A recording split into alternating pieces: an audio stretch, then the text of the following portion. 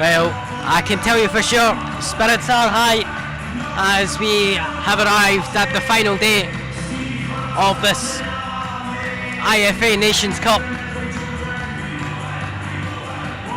And we are ready to go.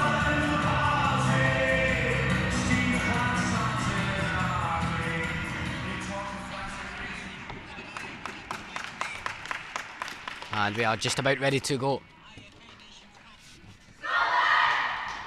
As Scotland take on Scotland under 21s once again for the second day running, and it's going to be another exciting encounter.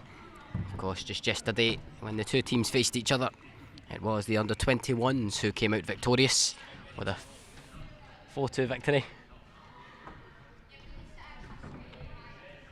and Scotland will be looking to try and cluster up some sort of response to yesterday and find themselves with a third place result. And Carla Gomez gets us going for Scotland,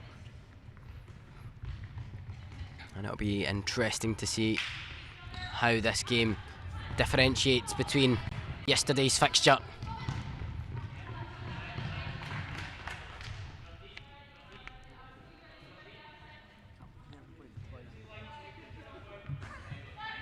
It's Carla Gomez for Scotland, and this time they've opted for Jude Davidson to begin in goal. Of course, yesterday it was the duties of Beth Black for the opening half.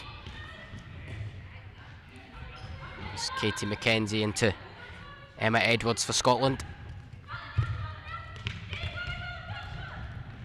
And the touch coming from Charlotte Boucher. And Scotland under 21 facing pressure here, and Boucher trying to get the shot away, but Hannah Warner in goal, remaining solid, and a close opportunity there for Robin Walker. And she'd fired wide. And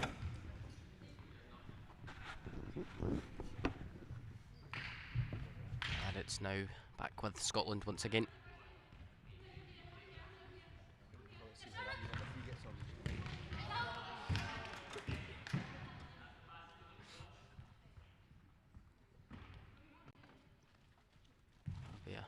Carla Gomez ball just on this near side.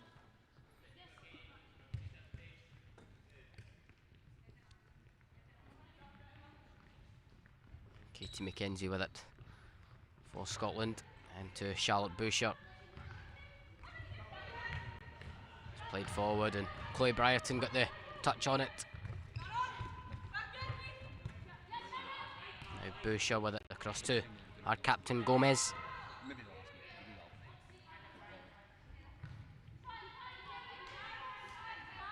Scotland just remaining patient, and will look to try and respond and find the opening goal here. It's with Boucher, who's intercepted, and forward comes Scotland under 21 as Kaylee Beckett tried to make her way forward, and it's now into Gracie Flanagan trying to play it through for Robin Walker.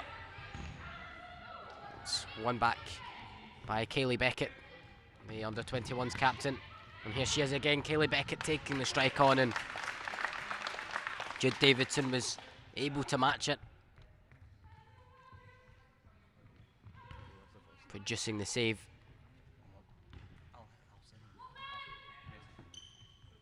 There's Katie McKenzie across for Carla Gomez.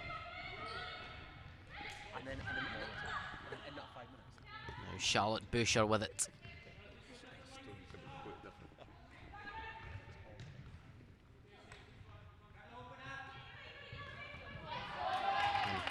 Scotland, trying to just see it off of the pressure from the under-21 side here.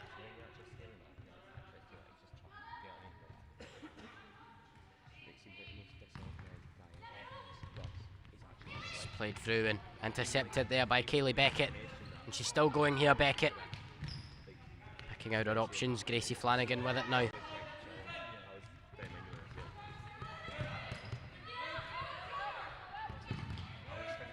Played forward, and the touch from Robin Walker just sees that one out for a Scotland ball.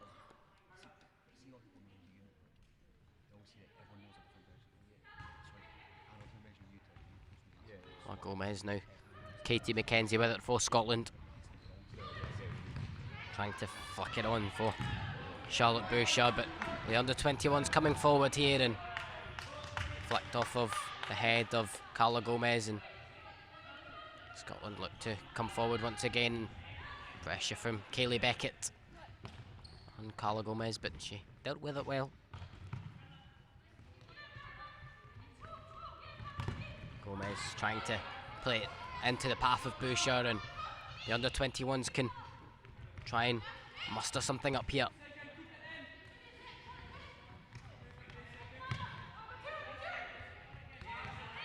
It's Kayleigh Beckett looking to advance forward, and she plays a fabulous ball through. It just needed the finish from Gracie Flanagan.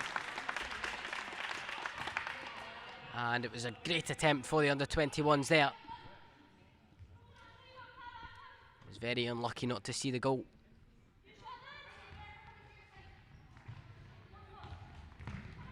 Bouchard getting the touch on it, and will fall into the Scotland's possession once again, though. It's dispossessed. Katie McKenzie was Gracie Flanagan, and here come the under-21s again, and another effort from Kayleigh Beckett. Not troubling enough for Jude Davidson.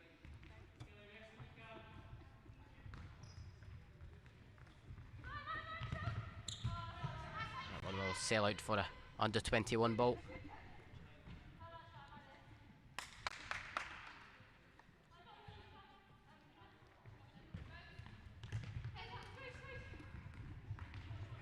Chloe Brereton.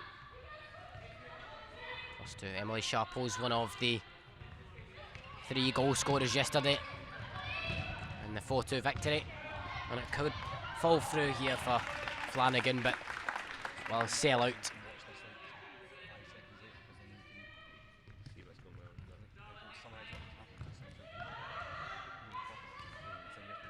Charlotte Bouchard.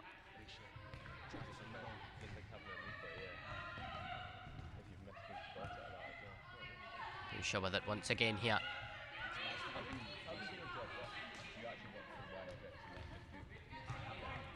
So now with Emma Edwards for Scotland.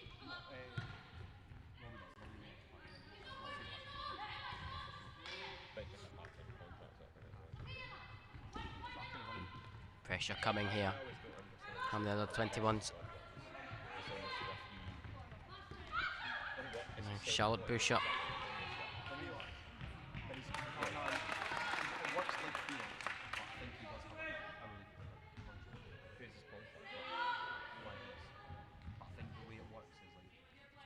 Emily Sharples.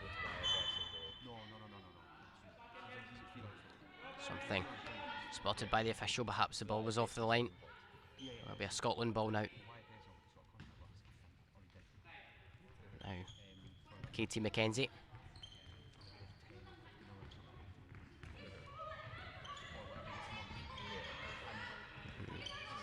Danny Patterson facing pressure from Gracie Flanagan. Emily Sharples finding herself with it and playing it through here for Robin Walker, and she was so close to finding the opening goal there, Robin Walker.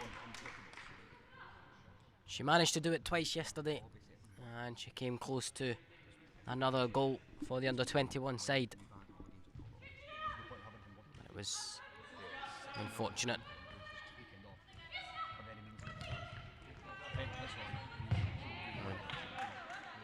Will be a Scotland ball.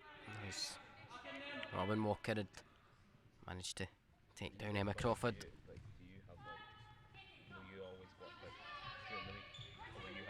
And Danny Patterson pressed by Gracie Flanagan, who opted to try and take it on.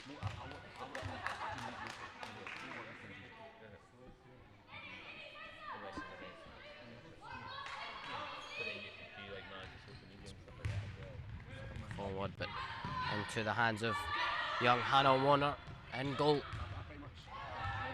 Emily Sharples with it and trying to send it across, and it will be a Scotland corner. Came off of Danny Patterson.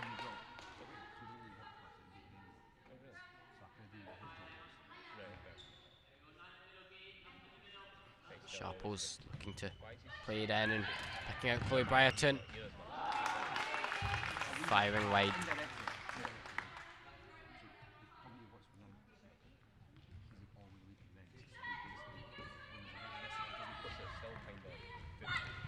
Back into the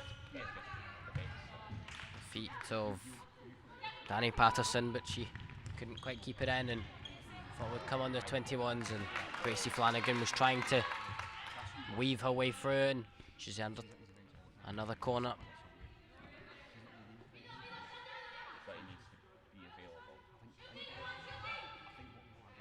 Emily Sharples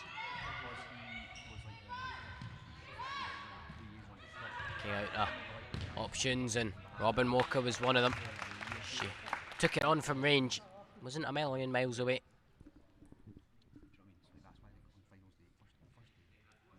And we still await the first goal in this women's third place playoff on the final day of what has been a extremely entertaining tournament.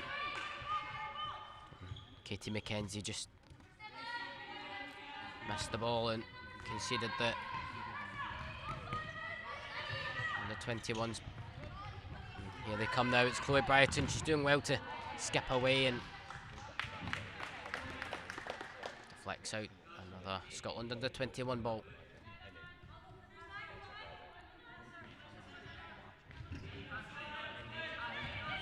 Sharples getting us back underway once again, and Emily Sharples coming at Scotland with a bit of danger here.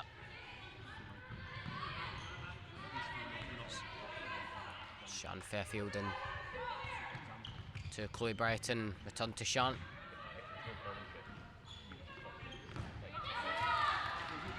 Emma Crawford trying to utilise that loose ball, but sail out. It is a Scotland ball.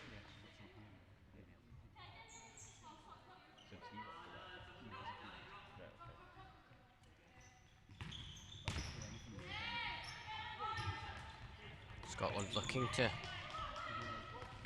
once again come forward, and Katie McKenzie with it. Facing a challenge.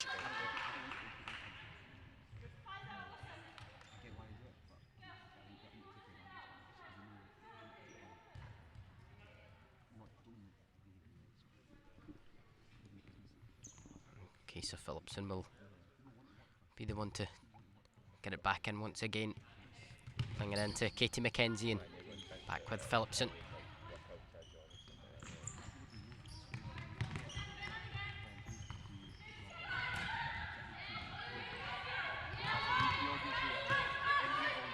Kesa Phillipson. And Emily Sharples does well to get into a good position, and it'll be a Scotland goal throw.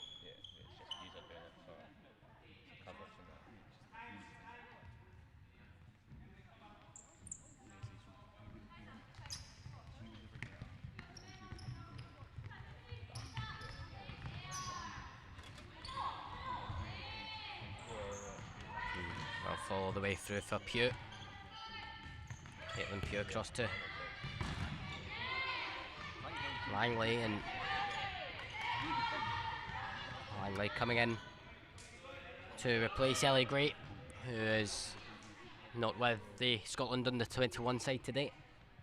She was unable to attend, so Georgia Langley stepping into her shoes.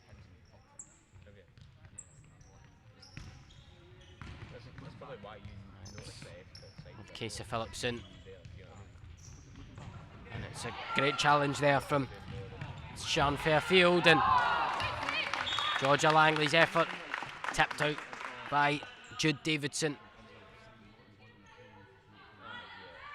And the under-21s applying further pressure here on Scotland, and it's Pugh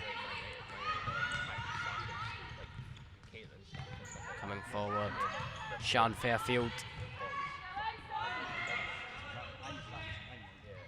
She's still got it here, and she's able to tear off for Langley, but once again it sails over.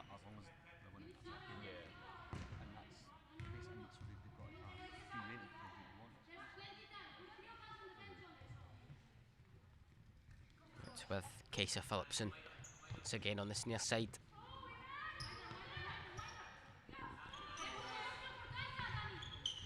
She's facing pressure here from Sian Fairfield, but able to pick out the passes. And it's Georgia Langley who initially won it, but it's now with Emily Sharples who concedes possession, and Casey Phillipson will be looking to get it back in once again. 10 minutes so to go of the half, and we still await goal number 1. Both sides staying compact defensively, but right now it seems like the under-21s are the more likely side to net the opener. Albeit that was the case yesterday, but it was Scotland who'd found the net first.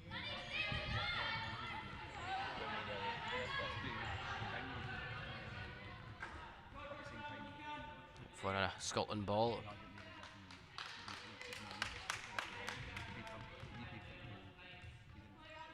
Sean Wilson, the Scotland manager, also player for the men's team, will take on Australia later tonight in the grand final, and that game will be at 4:15.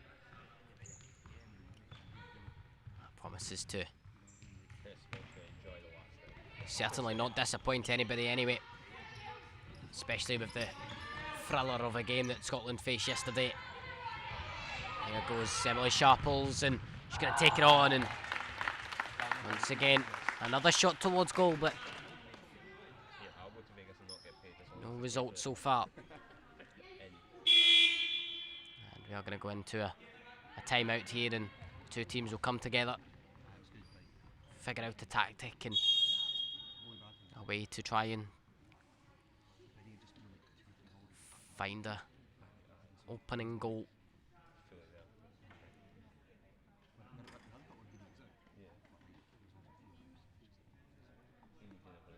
And I think it's a good chance to remind you that we will bring the other third place playoff between England and rest of the world men's. That will be at 12:45, so 1:45 local time. As of right now, it is Scotland 0, Scotland's under-21s 0. And we have about 9 minutes to go of the half. But we are currently in a timeout.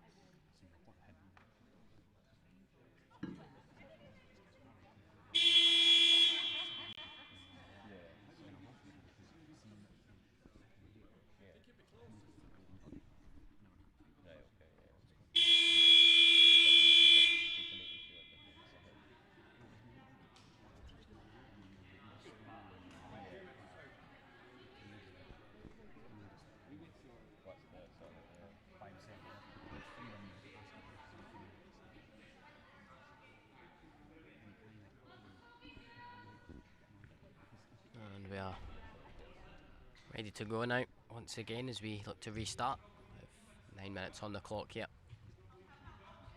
And it will be Scotland captain to send it forward, and the opportunity came for Scotland. It was Casey Phillipson as Carla Gomez had sent it forward, and here she is now. Gomez just off target with her shot though, and Under 21s look to come forward on the counter here, and Emma Crawford dealing with that one. Sharples into Chloe Bryton. Back to Sharples once again, and she takes it on, and Jude Davidson able to palm it out. Carla Gomez forward, it comes off of the foot from Chloe Bryton.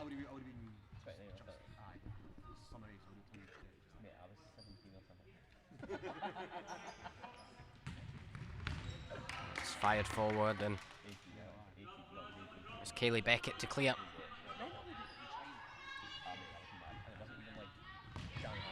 Anna Crawford and Maria Lima with the final touch there, and it will be a under 21s ball here.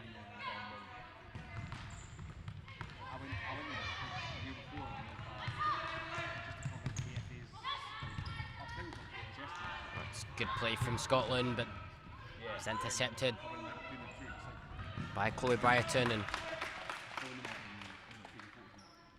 both teams really trying their best here to find a goal.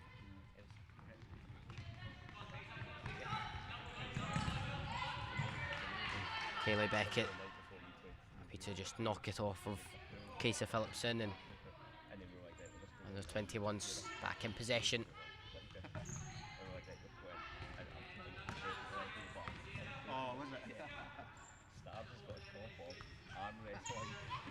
Sharples. Scotland looking to come away from this pressure, and Sarah Roke continuing to cause trouble, and so too is Beckett here.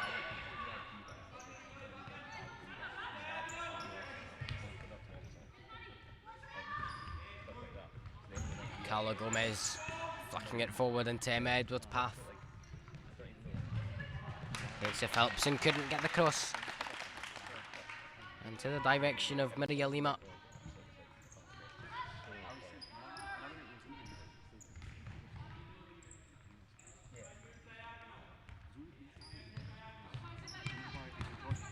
Now Emily Sharples with it. It could be a chance. And the shot coming from Sarah Roke. And again, Jude Davidson doing well and holding on to that effort.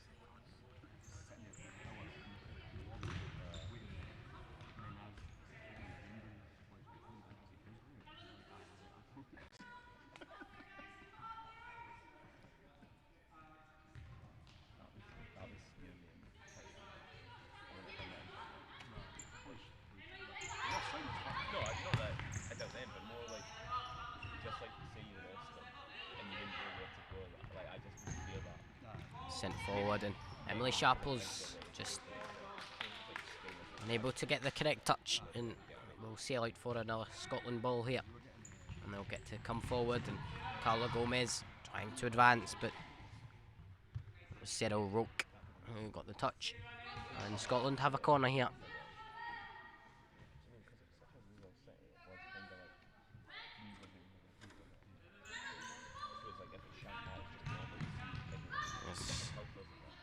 Emma Edwards trying to return it to her captain, but sails out.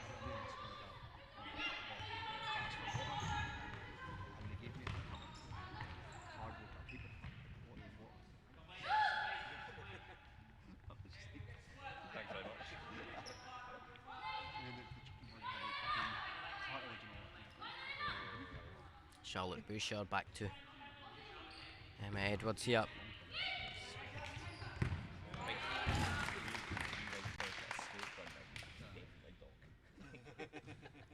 Side ball for Scotland here, and Charlotte Bouchard just unable to find it.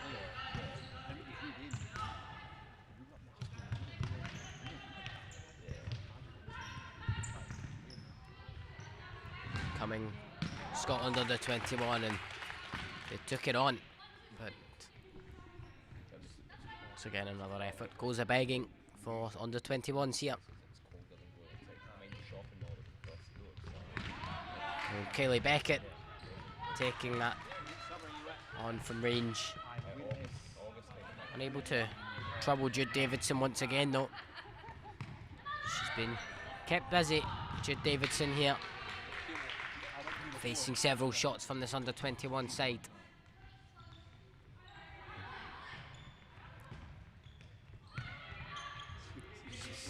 Sent forward and goes out for a Scotland goal throw.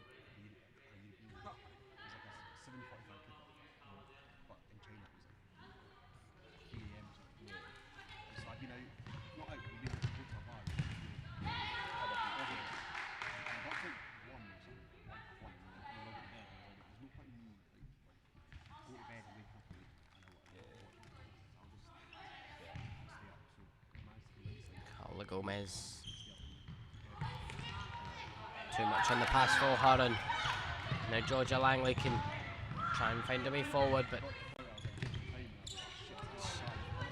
fell into Chloe Brighton, who done well to guide it towards Robin Walker.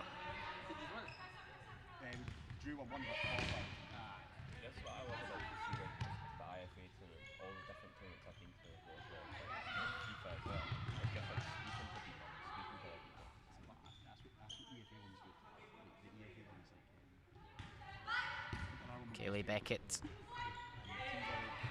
It's Georgia Langley trying to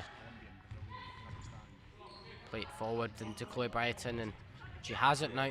Turns it to Georgia Langley.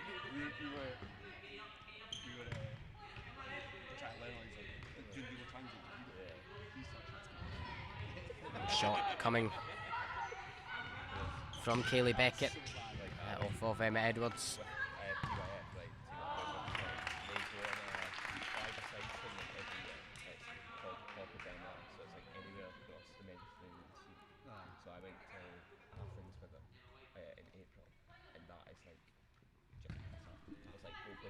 And we do get back underway once again, and got just about 4 minutes left of the half. Still no sign of a goal yet. Both teams equally fighting for it. And it's a long range shot, and it comes off the bar there from Emma Edwards. It's a good effort from Scotland's number 6.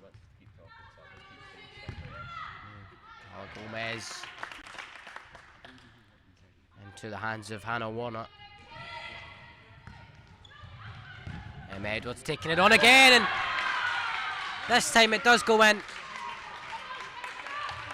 And Scotland finally lead by a goal to nil. It was the initial shot from Emma Edwards, and it did take a nick on the way through, but Emma, I'm sure, will be claiming that one as her own.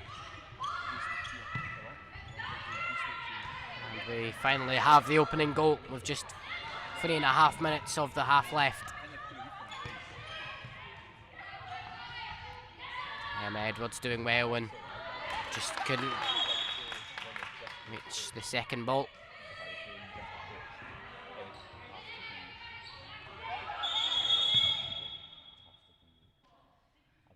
And the official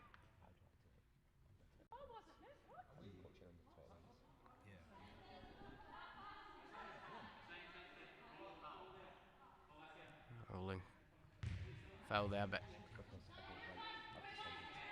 and the players seem to be rather confused as what had happened there. So too with the spectators.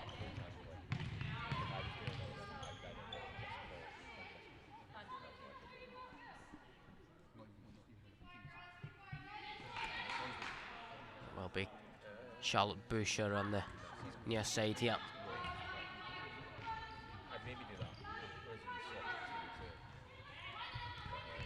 To Danny Patterson, and the goal scorer Emma Edwards now.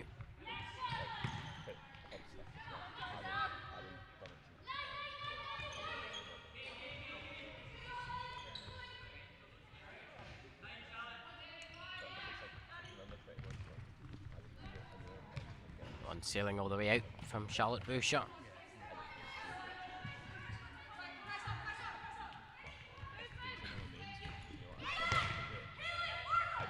Kaylee Beckett into Georgia Langley rather.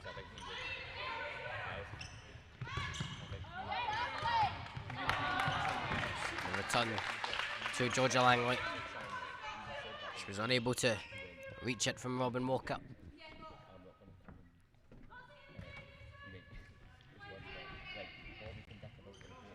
It's now Scotland's number 12, Charlotte Boucher, and back with Emma Edwards once again, playing it forward.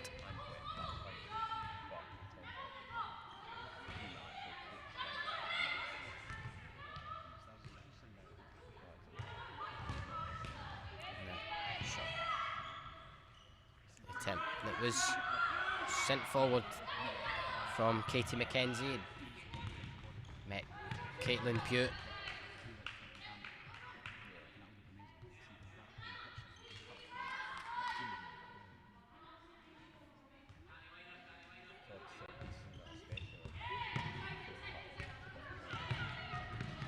Now with Emma Crawford. Scotland under 21s have it once again here. And they come forward, and that's a great ball, and Georgia Langley will chase. Jude Davidson. One to come out on top, and Caitlin Pugh's effort hitting the head of Robin Walker.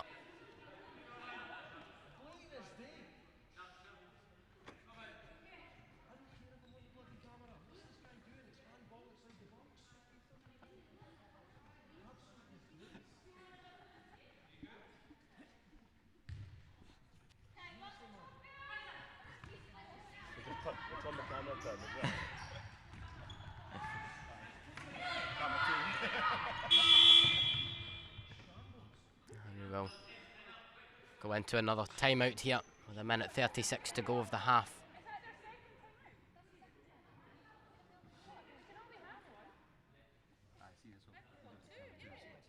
And it will be another timeout here. And it is Scotland who lead by a goal to nil.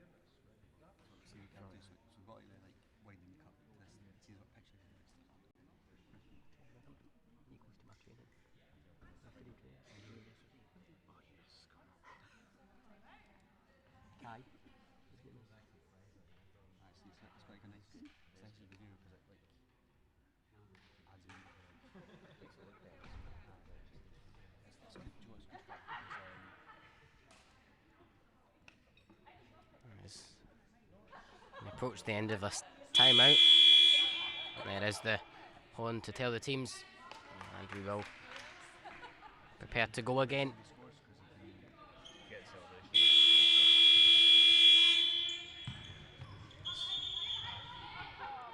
The signal, and Scotland under 21 fans just getting slightly irritated at that one there. Back into play, and it's Katie McKenzie with it now.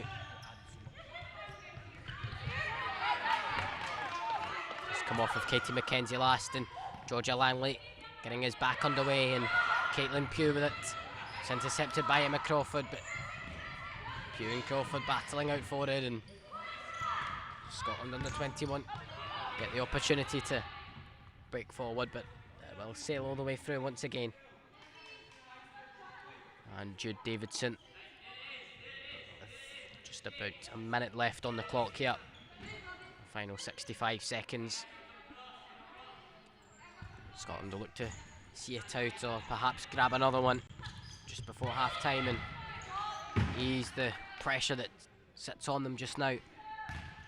So Scotland on the 21 side have created the chances, and they're constantly at them here.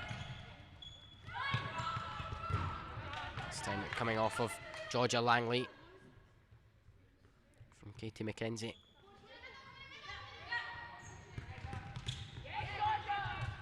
Georgia Langley winning that one, and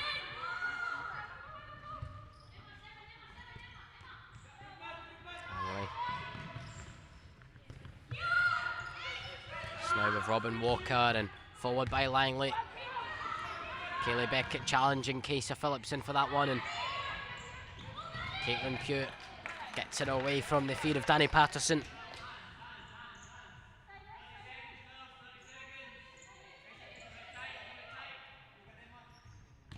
Scotland look to come forward again here. It's with Emma Crawford trying to send a delivery forward towards Danny Patterson. And it took a hit on the way through. It will be a Scotland corner. It's played short and with no real direction on it, and the 21s to break forward here. Mackenzie with the last touch as the final 10 seconds. That'll be a Scotland ball.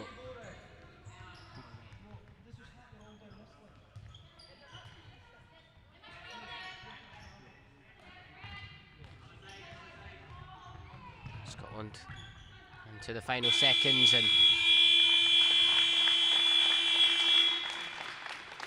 that concludes the action for the first half of this third place playoff between Scotland and Scotland under 21s, and a goal from Emma Edwards is the only one we've seen so far in this game.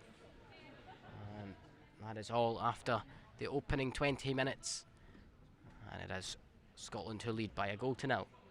Stick with us and we'll bring you the second half very, very shortly.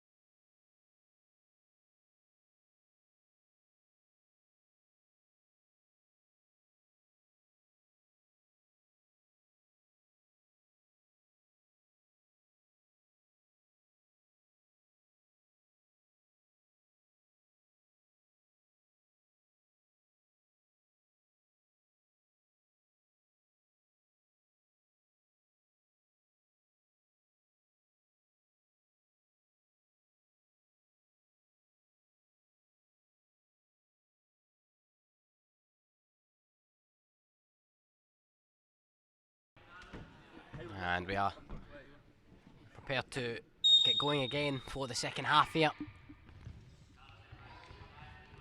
And Scotland leading the under-21 side by 1-0. It was a tight first half. Neither side really getting a peep at goal. The 21s with a couple of chances, but were denied by Jude Davidson. And the flick on from Carla Gomez. And Hannah Warner was the one to tip it out. Emily Sharples playing it forward, and Scotland looking to come forward once again here.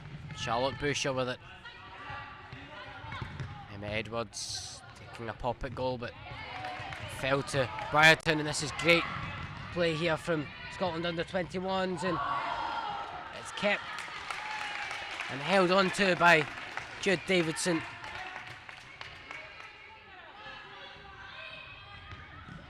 I don't think she realised she'd kept it out.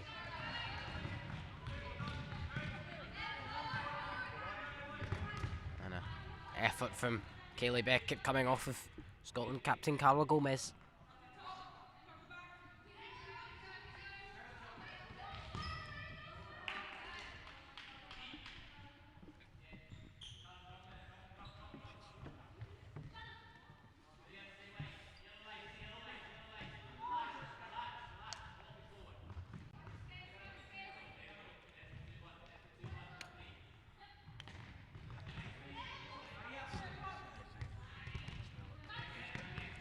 Maria Lima into Emma Edwards, and Carla Gomez going forward, and it's with Charlotte Boucher trying to tap it through the legs of Hannah Warner in goal, but the Scotland under-21 keeper able to react with a fast response. Made the save.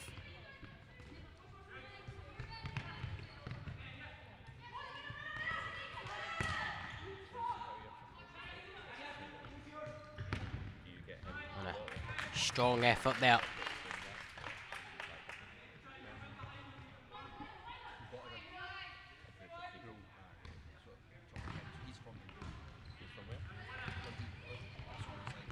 It's Maria Lima tapping it through, but Emily Sharples will pick it up.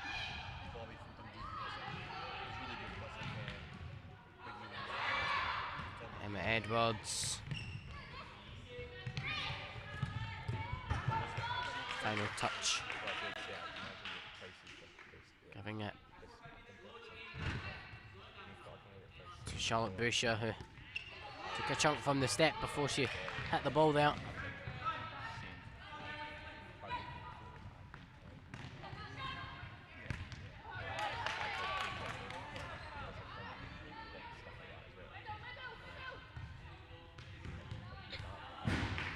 And sailing all the way through from Emily Sharples, who was hoping to find either Kayleigh Beckett or Sian Fairfield.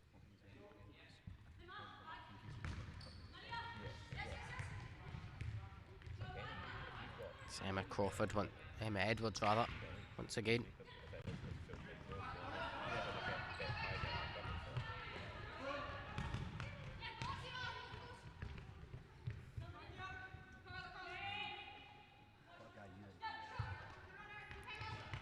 Kayleigh Beckett.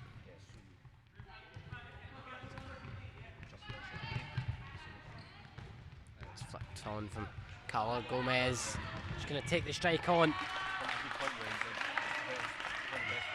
Hannah Warner.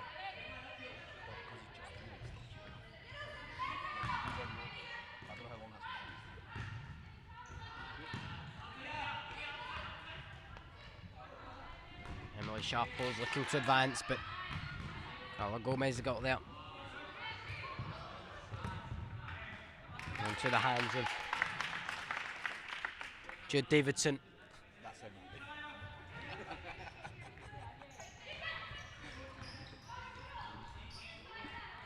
Here goes Scotland now with Casey Phillipson. Emma Edwards. Good effort there from Casey Phillipson. It was blocked.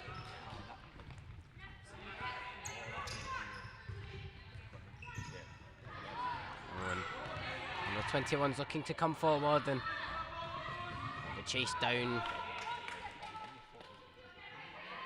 Sean Fairfield and by Sharples, and that'll be a Scotland ball now. Ball perhaps off the line.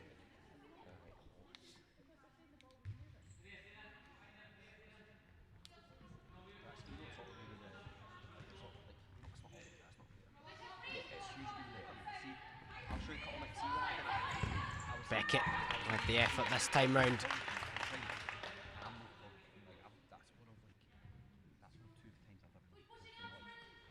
Jude Davidson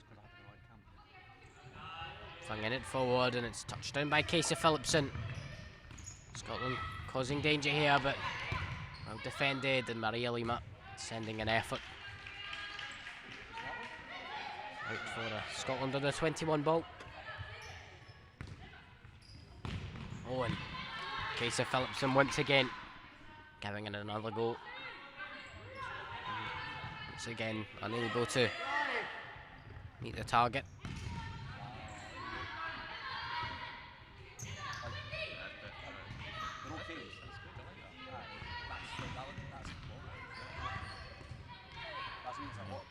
Beckett with it, and to Sharples.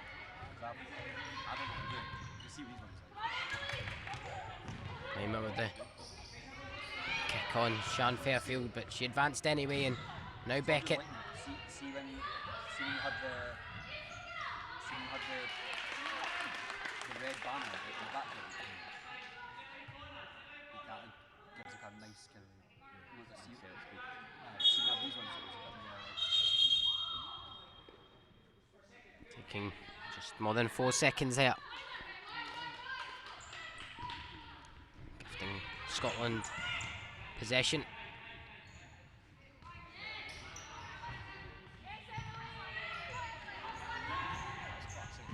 Casey Phillipson and Sharples battling away, and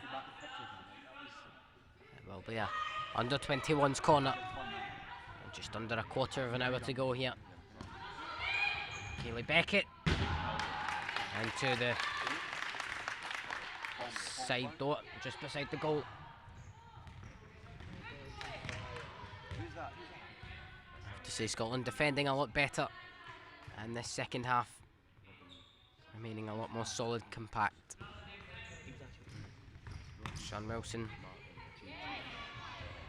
be pleased with what he's seen so far, and Sharples with the effort, and came off of Emma Edwards. Casey Phillipson, and the shot was directed goal bound and diverted by Emma Edwards.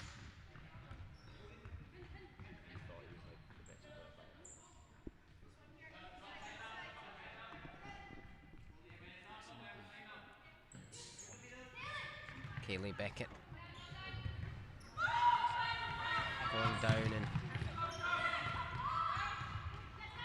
Casey Phillipson with the final touch, and it will go out for a under 21 ball, and Chloe Brighton took a sore knee, but she's back on the feed and she's on it now.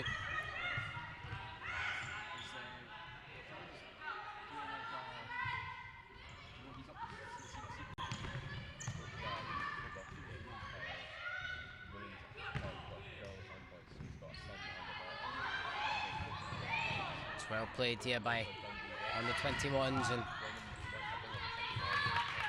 we'll have a side ball here.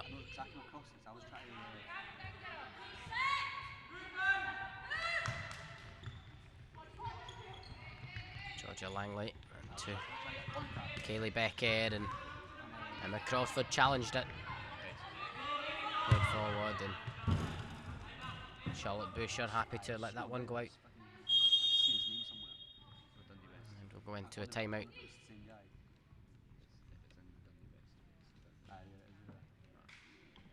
Try and calm the game down a little bit here. Scotland will still be happy with the way that the game's going. Not conceding overly too many chances. However, in contrast, They are not getting forward as much as they probably would like to. The 21 side keeping them under pressure.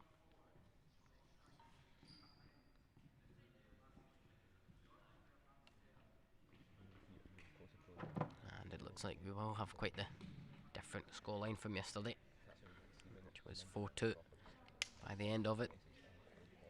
And as it stands, plenty of time to change, but as of right now, it is Scotland who look to take the third place in the competition of this IFA Nations Cup.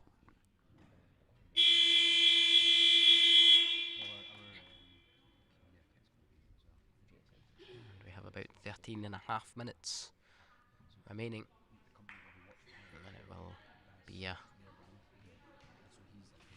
Scotland ball on this near side here. And the under 21s see what they can create and find an equaliser.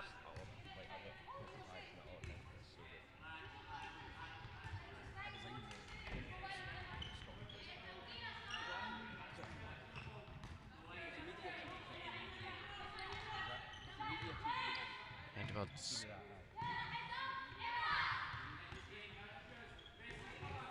Put out wide and it's returned to Emma Edwards. And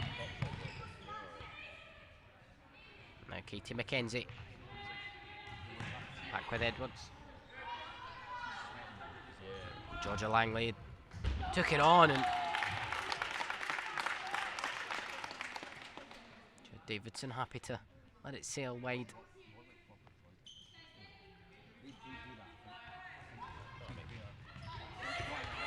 Kayleigh Beckett coming forward and taking the strike on.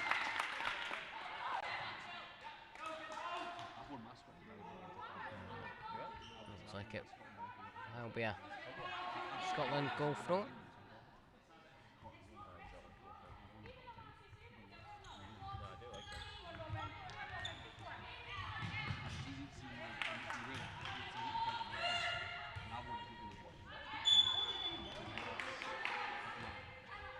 Ball was rolling there, spotted by the Scotland coaches.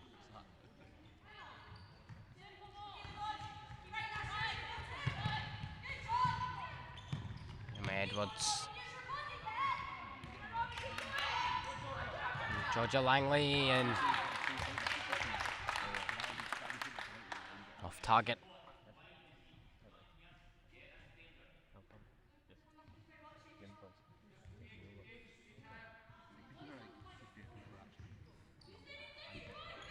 Looking to come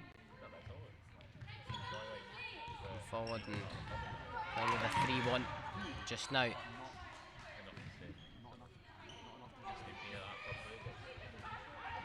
Looking like they play with the diamond formation when in defensive duties.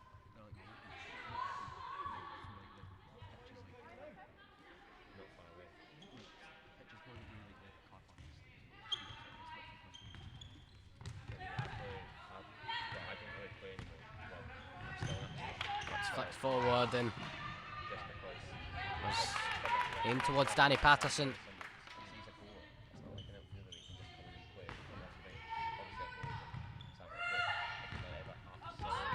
Sent forward and moved out by Casey Phillipson. Oh, it was Emma Crawford actually.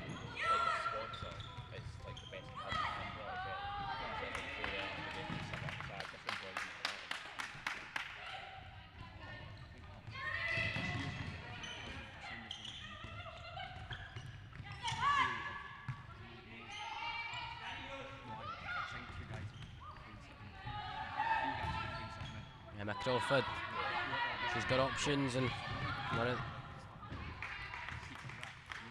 Edwards just couldn't find Crawford.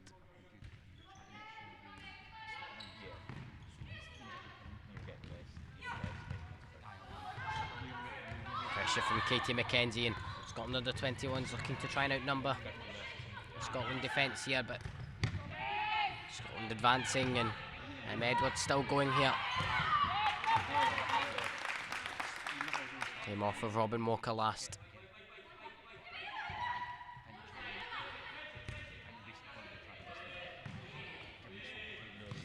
Katie McKenzie, and she'd hoped for the advance run from Patterson, but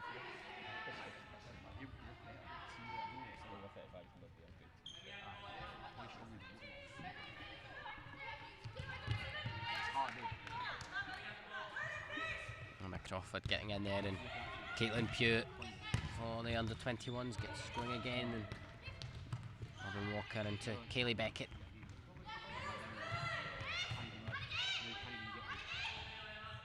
Pugh back to Beckett. Pugh with the effort once again into the doors just beside the goal. Scotland under-21 happy to take it on. And you have to think at some point it might just reward them with the goal that they are in desperate need for. With just 10 minutes to go in the game.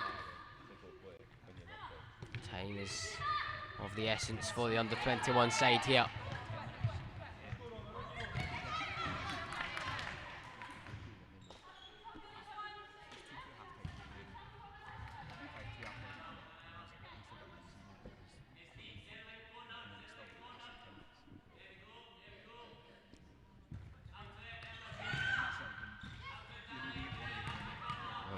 Went all the way through, and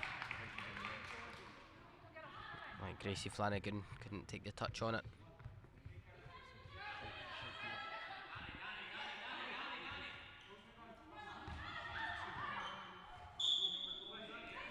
Yeah, the 21's ball here now. And some sarcastic claps coming from the under-21 side.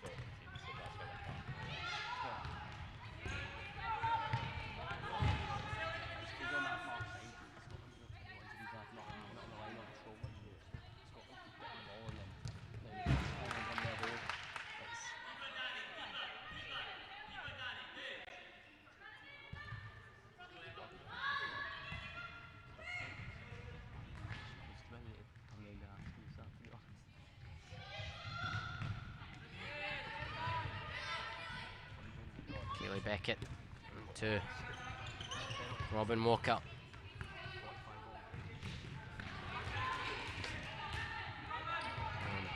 Scotland look to come forward here. Katie McKenzie. Now with the captain Carla Gomez, back to McKenzie once again.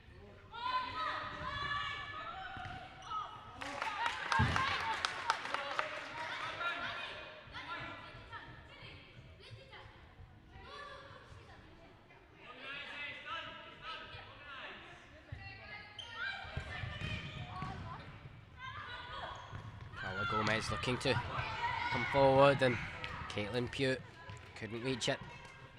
She had managed to get a foot on it on the way through it, which is why it was a Scotland ball, and Scotland coming forward, trying to play it through for Carla Gomez, calling for the touch, but it's given the way of the under-21s.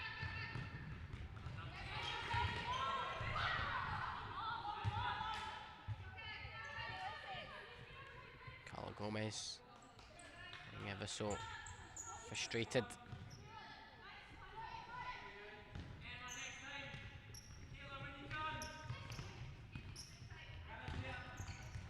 And forward, and Katie McKenzie just too strong with the pass. Will be an under-21s ball now.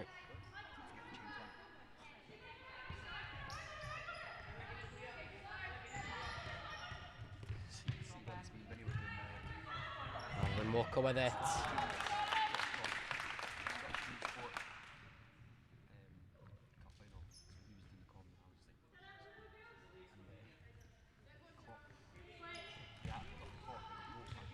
Casey Phillipson and Carla Gomez.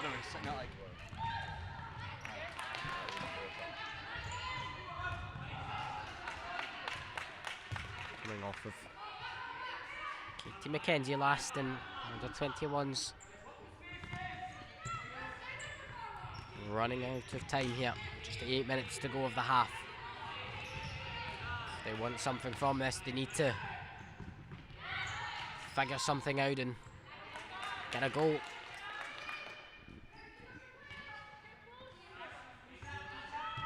And if they want the easy route, they're going to have to go for 2 goals.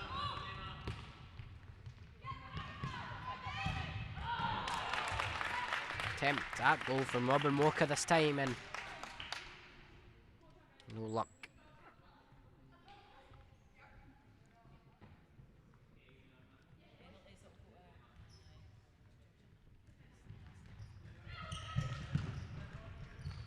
Gomez into Robin Walker.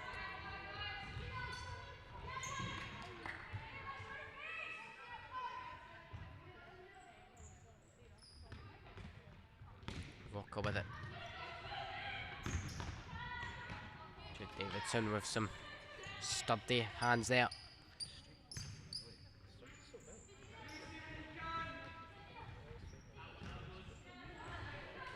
Katie McKenzie trying to work her way forward and find a second goal.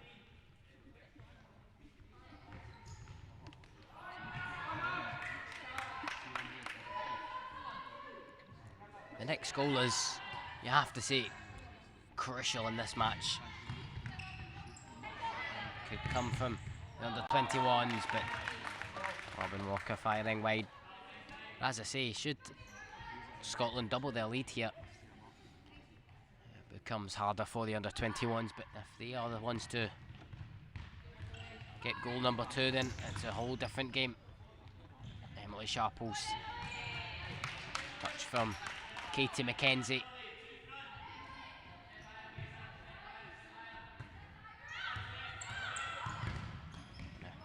Another strike from Robin Walker. And Carla Gomez deflecting it out for a corner kick. One comes all the way through to Sarah Roke, who wasn't able to meet it. Too powerful on that corner.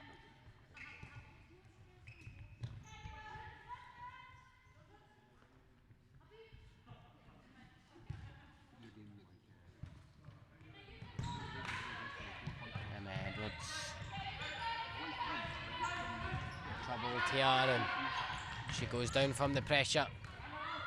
Now Robin Walker can get the shot away. It's Carla Gomez just flicking it out.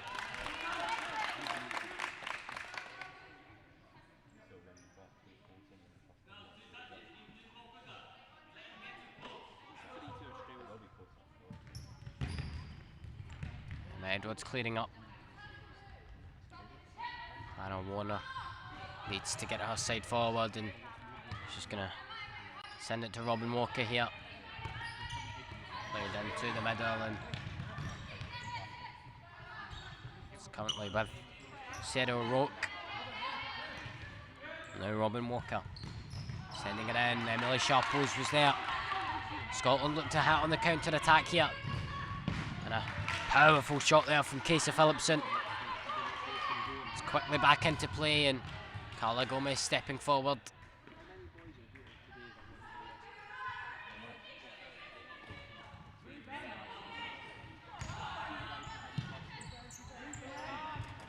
Sarah Roke to take it on, and coming in is Emma Edwards to block it once again. She's done very well this game so far, Emma Edwards, perhaps one of the standout performers so far. A great turn though, and Sarah Roke almost found herself in front of goal.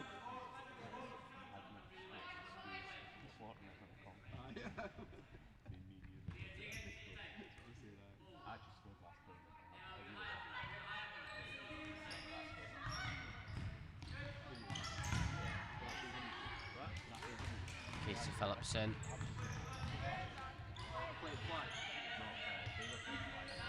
Emma Edwards back to Phillipson, and the 21's coming forward once again here. It's going to be chased by Chloe Brighton, and Jude Davidson provides yet another save here.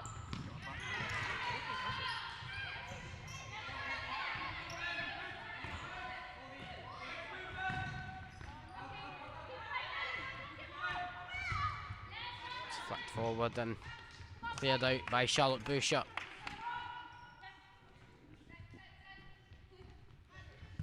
Five minutes on the clock here. Remaining Scotland 1, under 21s nil.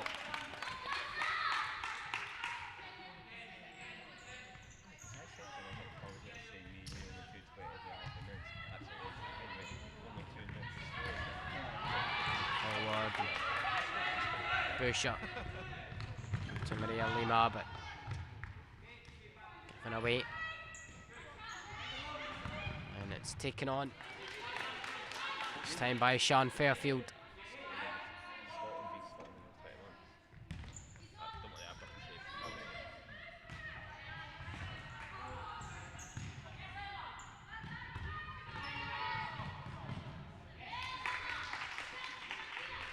Emily Sharples not taking any chances. Happy to send it out here.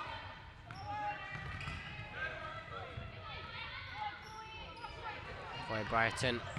Skipping away, and that's brilliant.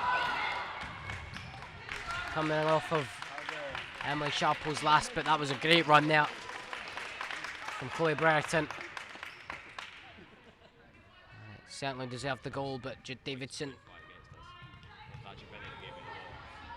coming to Scotland's rescue, and Sharples fires wide.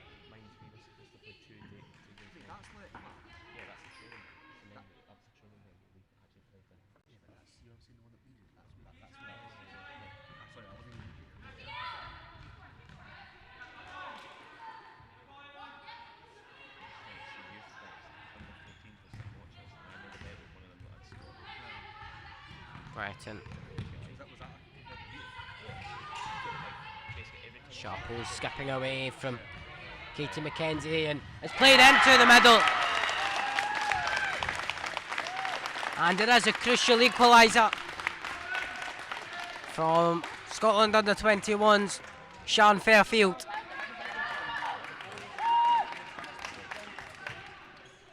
And with just under 4 minutes to go, it leaves the game open for either side to take on the victory here in this third place playoff. And it is 1-1.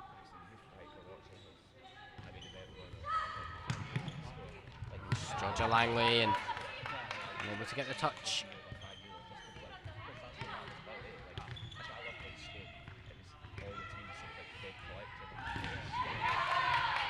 Good pressure here from Scotland under 21, and Emma Crawford giving it away, and the 21s have another opportunity now. Georgia Langley, sent in field.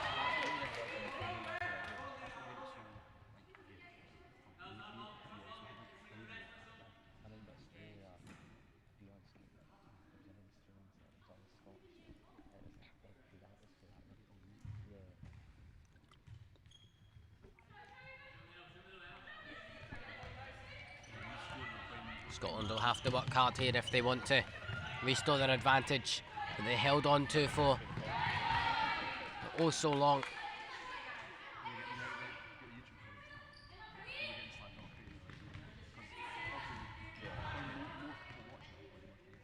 Scotland ball. Katie McKenzie challenged by Emily Sharples. She's still going Sharples. It's delivered in. And once again is Sean Fairfield. And a quick turnaround from Scotland under 21. And they are the ones who hold the aces now.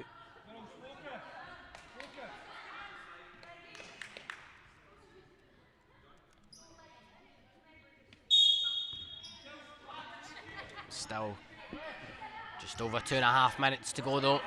Plenty of time for Scotland to respond. And the 21s will have another pop at them here.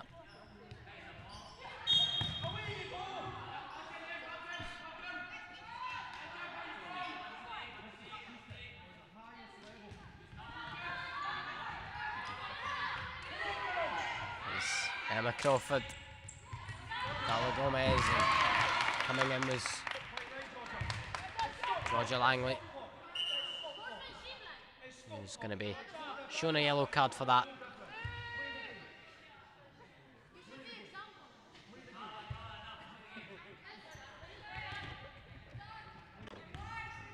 Crawford. Forward comes Scotland once again, and it was missed by Georgia Langley, and it will be a Scotland ball here. It's great. No, I love it. I love it. It's brilliant. We need more of that. Keep it up. Keep it up. Alan Gomez seems to come forward. It will be another Scotland ball here.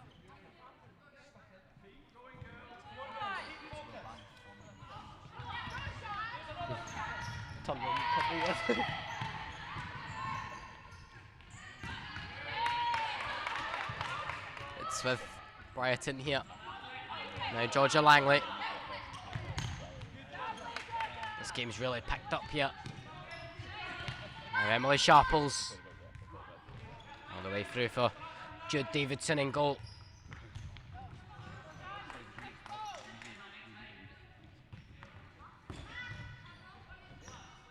Minute 45 seconds on the clock so far.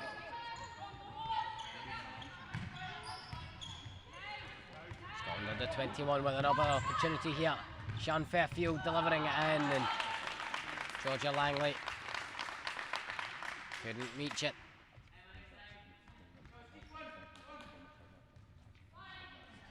Carla Gomez trying to send it forward to Charlotte Boucher. Georgia Langley. Opportunity, and she took the shot on.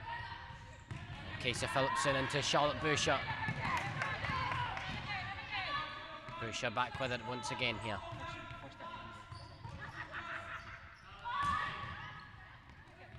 Gomez once again, and into Boucher.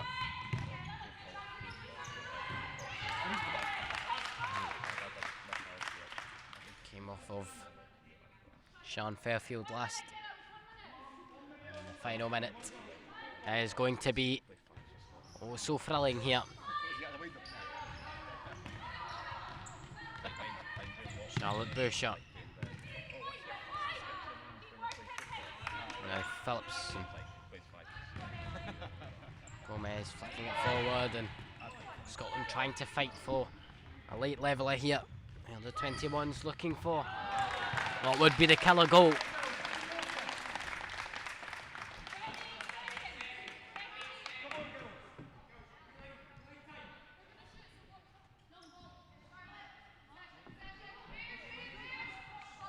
Sent forward by Davidson, and Sharples touched it. So too did Charlotte Boucher. Scotland ball with just shy of 30 seconds left. And Emma Edwards just taking the brunt in that one. And she's happy to continue for the remaining moments of the game in hopes of finding the equaliser here. Casey Phillipson, Boucher, Phillipson again, and almost guiding it in. Sent long. Fairfield into Sharples. Delivered across, coming off the head of Phillipson.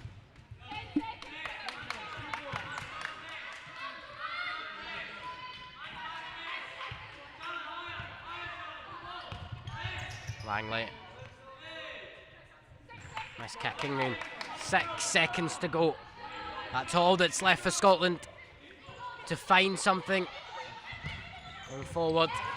It could be for Fairfield, who was denied by Emma Edwards. And we have half a second. It's an under 21 ball. And that is that. And it's Scotland under 21 who take the victory in this game. It was tight, it was close. And once again, under 21s victorious over the Scotland women. They done it yesterday, and history repeats itself once again. And it is full time, so stick with us as we'll speak to Sean Fairfield. But it is the end of this match, and it finishes Scotland under 21s 2, Scotland women 1.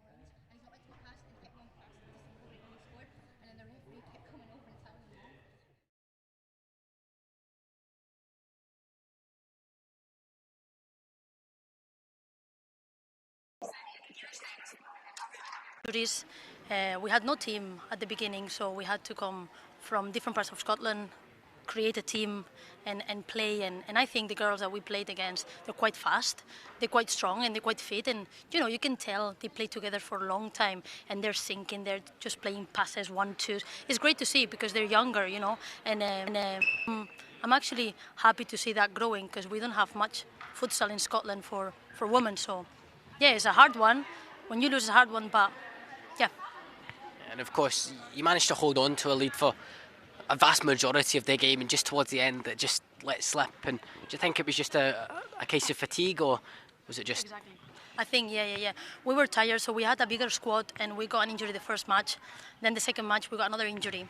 And then yesterday, we got 3 more. So we are 5 players, quite strong, that are off. Here to support, even the goalkeeper, she got like bad knee, so we were really tired. But again, you know, putting our effort and just being there and trying to make it happen. So we just fight until the end. And from a personal, well, not just a personal, but also as a squad perspective, what can you take away from the tournament as a whole? Wow, we learned a lot. I think in these 3-4 days, plus the couple, well, we trained for 1 week. We learned loads. We actually, our coach Sean is the best, so thanks to Sean that we are also here.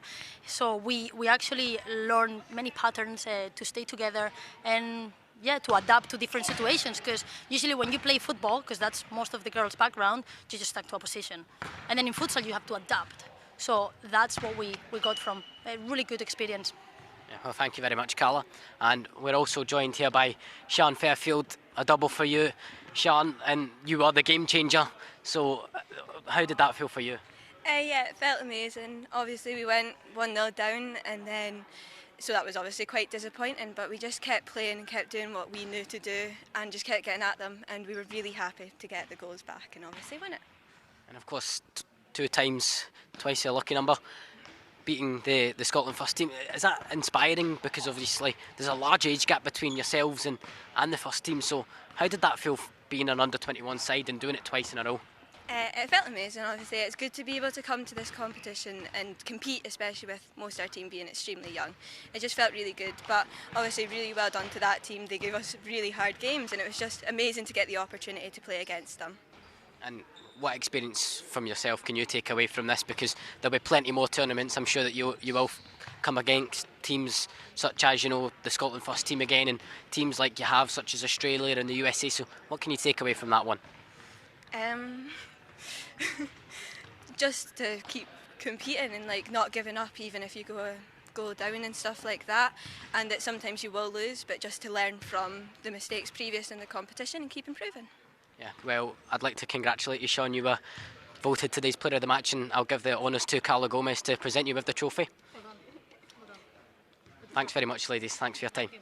So that is match 1 complete, and it is Scotland under-21 who take 3rd place in the IFA Nations Cup. Stick with us because we'll bring you the men's 3rd place playoff very shortly as England take on the rest of the world, so don't go anywhere.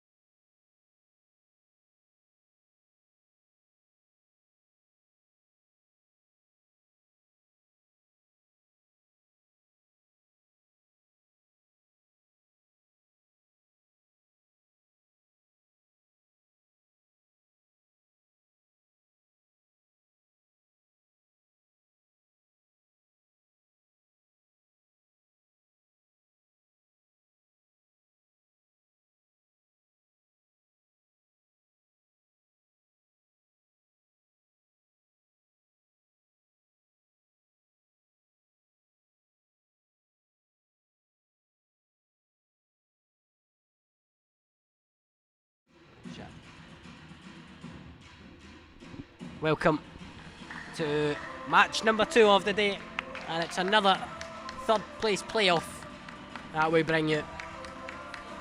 And this occasion it's going to be England taking on rest of the world,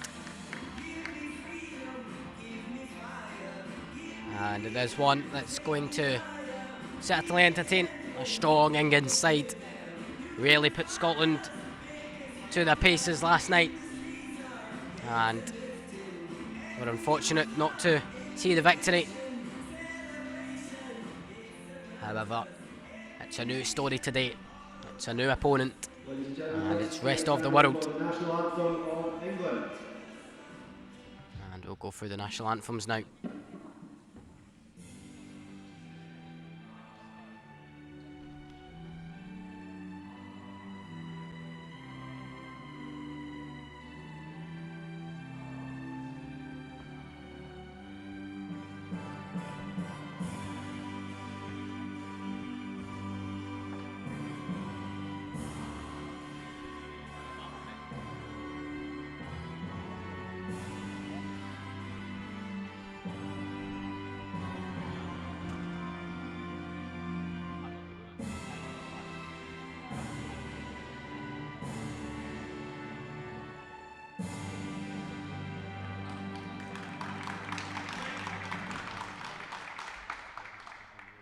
We're going to stay standing now for the anthem of the rest of the world.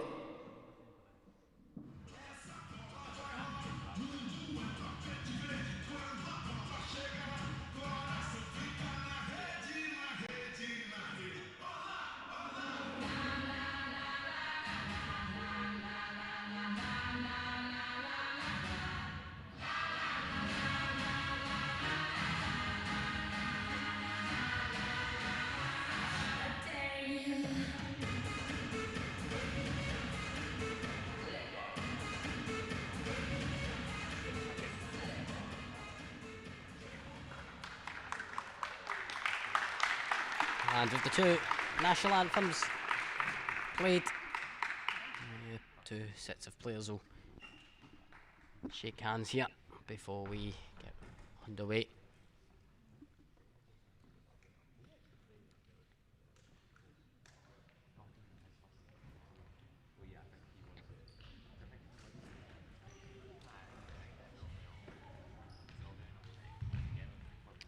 And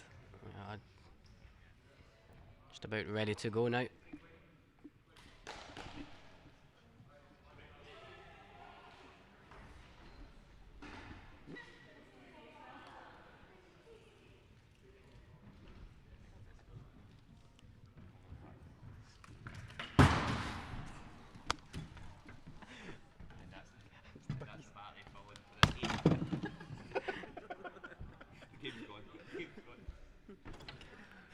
And England just into a brief huddle.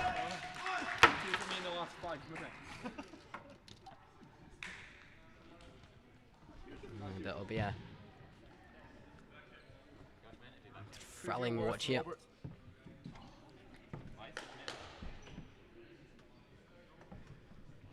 It will be rest of the world to get us going, and it will be Tyrian Dien who is in charge of starting play.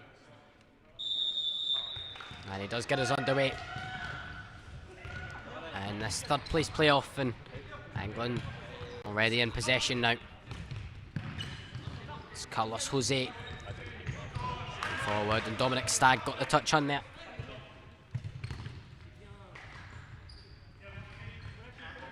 Some forward going here, rest of the world, and goes all the way through to Vivers in goal. An outstanding performance that he put in yesterday against Scotland. Mark Young with an early shot. And a top save there from Matvey Samusiev.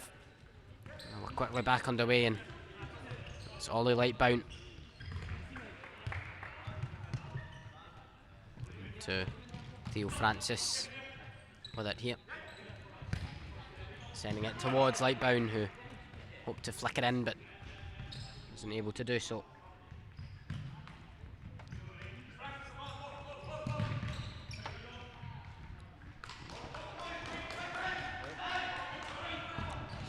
sails all the way through, and Lightbound took the shot. Mark Young also had a touch in there too.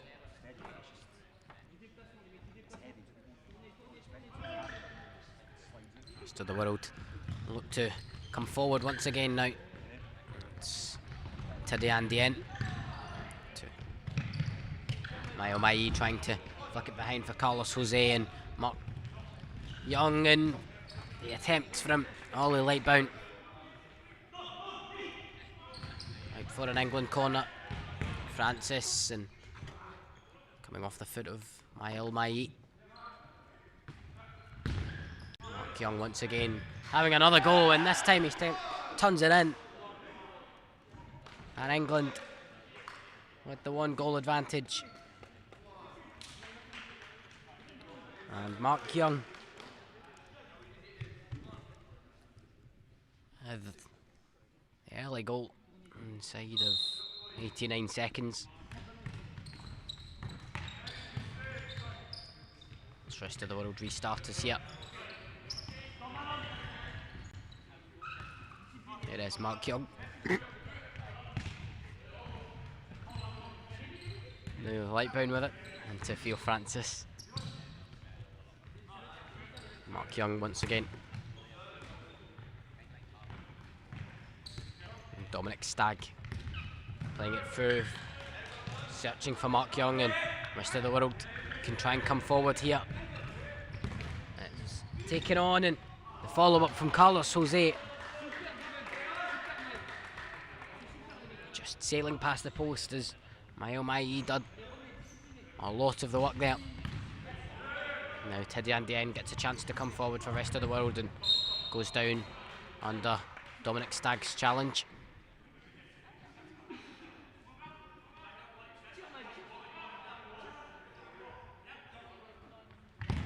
And a powerful effort there from Mael Mai.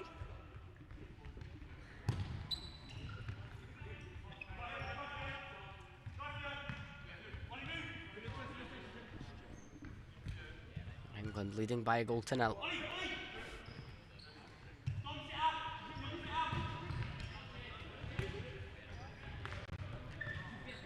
Dominic Stagg into Theo Francis. Mark Young with it now. Sell out for the rest of the world ball.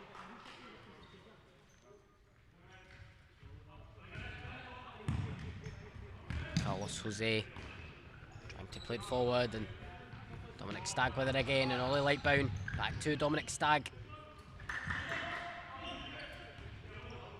Now Theo Francis has it. Back with Mark Young again. Trying to send it forward, and Theo Francis again.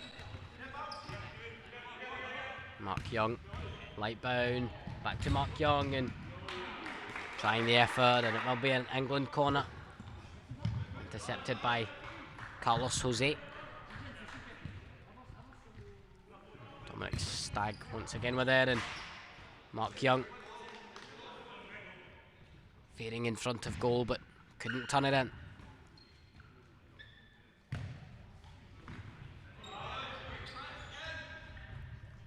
Rojas seeing off Stagg, and rest of the road trying to play the flick on from Teddy Andien. Mark Young into Theo Francis. Now Ollie Lightbound. Stagg now with it. Playing it through for Lightbound, and Rojas intercepting. Now goes Teddy Andien. He's taking it on, and another save from Nassim Vivers, and goal for England.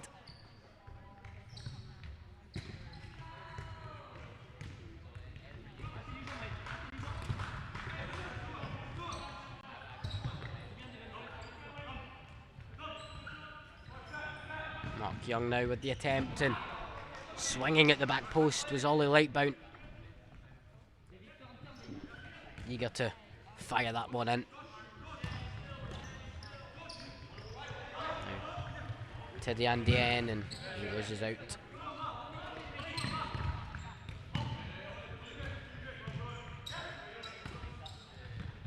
And another opportunity from Lightbound, sailing wide.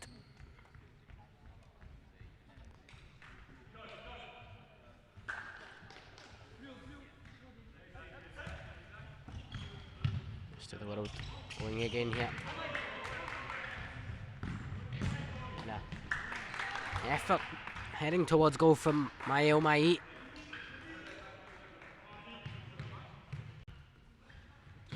Delivered in and intercepted by Francis. Dominic Stagg coming forward, and Jake Haslam was waiting in the middle.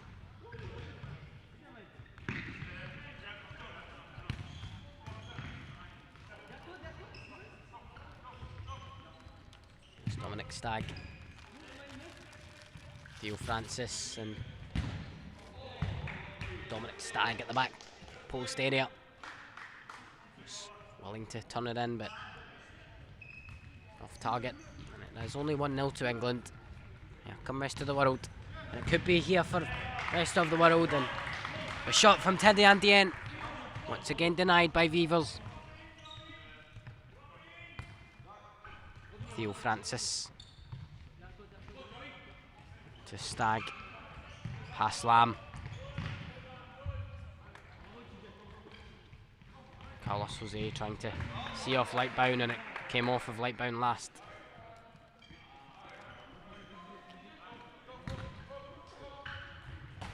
Sails all the way across, and Mai couldn't reach it.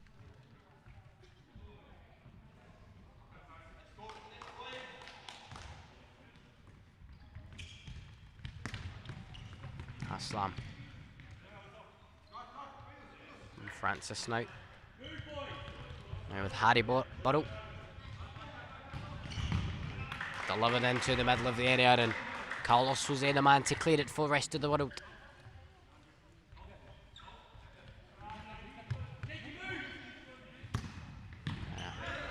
Good delivery there from Francis, and Dominic Stagg hunting for it, and rest of the world get a chance to come forward once again here.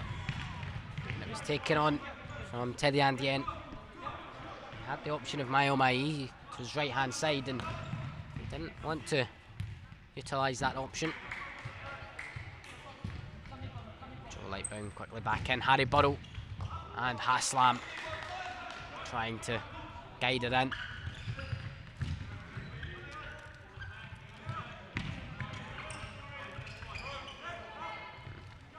Goes Mai back for Teddy Andien, and then trying to see it off. Again is Theo Francis, and England come out with the ball now.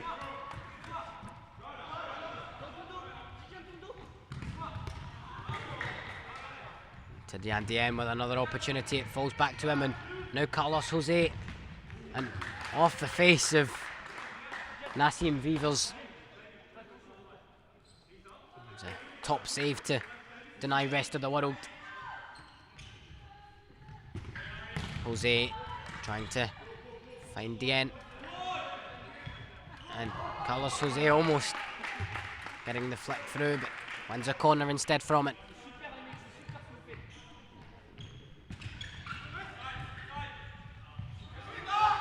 And that one will go all the way through to Vivers, and now Lightbound with it, firing it forward, and it's flipped from Devin Carlos Jose.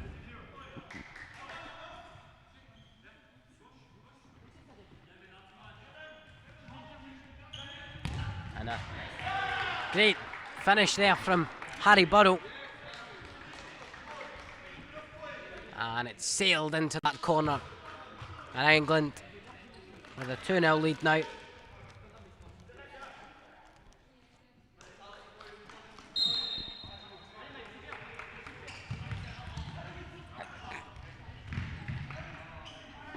Haslam was looking to go forward there.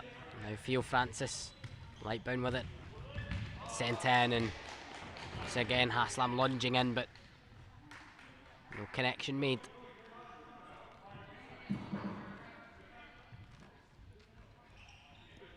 And Matthew Samusiev happy to take that ball there, but goes all the way out for a England goal throw.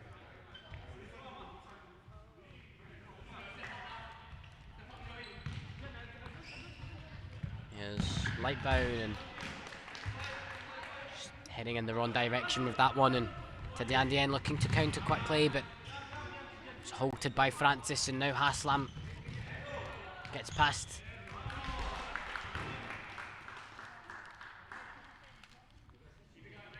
David Rojas, but it's pelted out there.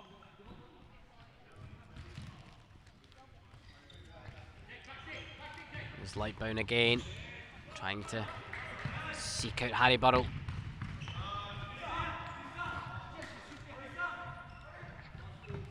Now Harry Burrell with another attempt and unable to get it on target.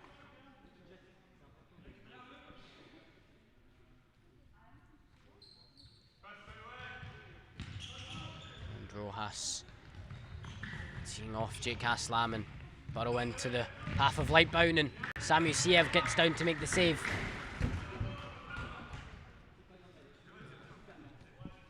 It was a quick stop there from Samu Siev.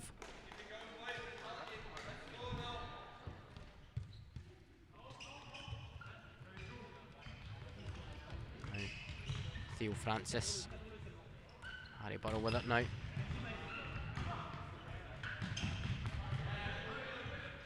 Burrow coming again, and Lightbound, and it does end up in the back of the net.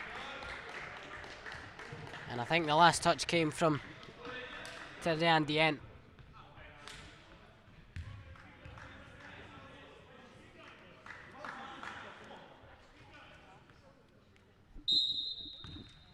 It was seen in by Harry Burrell anyway to ensure that it did go in.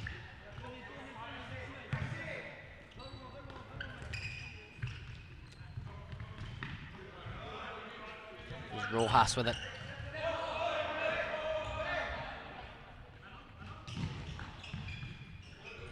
Carlos Jose battling with Haslam, and Lightbound with the opportunity to shoot, and it almost ended up in, and it will go out for a goal throw here.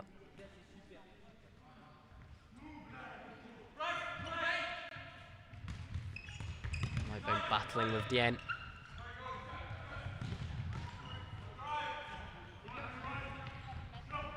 There goes Lightbound once again. Down goes Rojas, and Lightbound trying to get it towards goal here. And Dien can come forward. He's halted just now when he takes the glasses off and forces the same from Vivers. He's seems to be in some discomfort here to the Andien.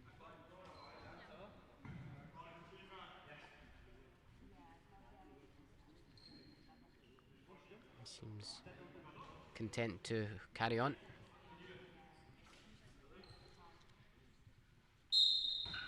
Get back underway once again, and it's flicked forward for Carlos Jose into the hands of Vivers.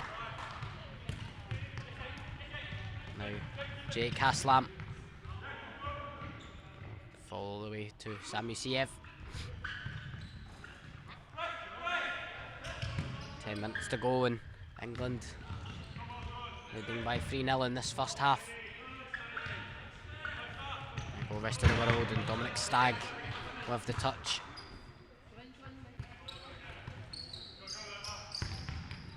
The effort this time from Tiddy Andien.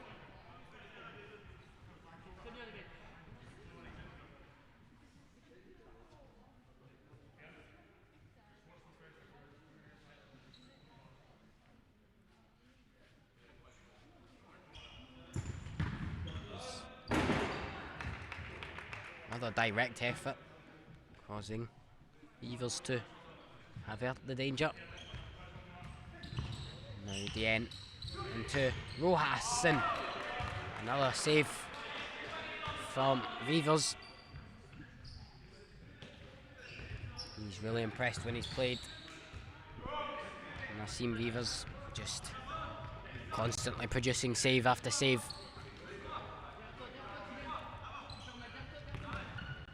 And it's all the way through for Mark Young, who almost curled that one in, trying to just cushion that ball into the side netting.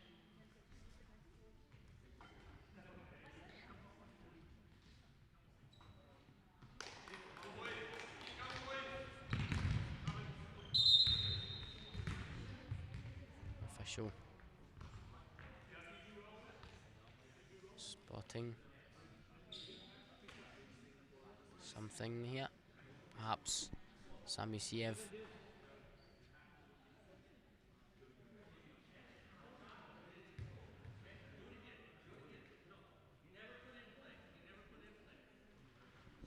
Samusiev will get another go at this goal throw here.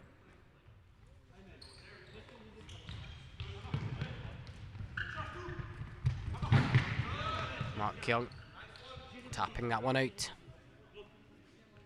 Carlos Jose's got Mai, and Mai trying to turn out of the space, and now Dominic Stagg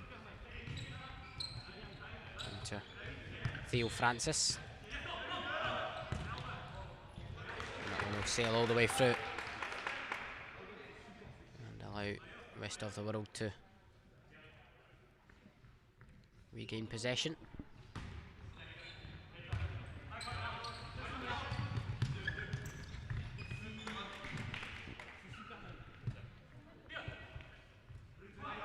Stagg with it. Now Mark Young sent back into the middle, and now Mark Young again. Now Aslam with it. Mark Young takes the shot on. It's blocked by Rojas.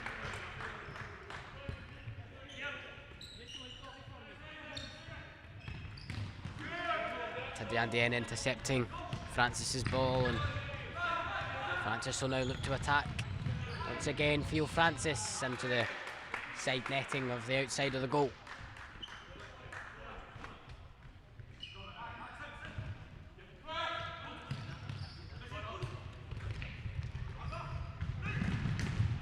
And the shot from Tadiandien, once again creating another save here. And it's going to be a timeout before we continue with the corner.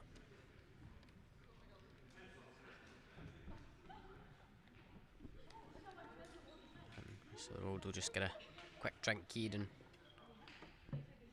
come together and try and change a few things up. Hopefully find themselves with a goal or two. Change the complexity of the game. England have done well so far, and they'll look to expand on that. They were victorious in the last encounter, and they'll be looking to do the same again.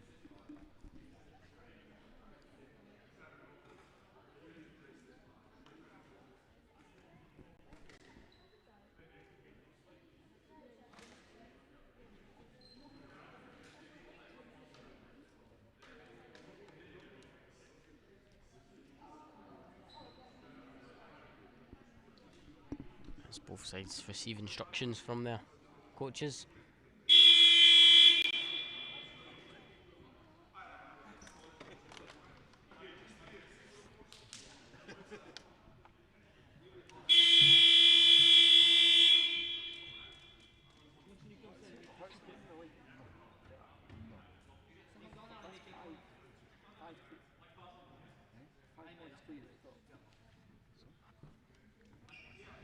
Get restarted with the rest of the world corner kick.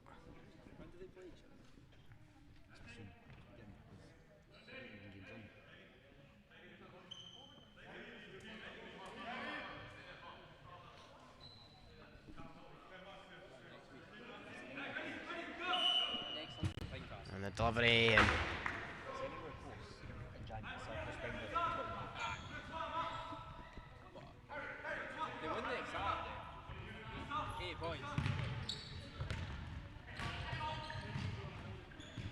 Dominic Stagg for England. Now Mark Young. So to pick up where they left off before the timeout. Sails all the way through, and England with the opportunity that goes a begging. Mark Young, and it took the shot. Rojas with the block, and Samusiev preventing Mark Young getting that one on target as well. Rojas coming across and stopping Ollie Lightbound, and now Tadiandien getting forward. Theo Francis gets a foot across.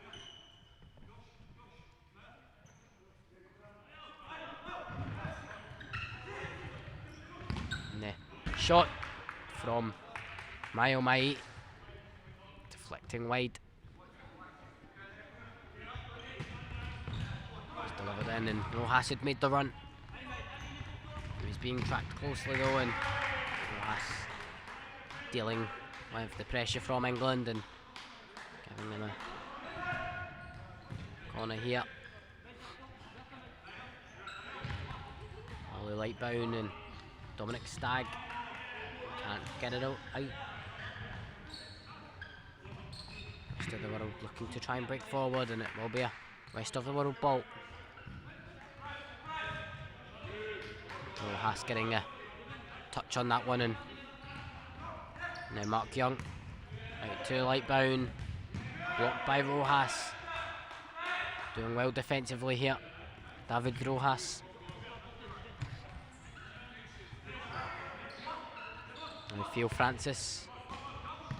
Mark Young back to Francis once again. And turning, getting forward now is Mayo Mai. And England back in possession once again, and Lightbound into Mark Young. And he's taking it on, and it's denied by Sam Musiev.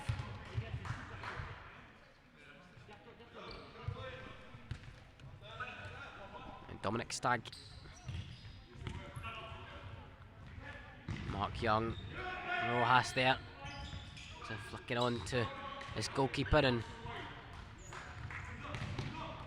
it's returned to Mayo Mai, delivering it in and into the hands of Vivers. Here goes Ollie Lightbound, and touch from Carlos Jose, falling to Theo Francis. It's with Dominic Stagg now.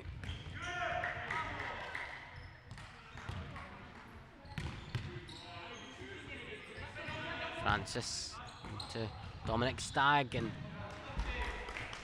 Ollie Lightbound had flicked the heel out, was hoping it would connect with that ball, but go out for the rest of the world. It's fired forward, and Teddy Andien lunging in with that one, and he's really badly taken out Nassim Vivers there.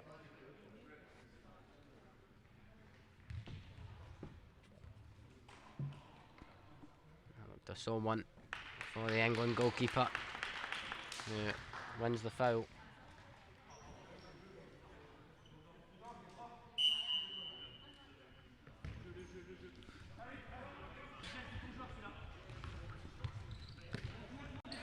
Theo Francis.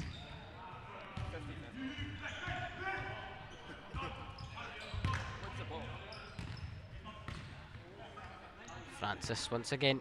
Now Dominic Stagg. Out to Mark Young. Francis. Young. Back to Francis again.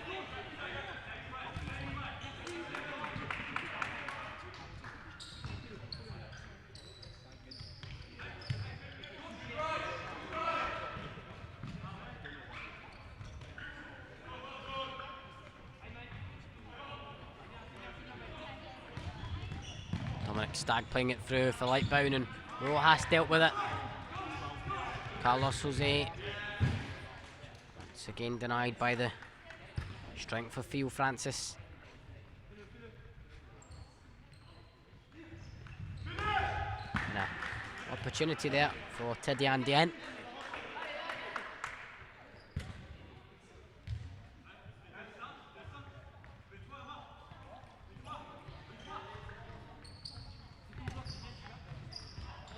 Oh, and it's flicked in, and Mark Young got the head on it.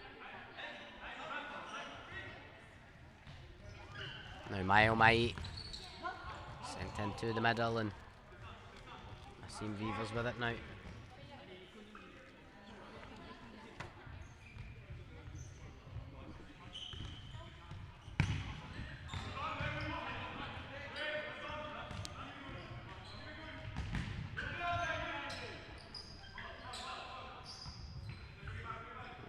Contention here, and Mark Young went down and earns the corner for England.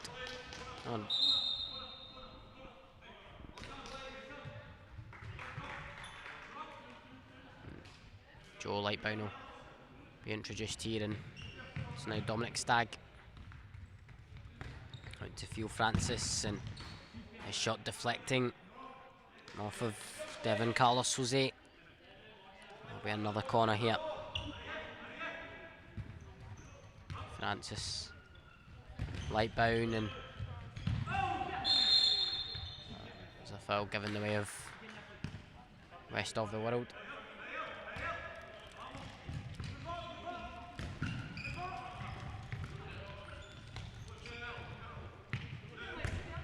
Sent forward, and Dominic Stagg with it now.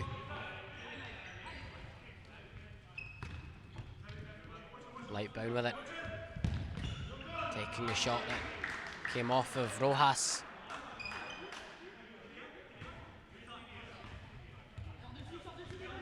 Lightbound again, sending it, and Rojas got there again. He's doing really well. David Rojas here, just getting himself in front of every shot and intercepting passes as he goes along.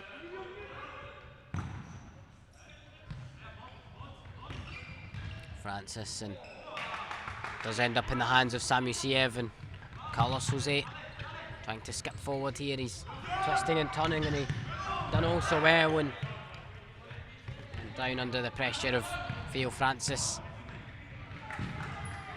And now sliding is Mael Mai, and earns the foul.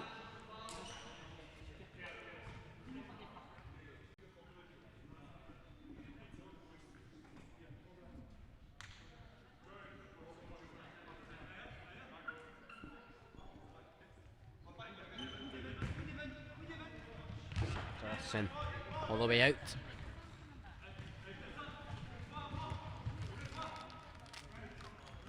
Theo Francis now. Carlos Jose into Mael Mai.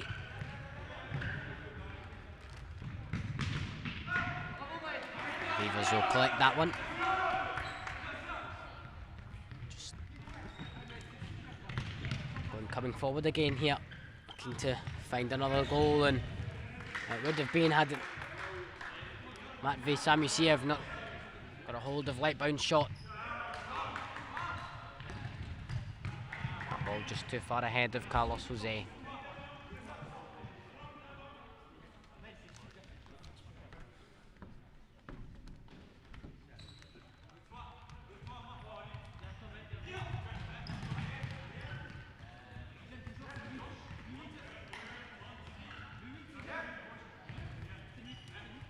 Lightbound, Jose intercepts and flicked off of Lightbound.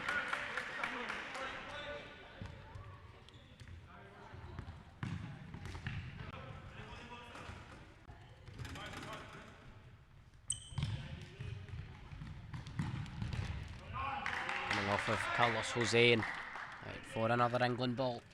Just 96 seconds remaining of this opening half here. And it could be Joe Lightbound with the effort. It was cleared off the line by Rojas.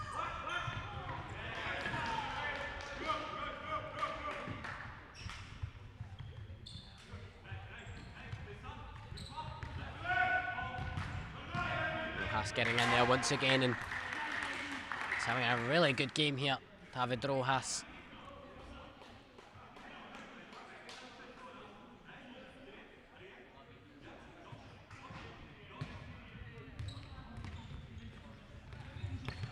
Jake Haslam, Joe Lightbound, and Harry Burrow.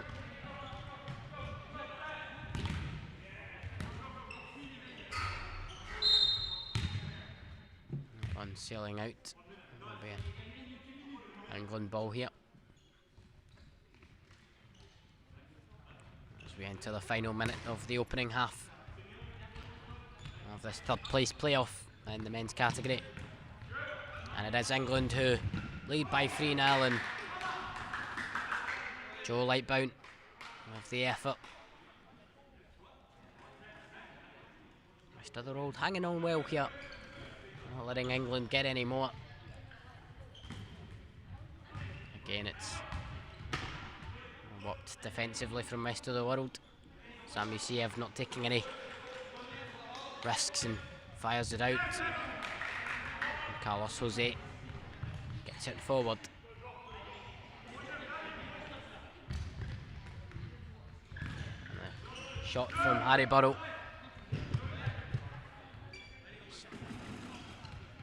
Here he is now, Burrow. He's played forward and Harry Burrow couldn't get there. Carlos Jose challenged by Haslam, he's still got it, Jose, and it goes out and it will be a rest of the world ball. Just 17 seconds or so to go here.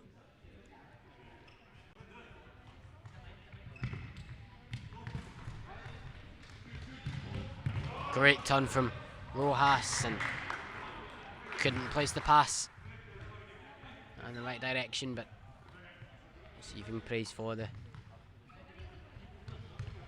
turn there from his coaches. Now here goes Tidiane Dien, but he will run out of time. And that concludes the first half of this third place playoff between England and rest of the world. And it is England who lead by 3-0 after 20 minutes. They'll join us for the second half in just a couple of minutes' time.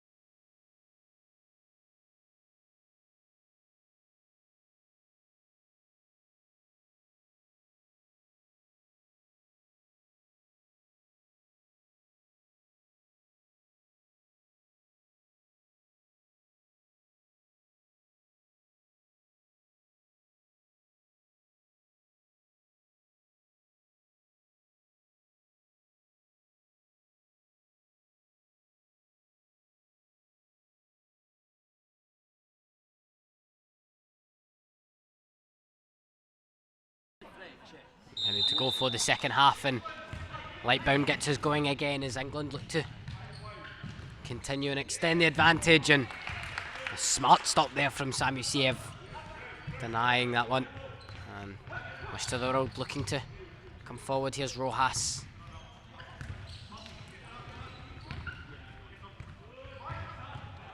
And Mark Young with it.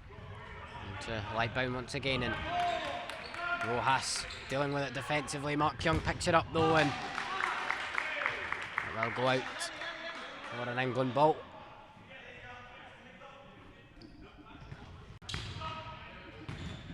It's somehow kept out there, and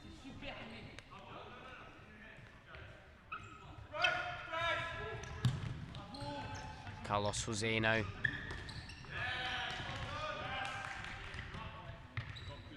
Mayo Mai done well to get forward, and he's taken out by Dominic Stagg. And he wins the foul for rest of the world.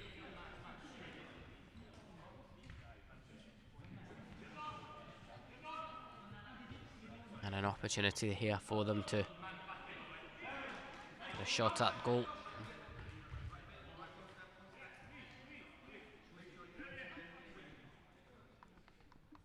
There's Mayo Mai, who looks to be taking it. And he's going to play it out to Tidiane Dieng, and Beavers making the save.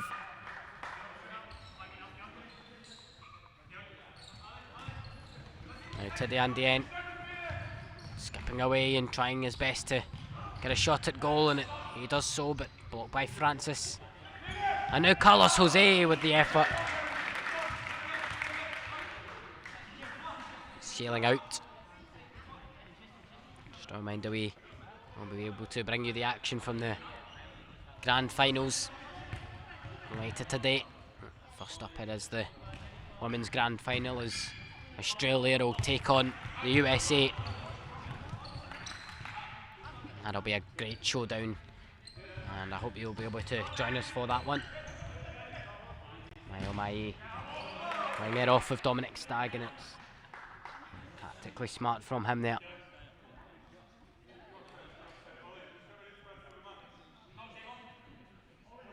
There's Matt V. Samusiev on this one, and he's sending it forward, and Dominic Stagg.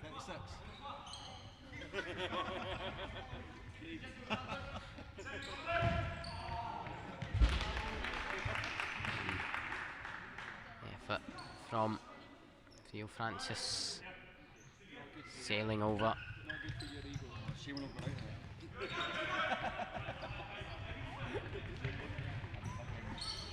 Carlos Jose with it.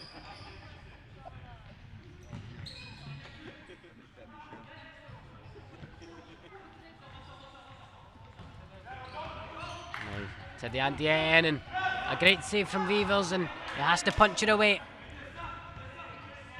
So Western will continue to pile on the pressure onto England here, and it is Carlos Jose looking to get away, and Mark Young with the opportunity, and there is Rojas with some great defending.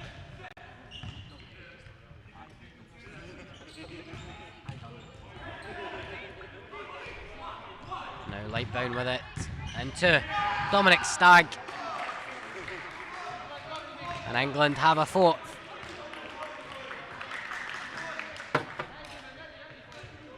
And it is Dominic Stagg.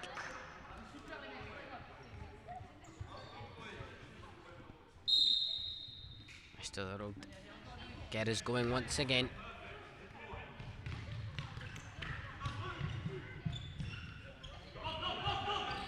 Stagg trying to come forward again, and it'll be an England ball.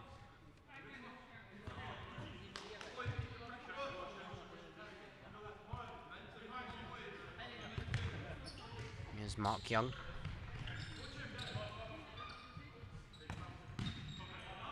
Now to Harry. Oh, it was Theo Francis that took the shot actually, and it was Rojas who clears it.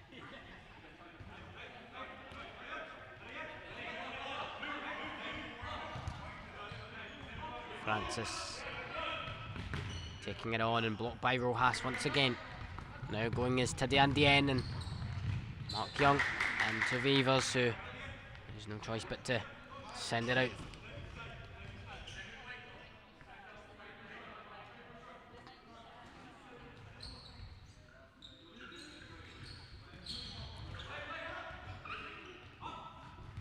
England coming forward and Carlos Jose knocking the trophy over.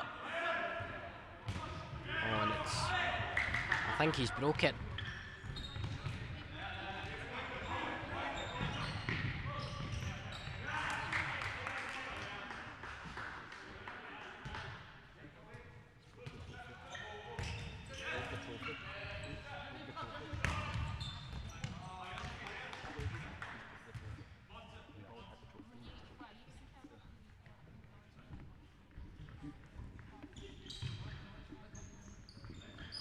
Carlos Jose has got a chance to come forward and came off of Haslam, and now Mark Young. And a great stop from Sami Siev, but the follow-up from Mark Young.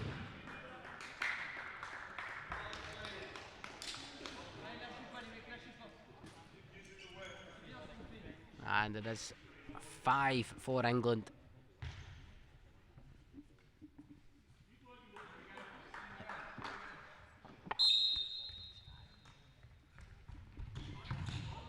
Rojas.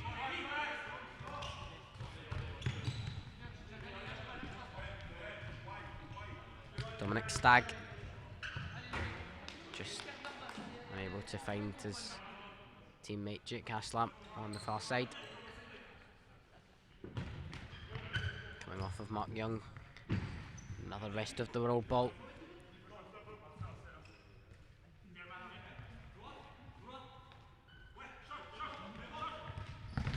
The shot from Tidiane Dieng, and they're calling for the handball. Not given by the officials, and Mark Young coming forward, fucking it up. Now Dieng trying to square it up for Mai.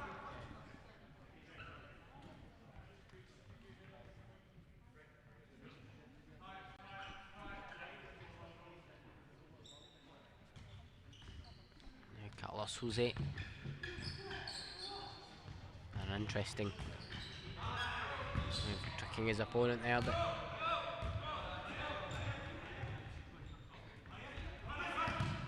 rest of the world coming forward once again here.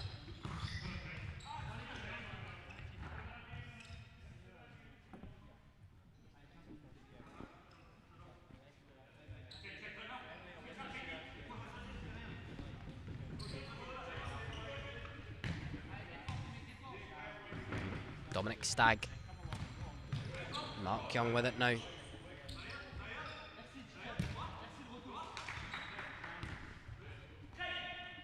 Jake Haslam, and firing it into a net, but not the correct net in this scenario. It's managed to get its way tangled in here.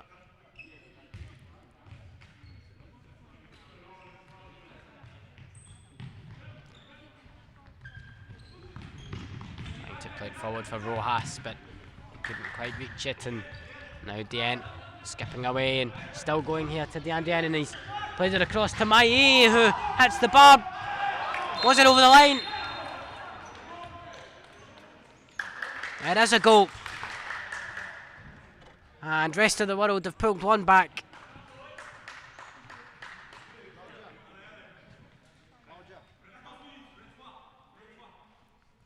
And they only trailing by 4 now.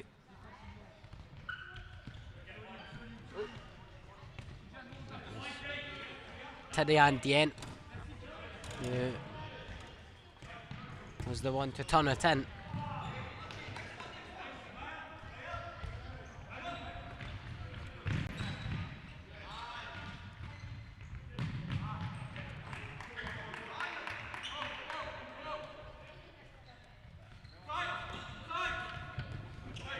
Dominic Stagg looking to get the shot away, and Sami Siev denying him with the leg.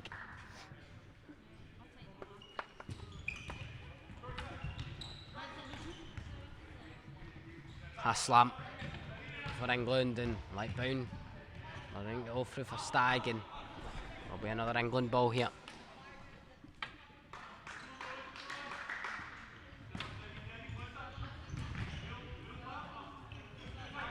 Lightbound getting the shot away, and how about that for a save? Tipping it onto the post. Samusiev.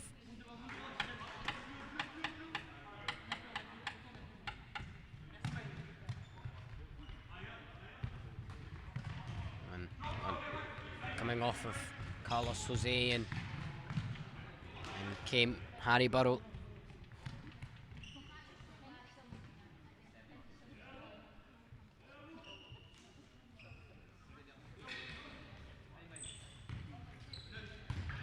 Headed forward by Francis, and Rojas able to flick it back to his keeper. Now Lightbound with it, and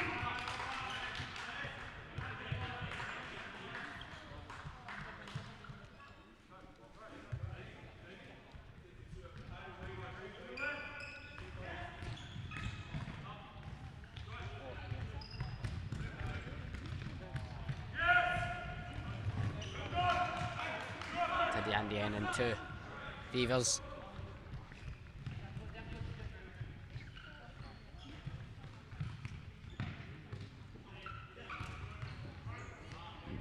Harry Burrow denied by Samusiev, and able to cling on to that one. Rest of the world get to break at England once again, but to be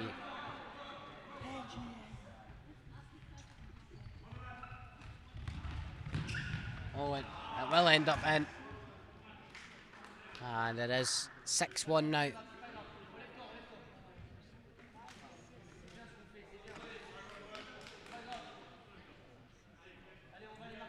And England with a comfortable lead. And it was Carlos Jose who it came off of.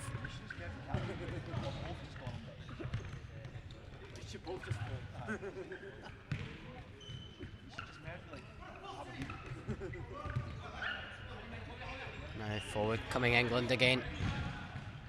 And now it's... well, it looked as if it could be there for Lightbound.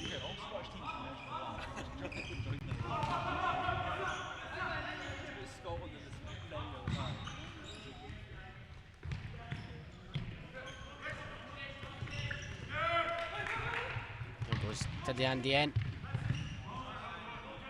Now Ollie Lightbound trying to flick it across to his brother.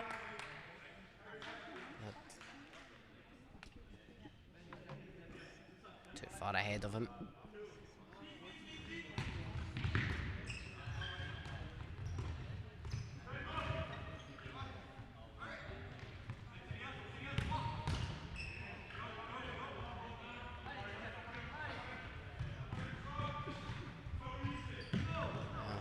Skipping away there was to the Andy N, but just halted.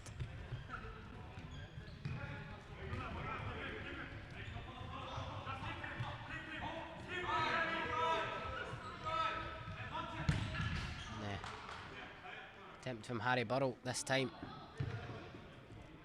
It's aside as Burrow looks for his second. Now Lightbound trying to send it in, and there was Rojas.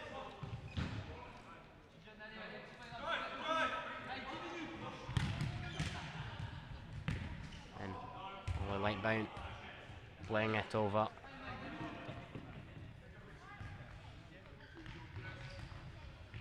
Now Carlos Jose dispossessed by Lightbound, and Rojas got the foot on it again.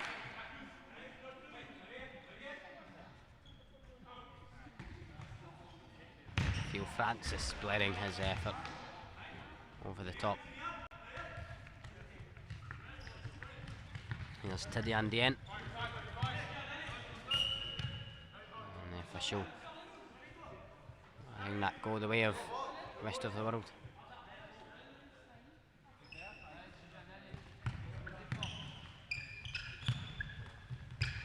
Great feet from Carlos Jose, and he went down, and it is Ollie Lightbound. And England have a 7th.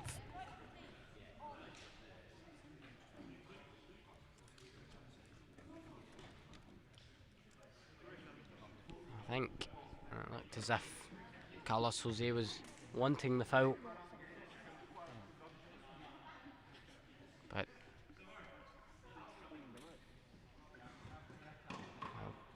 restart now with the rest of the world kickoff. And with just over 11 minutes on the clock, and England through again here. It's Lightbound again, and Sam Yusiev made the save. Rojas prevented the corner. There's Lightbound and tapped in. And Joe Lightbound this time fires in for England.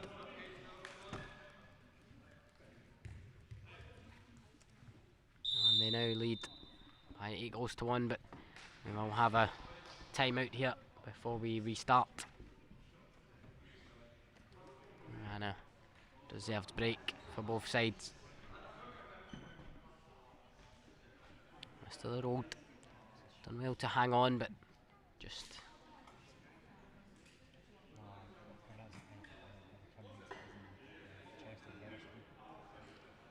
lost control of the game. And England looking to cement 3rd place, and they pretty much have done that.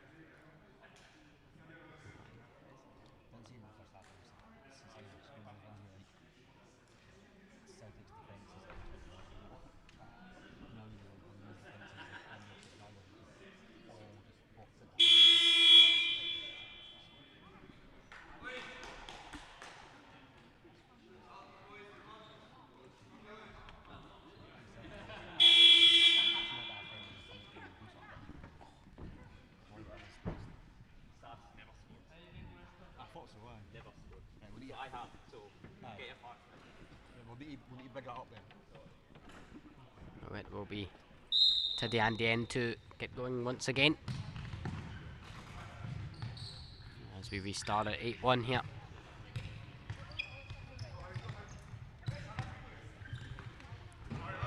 Carlos Jose trying to flick it past Harry Burrell, who was having none of it. It will fall for Lightbound, and Sam Yusiev taking control there, and he's picked out Mai. Now goes Tiddy and the end. He just needed the finish, and that was brilliant from Tiddy and the end to slip away from his man, and he almost found the goal. But denied by Naz Vivers.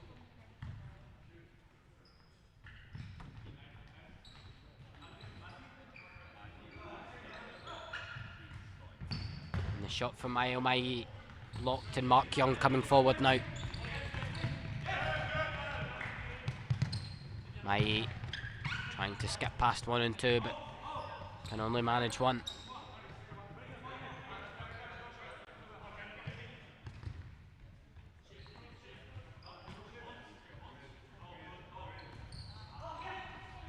Mark Young trying to tee up Harry Burrell.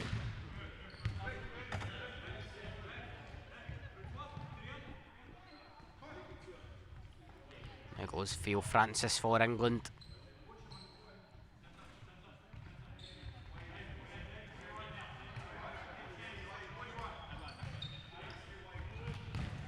And the shot from Theo Francis off target.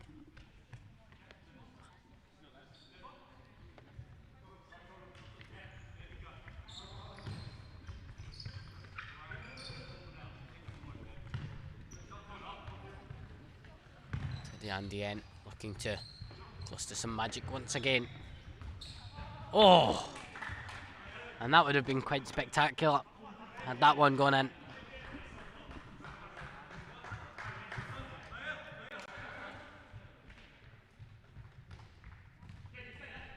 Unlucky for Tiddy and the end.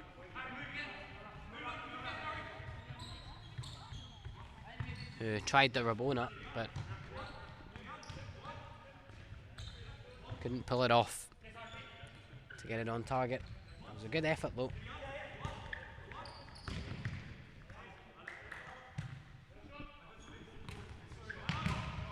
Harry Burrell quite delivering in the right way. He's now going to be replaced by Dominic Stagg, and Mai can't get it through the legs of Haslam, and Rojas trying to get it away.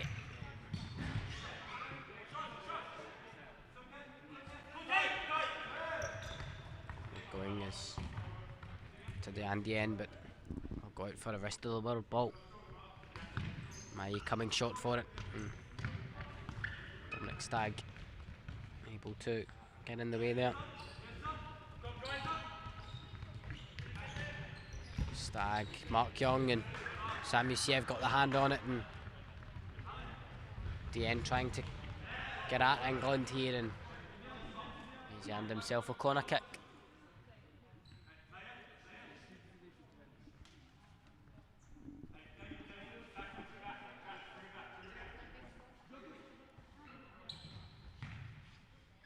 Carlos Jose happy to back up and await the pressure here.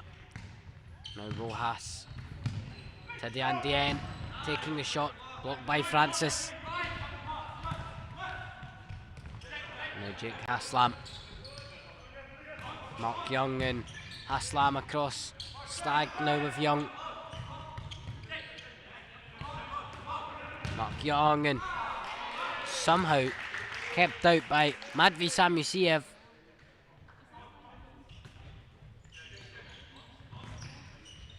And the Ukrainian goalkeeper, another top save.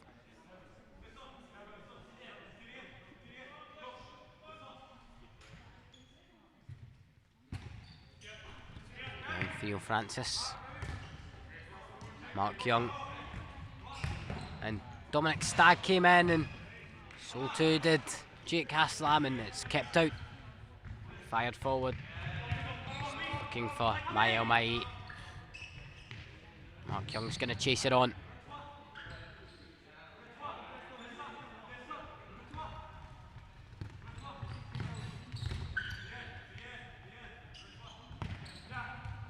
Well, it's fell through for Haslam, and Samusiev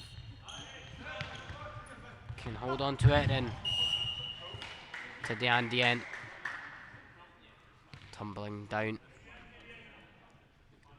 as Dominic Stagg had made the challenge.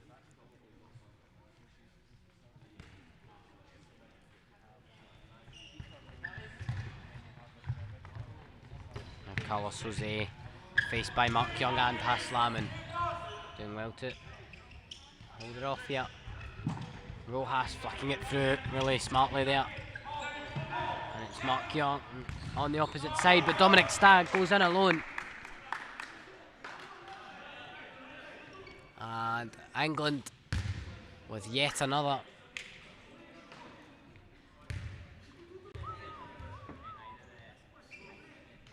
And it's a second one for Dominic Stagg in this match. As he powers on. And England sailing away with third place here. Haslam, Rojas chipping it on to Dean Dien. That one's going to go the way of England though.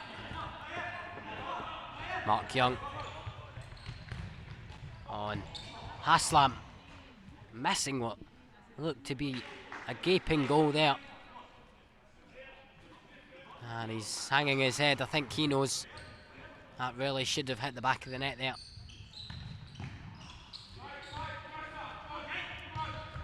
Rojas turns well and wins the foul. Stagg trying to aim it towards goal, but Samusiev keeping it out anyway.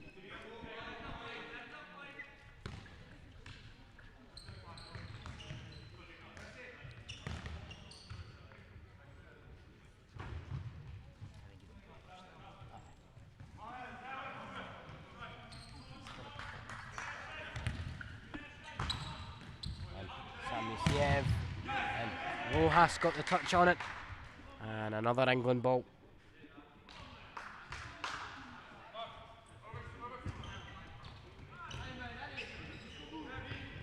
Theo Francis and Teddy Andien in there. Dominic Stagg into Mark Young, taking the shot. Samyusiev denies that one, and another opportunity from Theo Francis. Somehow not taken there. Oh. And Teddy Andien just getting caught up. And it will be 5 fouls for England.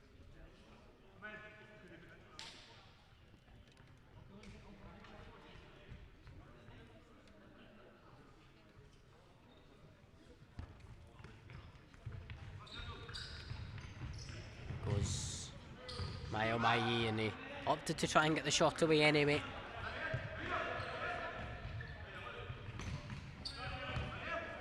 There's Theo Francis taking it on, and Samyusiev with his foot denying that one.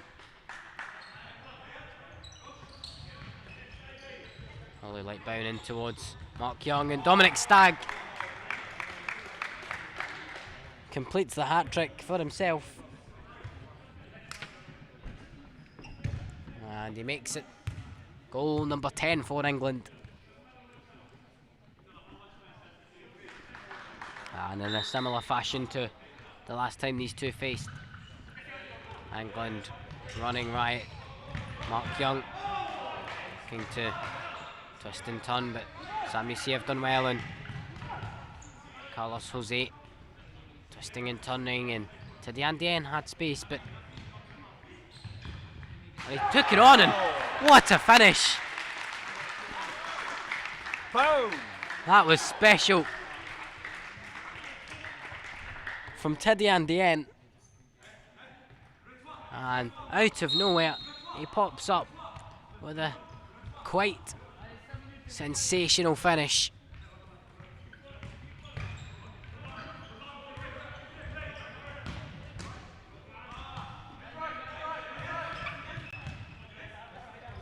Rojas into Dien.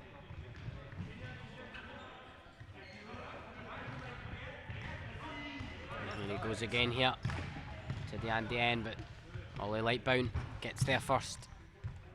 And is going again. Now Harry Burrow going direct, and Rojas made the block. Now Mayo Mai flicking it in, and rest of the world have another, and this time it's Mayo Mai.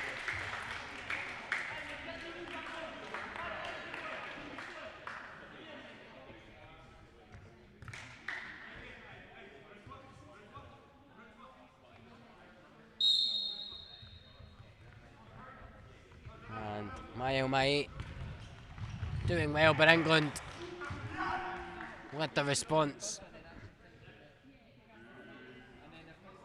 And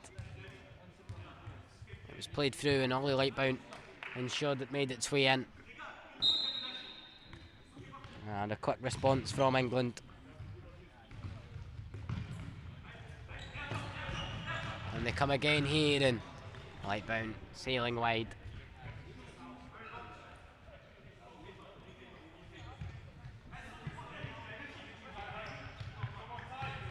Goes to the Andien. Lightbound going forward again here, and the effort from Joe Lightbound going out for an England corner. And now Carlos Jose for the rest of the world. What can they create here? To Mai, to the Andien, and troubled England there, and they have a corner.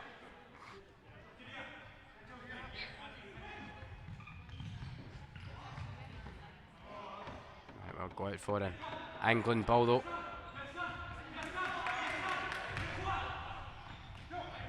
There goes Joe Lightbound and into Ollie Lightbound, back to Joe, and the two brothers linking up, and it's Joe Lightbound once again.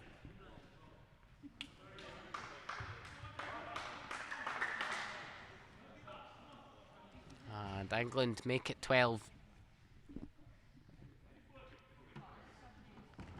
And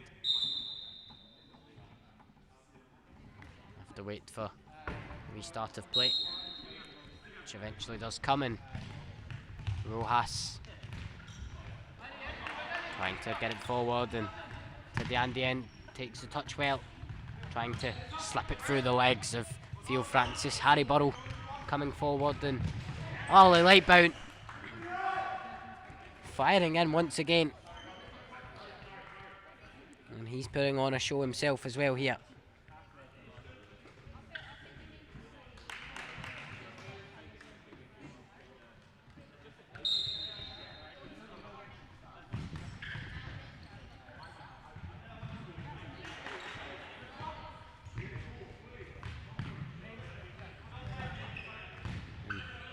Ollie Lightbound went down, Joe Lightbound taking the shot, and Sam Yusiev makes the save. Mark Young pressing Dien, and it's sent over the top towards Dien, and he comes out on top. And Theo Francis is down, and he's holding his leg here. Rest of the world have another opportunity. It's to Diane Dien, kept in by Mark Young, and active ball here, falling to Theo Francis. Now Mark Young across to Ollie Lightbound, and it sails wide. It will be an England corner.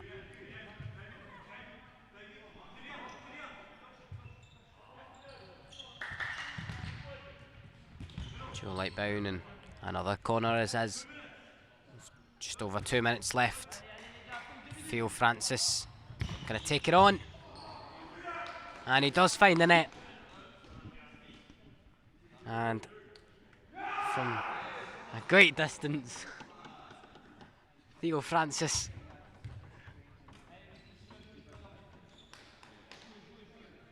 expressing his delight with that one.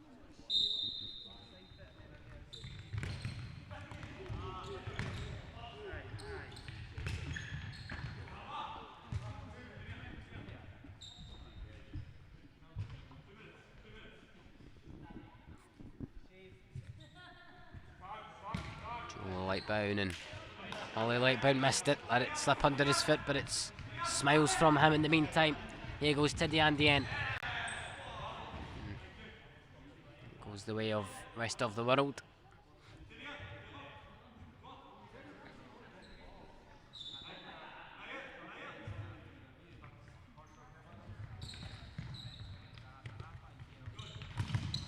That's a smart turn there, and well won by Sam Yusiev, and almost ends up in. Mayomai couldn't keep it in though. And an England ball, or a corner rather, for the rest of the world. And a minute 40 to go here.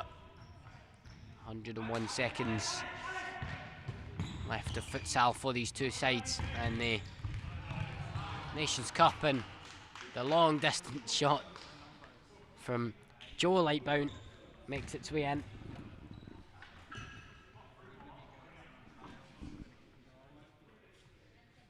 And that is really a show of the two Lightbound brothers contending for who can get the most goals here.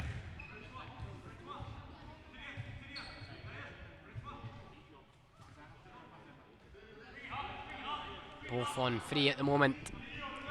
Will that change before full time? Dominic Stagg blocked by Rojas.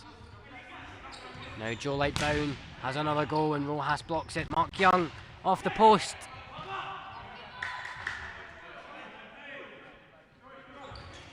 Mark Young again, and this time goes wide.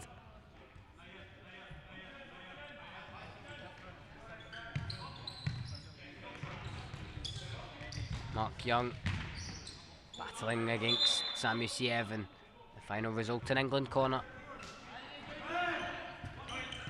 Dominic Stagg looking to chip it over, and a bit too much on that one.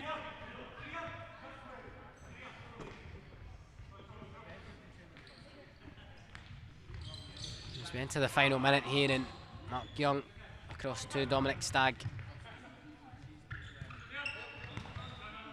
Light bound into Theo Francis, and it was smart play, but Francis couldn't quite find the target. He's only managed himself one goal this game, but he certainly has been very proactive throughout the 40 minutes or so.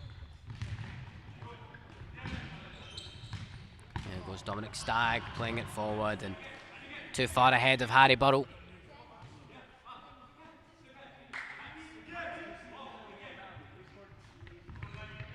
Going forward, and that will go all the way through to Nassim Vivers in goal.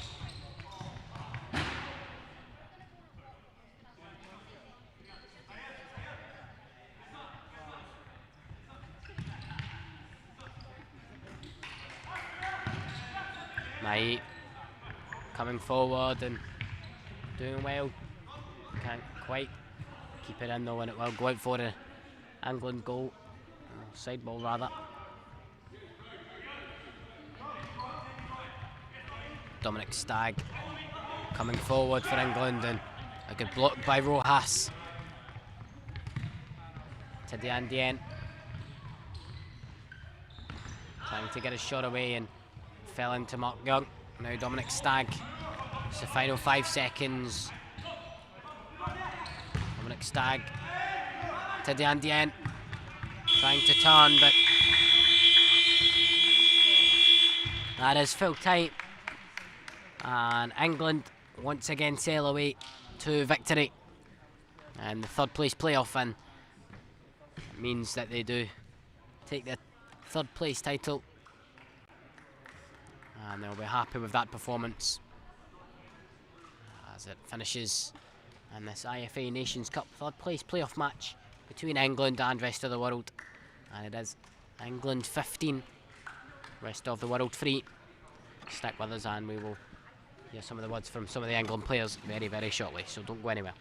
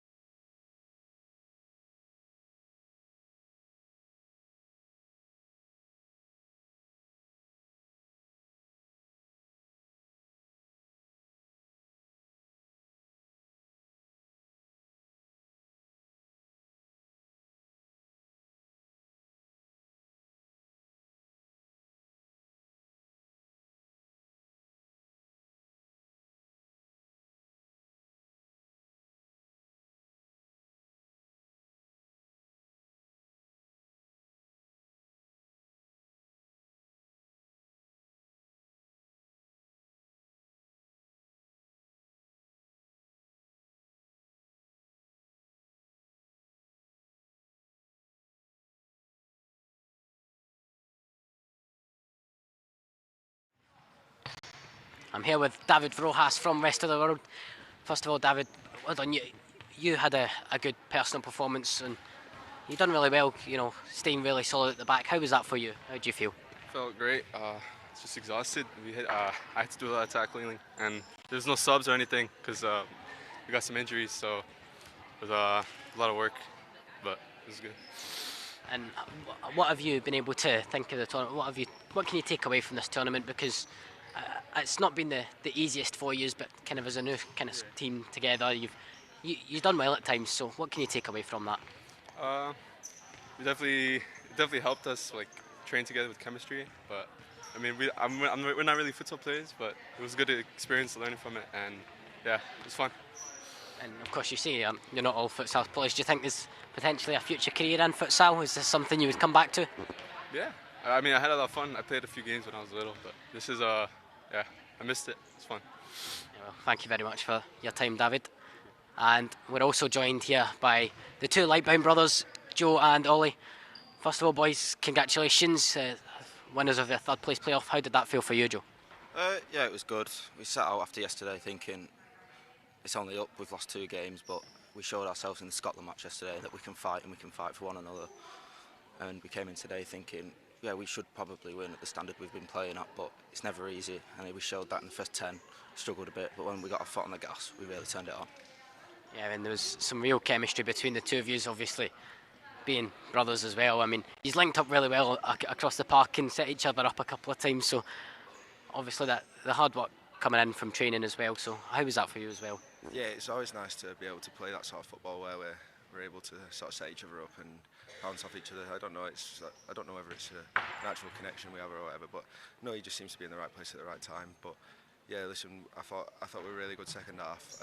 You know, fair play to the rest of the world. They scored some really nice goals second half, which maybe caught us by surprise a bit. But no, I think there's lots of positives to take, especially from the start of the week. You know, we big learning curve with Australia, and then we did ourselves really proud yesterday against Scotland. I thought we were excellent. So it was nice to be able to sort of, after that sort of slog of yesterday with the defensive work, to be able to, you know, go out and get back to playing some attacking, like expanding football or futsal. It was good. Yeah, it was really enjoyable. Yeah, when you talk about that great performance yesterday, I mean, of course you did still fall short to Scotland, but I mean, what a performance you guys put on. It was really entertaining, and I think everybody watching loved it as well. And obviously, do you think that game gave you confidence coming into this one and helped boost you a bit, as well as the previous result against them? I'd say yes, but at the same time, it's 2 completely different games. We've got one where we set up in a block of 4 and we shift, but this one we're playing in their half. We're trying to press, we're trying to win the ball back from their keeper almost, and to create chances there. Whereas against Scotland, it was more counter-attacking, and so yeah, it gave us a bit of confidence. But at the same time, it's a completely different game, and we've got to adapt to the situation. And of course, their keeper Matt V. Samisev, he did deny you a good few times. He was fairly outstanding in goal at times. Of course, didn't all go his way, but what did you think of his performance? Yeah, it was excellent. Listen, credit to those guys. I think it would have been very easy to sort of underestimate them coming into today after, you know, it was such a good performance from us yesterday, and you know, with that defensive solidity we had yesterday, to then go and play the attacking football we want to play. But no, I think they've sort of certainly gone from strength to strength. Certainly defensively today, we found it a lot more difficult than on Friday to create a lot more. I think we had to be more clinical today, and yeah, fair play to their keeper, man. He was excellent. He had made some, especially first half, made 6-7 really like world class saves. It was difficult. Yeah, well, thanks very much for your time, boys. But before I let you go, I'll give you the honours of presenting to Joe the Player of the Match trophy. Congratulations, Joe, you were voted our Player of the Match. Well done. Cheers, boys. Thanks, boys. So that concludes the action for both of the playoff games. However, we have the 2 grand finals coming up, and it starts off with the women's finals, and it's USA taking on Australia, and that kick-off will be coming very, very soon. So don't go anywhere and join us for that one.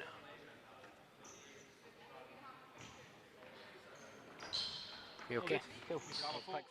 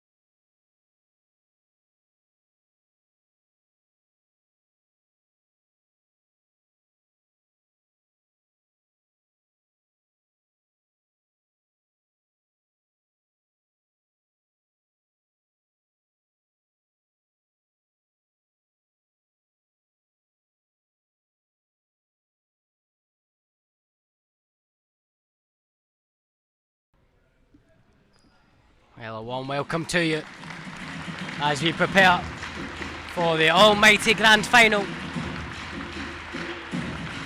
What a weekend it's been of futsal games, which all comes down to this very moment for the women. It is the USA as they take on Australia. And it is going to be a thrilling game. Ladies and gentlemen, let's get standing please for the national anthem of the USA. And we'll go through the national anthems now.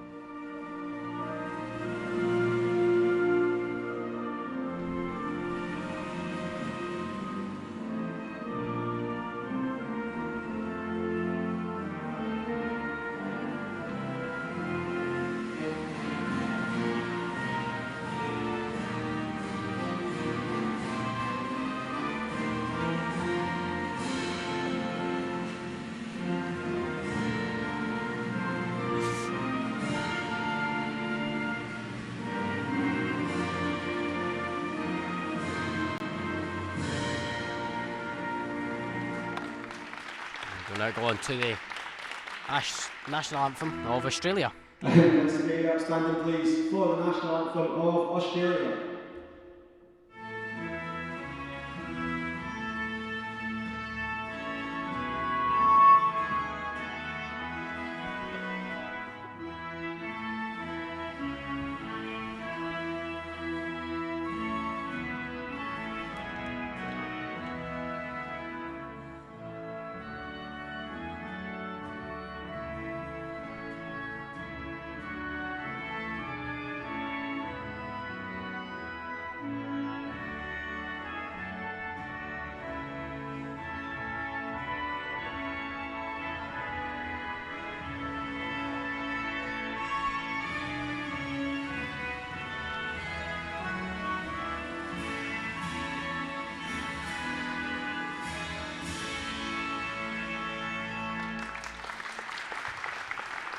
And the two teams,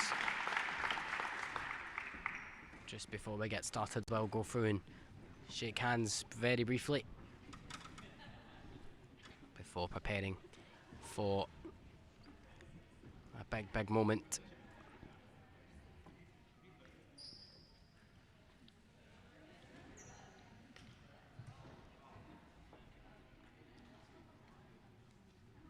And the USA bearing a small gift for the Australians.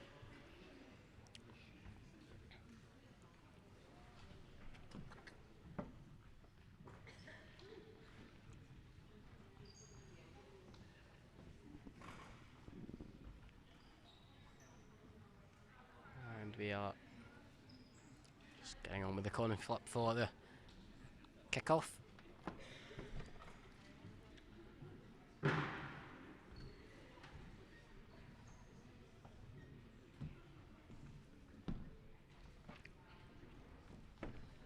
And it is a big 40 minutes also upcoming for these two sides.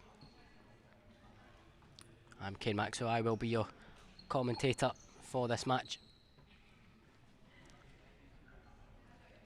And I'll very shortly be joined by my co-commentator Stuart Storer for this final.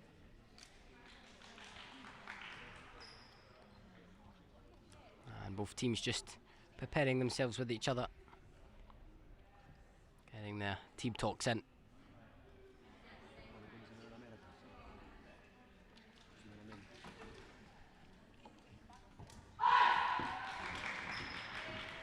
And Australia ready to go, and the USA following ritual. will do so in a similar fashion.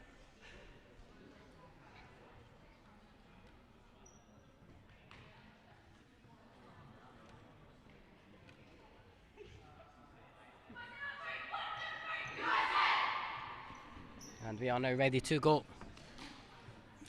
And it will be Australia to get us going. And this IFA Nations Cup Grand Final. And it will be Sienna Fraser for Australia, who gets us underway. And it's going to be an almighty 20 minutes in this first half. Both teams will want to get their stamp in there as early as they can, and be Australia to get started. But Ashley Nika on defensive duties for the USA. There's Marta Pellegrin across to Ashley Nika, sending it into the middle, and Taylor Bride was there. Sienna Fraser now, and Marta Pellegrin is there. It's Marta Pellegrin to come forward for the USA here. And she's going to get the shot away, but the deflect on the way through, and all the way through to the Australian keeper. And now Sienna Fraser trying to play it through, and Marta Pellegrin back in possession for the USA. Chipping it over really well to Ashley Nika. That was quite the pass there, and Sarah Martin sending that effort over the top, but took a nick on the way through, and it will be a USA corner here. Now Sienna Fraser, and through the legs of Pellegrin.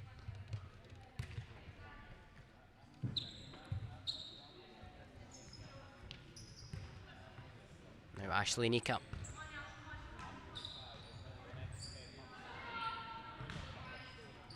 Marta Pellegrin shaping to shoot. She did so, but was blocked by Fraser, and likewise on the second time.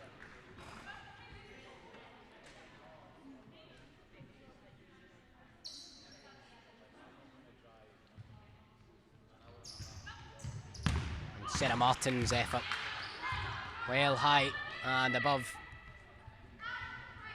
as the USA got to rubber stamp there. Sign of danger in the game. It's chipped up and flicked on.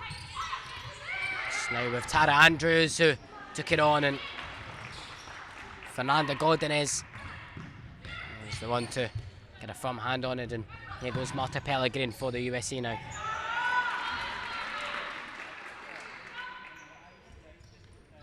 Ashley Nika.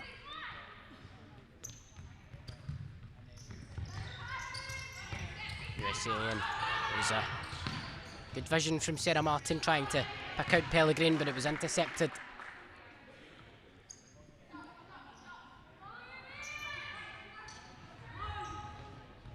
And support from New York, as always from Brian. Rooting on the USA here.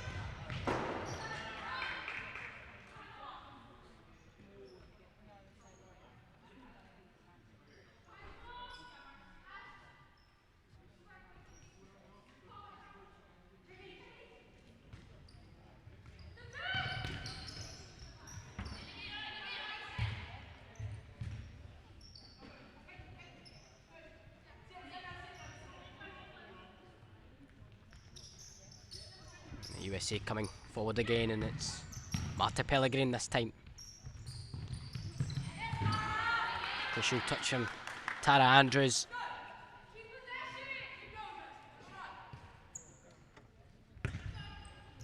Across Natalia Nibley, trying to get past Taylor Bride. And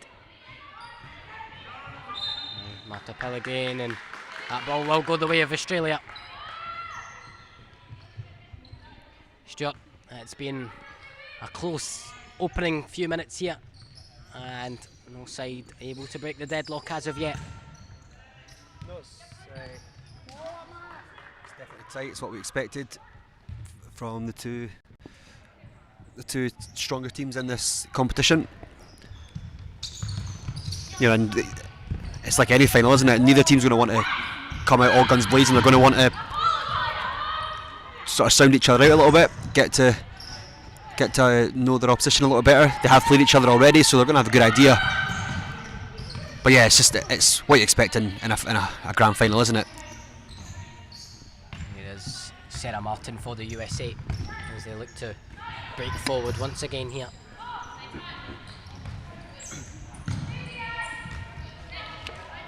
Ashley Nika. Marta Pellegrin with it. Chipping it across to Sarah Martin. That was a smart bit of play from USA. Shows you how they can work together tactically. And now Australia with an opportunity to come forward, and Clifton's pass was aimed towards Sienna Fraser, who was unable to make the contact on it.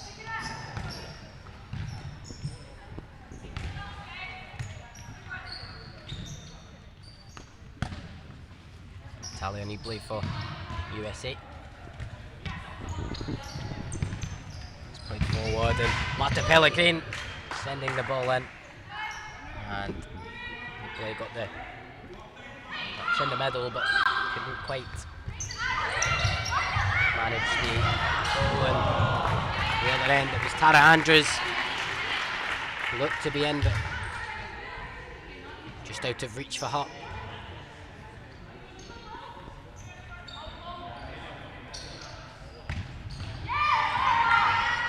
Clifton running it back for the Australian, and will follow the way through to Godinez in goal. Deception by Tara Andrews. Now Freya Clifton for Australia.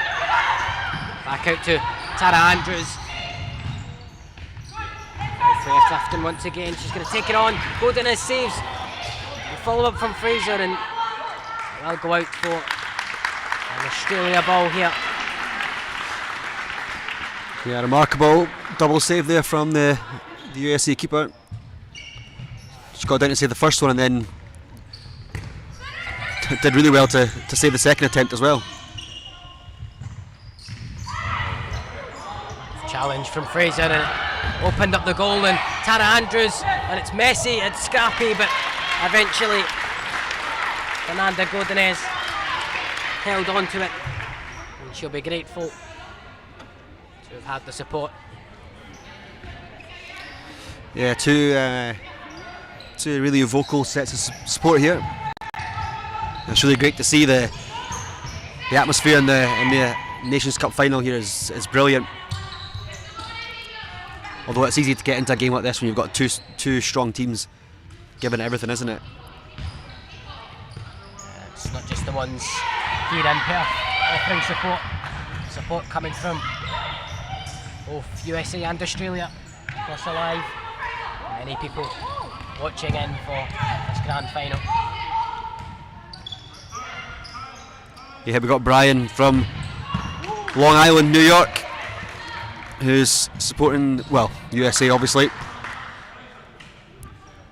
Watching from home, I'm sure he'd love to be here. USA with a side ball on the far side. Natalia Nibley bringing it across, and there's Melendez with it, and to Marta Pellegrin.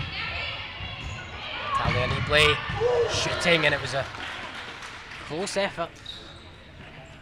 Yeah, there was a few gasps from the crowd there. I think there was a few who thought that had actually gone in.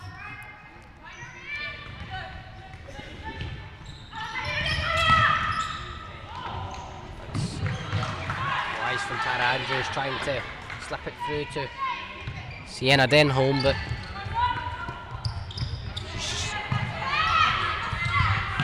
USA trying their best to come at Australia, and it could be it's a good opportunity here, and Natalia Nepley just chipping it over.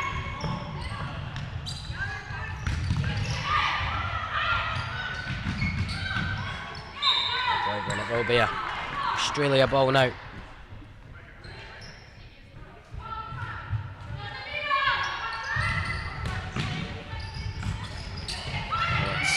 Tussling at the halfway line. Tara Andrews with the opportunity here.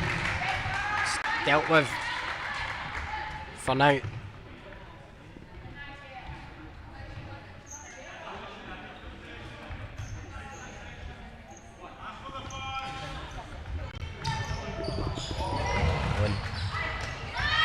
It's a fierce battle here. Tara Andrews and to Stephanie Lloyd. Looking to get the shot away, and Marta Pellegrin will come out for the USA, and they could get a good attack going here. It's Bermudez.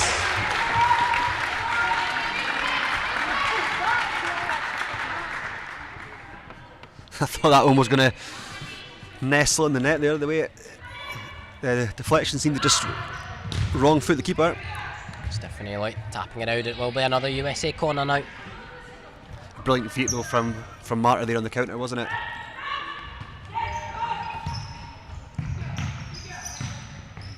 It's Elise CM to Alejandra Melendez. CM into Pellegrin, the USA captain.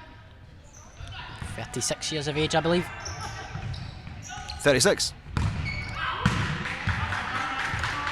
Sending it over. Still in her prime, I'd have to say. Although I think yesterday she said she was 34. Could be 34, perhaps. She'll not be happy with you if she's 34 and you're giving her 2 more years. I've seen it. Makes it that bit more impressive if she's still going. If she's putting in performances like she has been this year, in 2 years' time, I doubt she'll be complaining. Nah, she's been a standout, as she always is. Marta, how many goals has she scored over the competition? Well into double figures. Oh, easily, Stuart. She probably done that in one game, to be honest. Here is Melendez into Elise CM. Return to Melendez once again. CM playing it infield, and it will go out for a Australia ball. There's Nicole Bermudez. Touched it out. Yeah, I've had the pleasure of watching Marta Pellegrin play a lot of futsal over the last few months. For the US Futsal All-Stars and for the Bufora. There's Pellegrin, and she's tried to put it through to CM. All the way out for an Australia ball.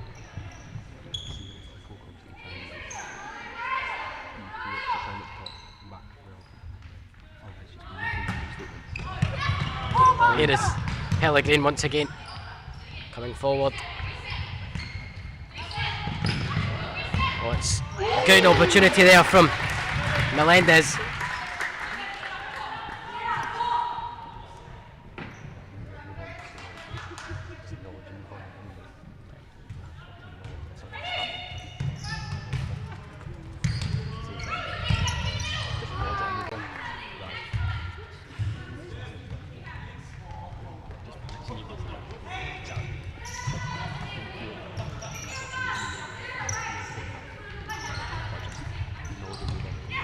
Taylor Bride with it.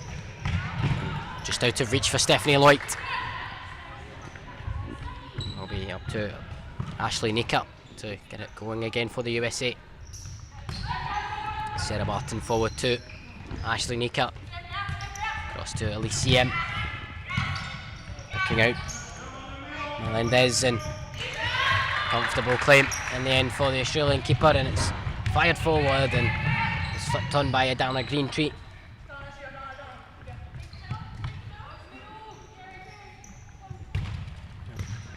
As of right now, it is the USA creating the latter of the chances, finding themselves in good positions, and this could be another one of them. Ziem across to Sarah Martin. Turn to Ziem, and she took it on. And sails over the top.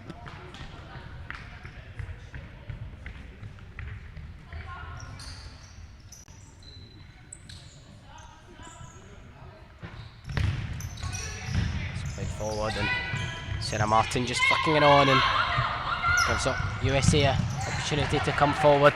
Taylor Bride getting in there.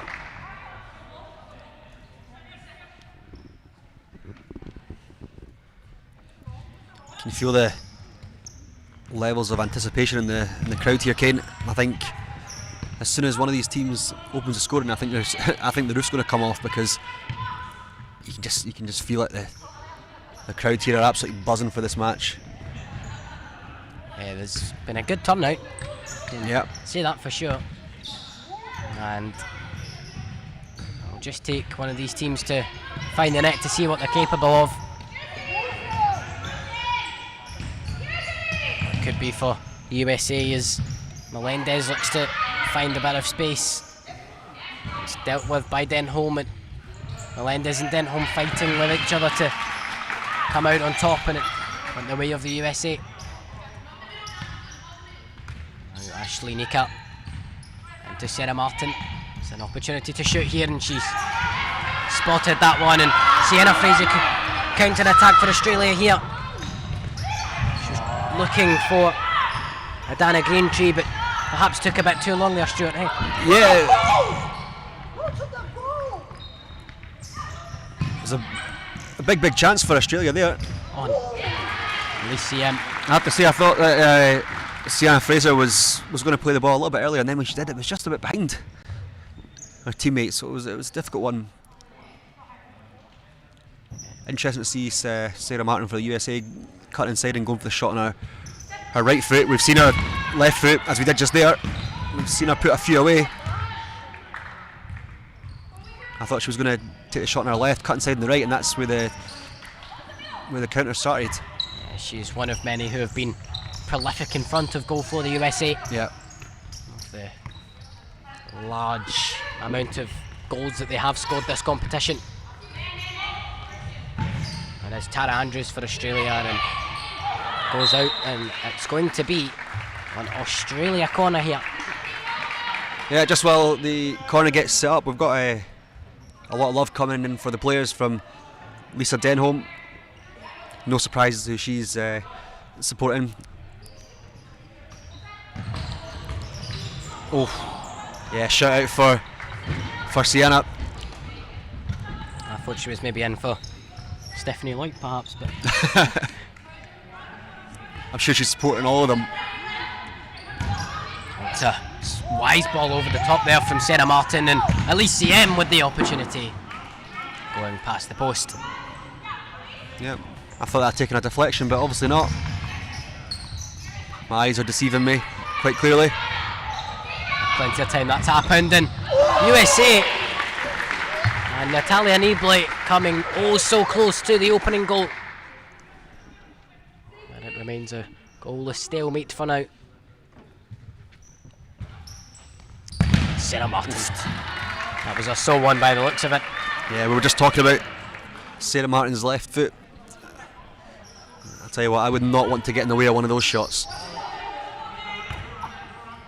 Well, it was brave from Tara Andrews who did. Yep, and that's why Tara's down there and we're up here. Indeed. And USA just trying to find a gap in this Australian defence here. As they playing a low block here, you can see that from Australia, and oh, good save. Great effort from Sarah Martin there. USA knocking on the door. Fall for Tara Andrews will have the chance. She's got Chapman on the right, and she went for it herself. Wasn't a bad effort. Yeah, shades of what we saw yesterday in the Scotland-England men's match, where you got one team controlling a lot of the ball and another team doing a lot of defensive work, and you can just see it. All it takes is a moment like that on the turnover to get up, and quite easily could have been 1-0 Australia there. So yeah, they just know if they can just keep sticking in and keep disciplined, That's a rough challenge from Sienna Fraser there, and taking down Alicia M, and Fraser is going to be booked for that one. Yeah, there's one or two in the crowd who are not particularly happy with Sienna Fraser there.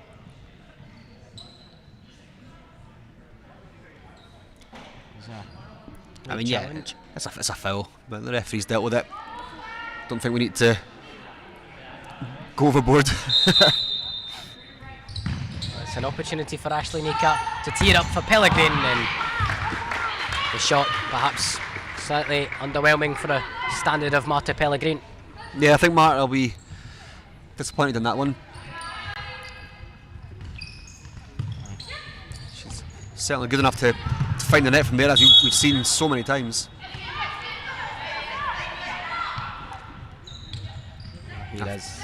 Bermudez. The thing with Marta though is that's not going to affect her at all. Having a shot that maybe wasn't perfect. She'll keep going, and fully expect her to have a big say in how this game finishes.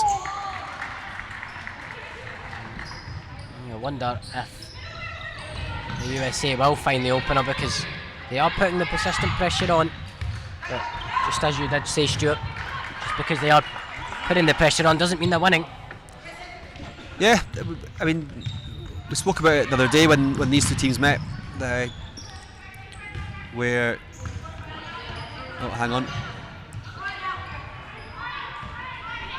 It's Natalia Nibley with the effort. Another shot goes a begging for the USA. Yeah, I was just going to say that when these two teams met in the 2022 championships in Spain, USA won the group stage game. It was a close game. I think it was 3-2, but it was a really close game. And then Australia won the final 1-0 in another close game. And so I think we're seeing sort of a similar thing here, where it's two evenly matched teams playing slightly different games, but. The last time these two faced each other in the competition, it was the USA who dominated, and they managed to score 12, and they could get the opener here, and it is Marta Pellegrin. And just as we speak about her, she fires in the opener, and the USA get the opening goal in the grand final, and it's Marta Pellegrin. Yeah, absolutely brilliant from Marta. She's just given a sigh of relief there. I could see that. Walking back to her own half. We said it only moments ago that she would more than likely have her say today, and she's just gone and had it there.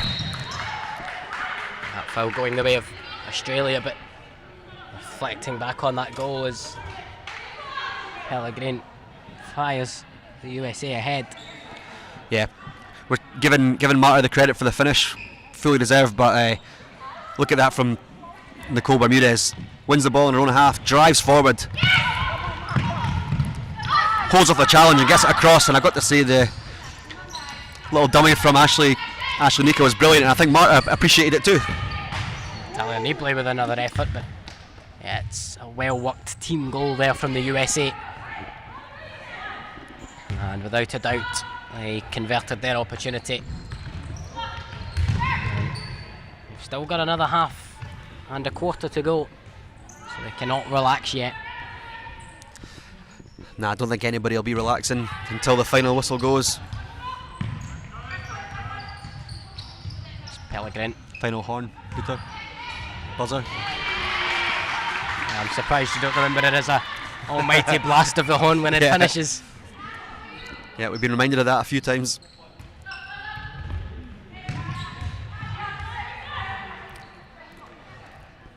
And that buzzer's certainly loud enough to. I'm surprised they can't hear it in Australia and the USA, given how loud it is. Yeah. many miles, but Pellegrin with another effort. Yeah, I can't actually hear it anymore, so I don't know how loud it is anymore. I heard it that many times. And sailing all the way through to Fernanda Godinez.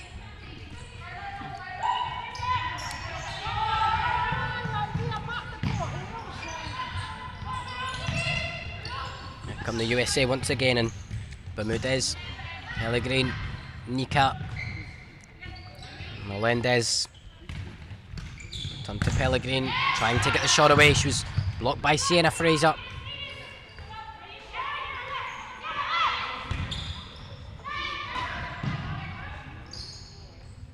Bermudez once again in to the feet of Ashley Nika, playing it out wide to Nicole Bermudez. Now Melendez with it. She's got an opportunity, playing it through to Marta Pellegrin. Yeah, I think by the looks of things, Marta expected one of her teammates to be square there. I think she'd put the ball across and was expecting somebody to be there to tap it in. Yeah, perhaps thinking that a teammate Nicole Bermudez had perhaps made a run or so. Bermudez, here she is now, and to Melendez, back to Bermudez, and save. Great save there. And once again, the USA denied.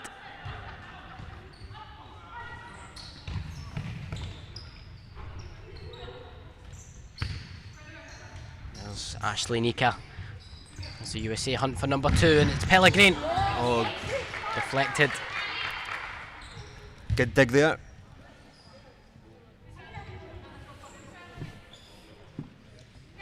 And the corner into Ashley Nika.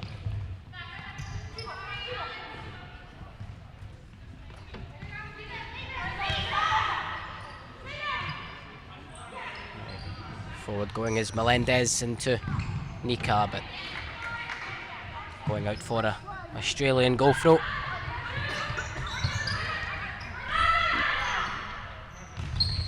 Taylor Bride into Denholm, and return to Bride once again.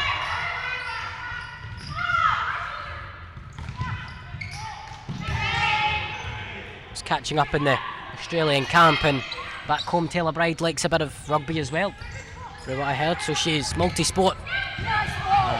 Lady from Talents, and Marta Pellegrin coming close to the second. As the USA continue to fight to extend this lead and make it even harder for Australia. Yeah, so Sienna Denholm seems to have a little bit of a limp there. I'm not sure what's happened, but she doesn't look to be walking too freely there. You would assume if she was to come off, she will be at the next stoppage and play. Yeah, hopefully it's nothing too serious. Hopefully just a little knock.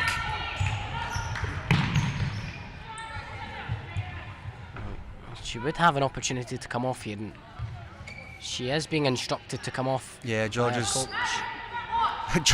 trying to get her off, and she's not having it though. She's going to have to face Marta Pellegrin, and when you're injured, that's not an easy thing to do. No, that's not an easy thing to do at the best of times, to be honest. Oh. And Sienna Fraser and Pellegrin coming together, but both happy to continue.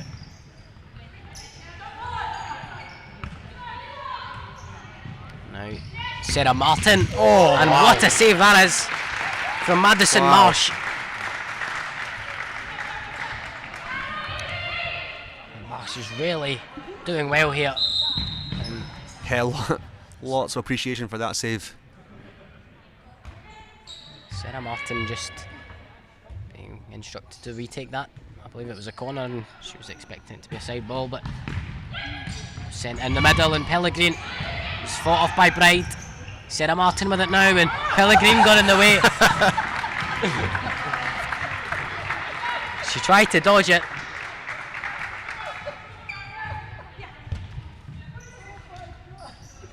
But actually managed to get in the way instead. Melendez and forces another shot from Madison Marsh in goal. Now, how good has she been so far in this game? Really putting on a good performance here, Madison Marsh. Pellegrin chipping it in to Ashley Meeker, and I was that distracted by the game, didn't even realise half time was upon us. And as we speak about that loud horn, it is the USA who lead after 20 minutes of futsal here in Perth in the grand final, and it's courtesy of Marta Pellegrin, and it is the USA who lead by a goal to nil at half time.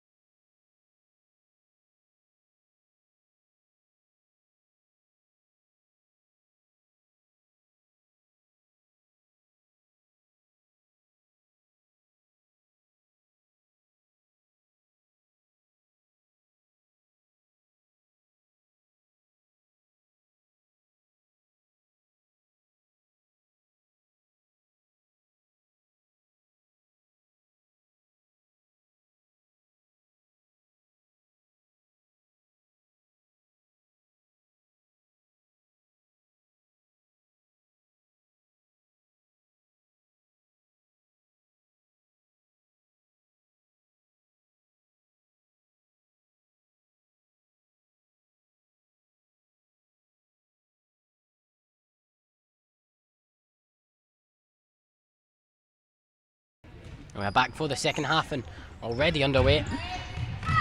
And USA will be looking to hold out or extend the advantage, but right now it's Australia looking to respond. And Fernando Godinez making the save. Yeah, Rob Black and Caleb from the Scotland national team behind the goals there, trying to get out of the way of the ball. Their turn will be coming up soon, don't worry.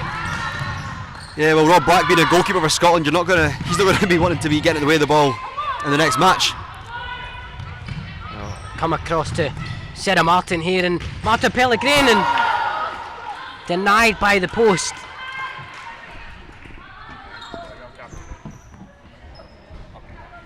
Is that the injured tractor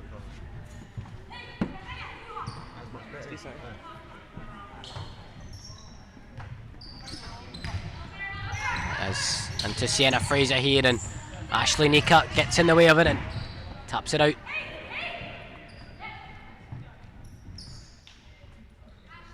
And it's Taylor Bright on the side here, to going again with the Australian ball. It's flicked in field towards Sienna Fraser, and oh, she's got over. There's the opportunity from Freya Clifton. It was blocked and it's gone out for, it will be a side ball. Sienna Fraser down, just, I think she's just fixing a shoot. Yeah, they had Bride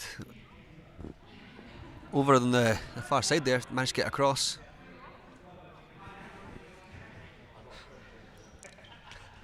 Robbie.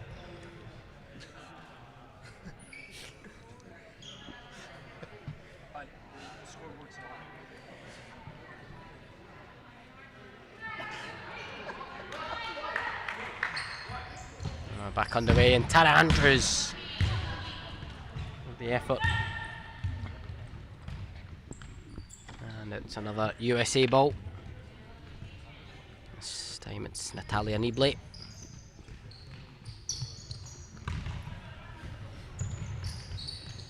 Now Marta Pellegrin having a wise look at Sarah Martin towards the near post, but sailing out and needing a ball, I think. That one's disappeared.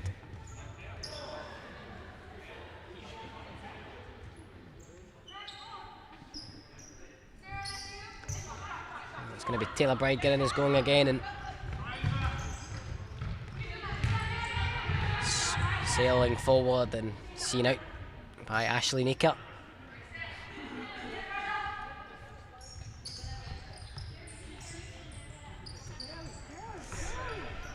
Forward coming the USA once again, and Sarah Martin doing well to hold up, and now Natalia Nibley. Once again with Ashley Nika. Marta Pellegrin. Nibley once again.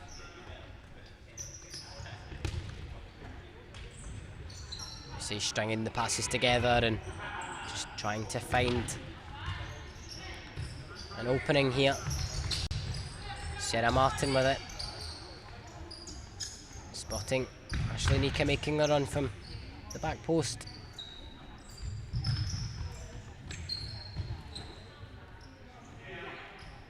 USA remaining patient, and it's Ashley Nika. It's won back by Tara Andrews, and doing the defensive duties with Sienna Fraser.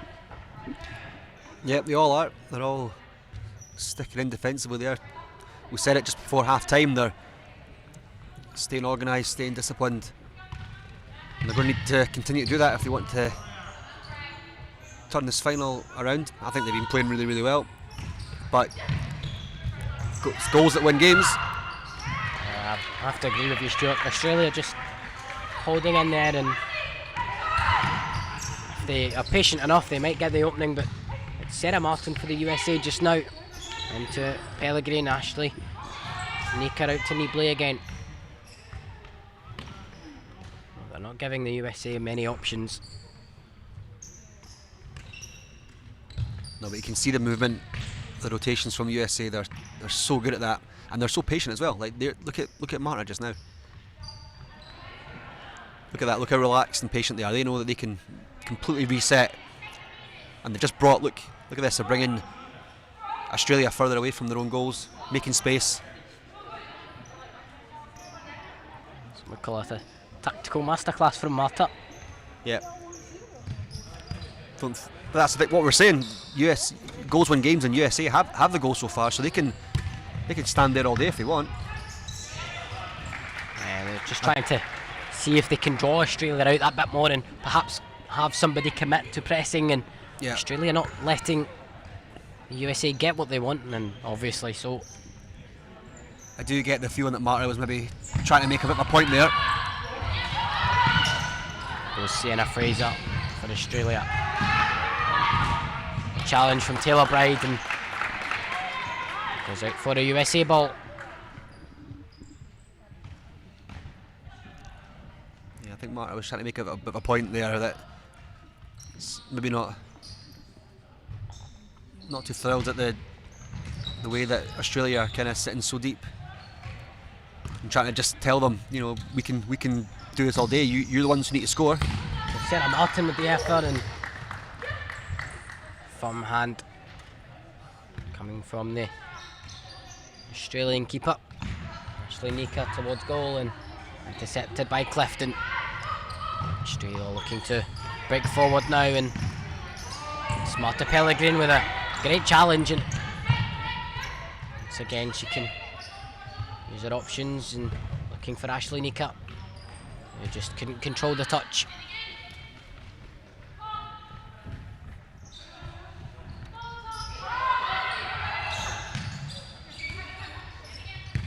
Here's Tara Andrews into Fraser, and just a little heavy there from Sienna Fraser. You could see the vision. She was looking for Tara Andrews on the return. Yeah, you can see exactly what they were trying to do, and that's what we're just saying. You know, if they're going to sort of sit in and defend and try and hit on the counter, they just need to make sure that those counter attacks are just a little bit slicker, because you know they're certainly getting into the right spaces. You just need to maybe just be a little bit more calculated with the final ball sometimes. And USA gifting possession to Australia now. And give them another opportunity to do just as you said there. And get at the USA. They're coming off of Fraser. I wonder what Australia could do different to actually get forward, because they're doing well to hold the USA off, but unless they score, it's basically becomes a slightly useless tactic. Yeah, you get to the stage of the game where you maybe need to decide, like, you have to stick or twist. I think at the moment I'll be sticking with it. You know, keep the score down for now. Don't go ahead and don't do anything that's going to play into the USA's hands and let them, you know, get another 2 or 3 in quick succession. I'd be doing much the same. You know, they've got George there taking the team, who's, you know, a ridiculously experienced guy. He knows his stuff, and he'll have something in mind. He'll know exactly what the plan is. And you know, obviously they're not going to be happy that they're a goal down, but I think he'll be really confident in his team that they can turn this round. Well, we'll see what they can do in the final 14 minutes or so of this game. Unless they do manage to find a goal, then it will only be 14 minutes of playing time. There's Nibley working it on, and Tara Andrews has to get it away. Elysium on the far side for the USA. Now Nibley.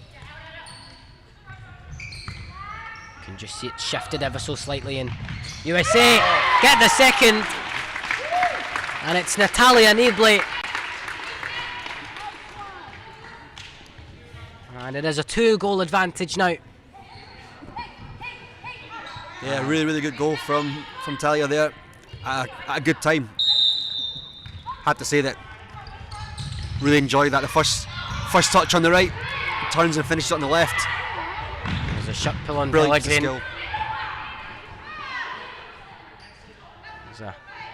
chaotic few moments there.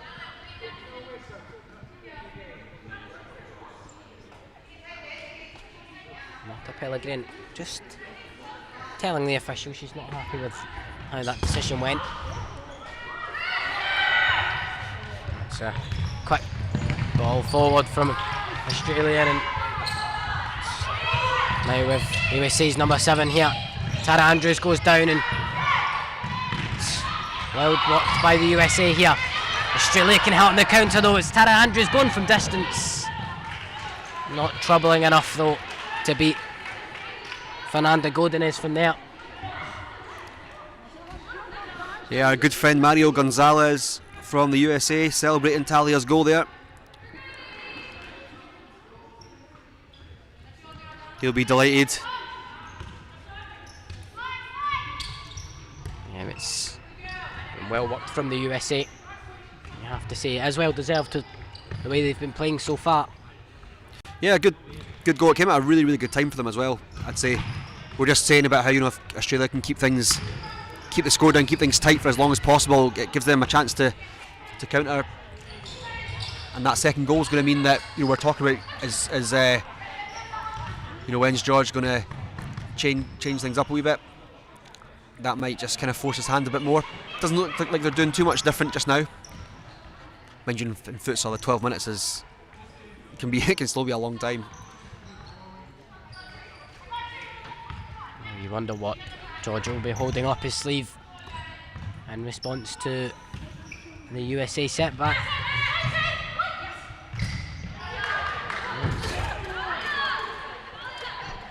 Yeah, we can see George Pascalidis of the men's team just doing his stretches there, preparing for his final. Missed the last couple of games through injury.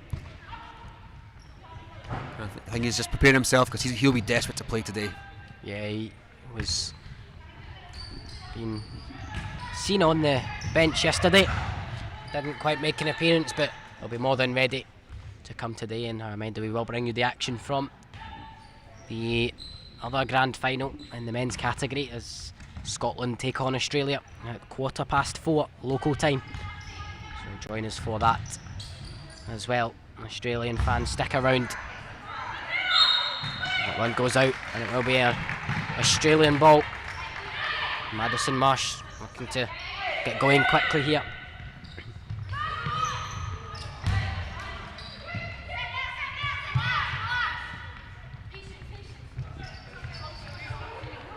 Calls of patience there from the goal, telling Marta just to slow things down a little bit.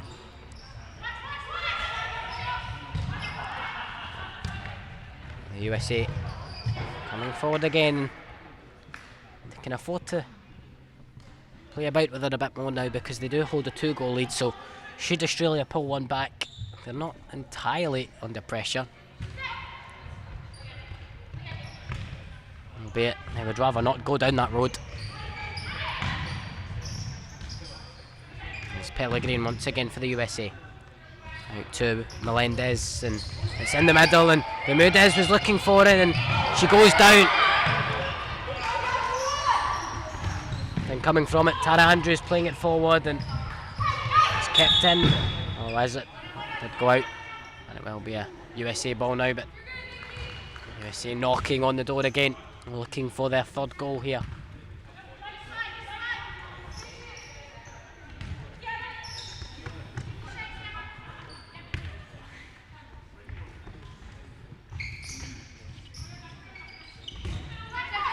There's Pellegrin taking it on, and it's blocked initially.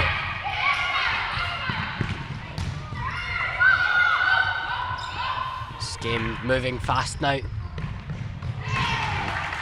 Melendez closing out, and I believe we're going into a timeout here, and giving not only the players a chance to breathe, but also us, Stuart. Yeah, that's why you've not heard much from me in the last couple of minutes. I've been just catching my own breath. It's been pretty hectic the last few minutes since USA got their 2nd goal. Sienna Denholm coming back onto the court there and getting properly stuck in. That's something that George is obviously telling them. It looks to me as if they're having a chat over there in the Australia camp about how they're going to approach this last 10 minutes.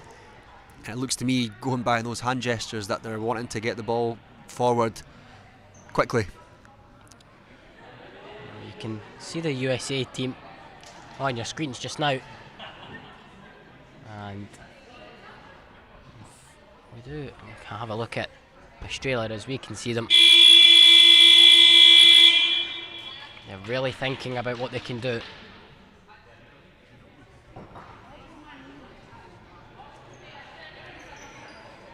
And there's someone who has put in a good shift and is getting a deserved break as well. Likewise in the Australia camp as they take a couple of more moments. Yeah, probably a good opportunity just to, before the players come back out, just to talk about how good Madison Marsh has been in the Australia goal. She is being replaced now by Brianna Redding. So it's now up to Redding to put in a similar performance here.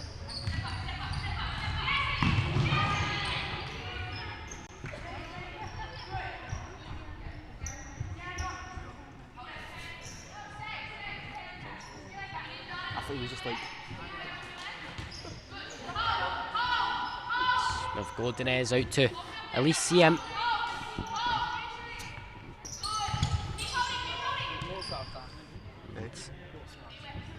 You can hear Brianna Redding being vocal and offering out the instructions to her Australia side as they look to hold off this USA attack. It could be for Elysium, who puts it wide. Just past the post. Now Tara Andrews to Taylor Bride.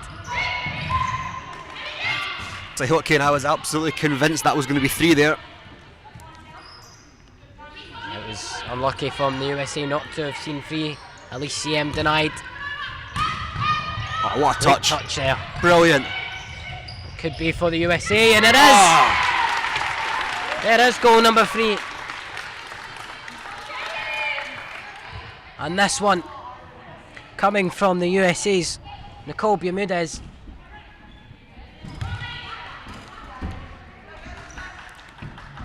Sorry, we can talk about the finish from Nicole, but what about that touch from Alejandra Melendez to bring that down? Absolutely sublime.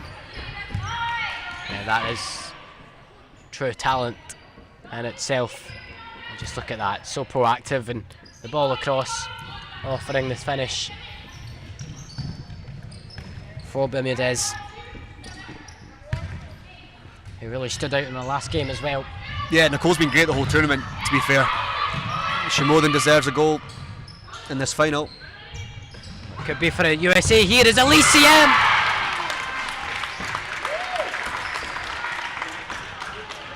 And the momentum is really going the way of USA now. A quick fire double. Yeah, so quick we didn't actually get the chance to update the score from the third goal.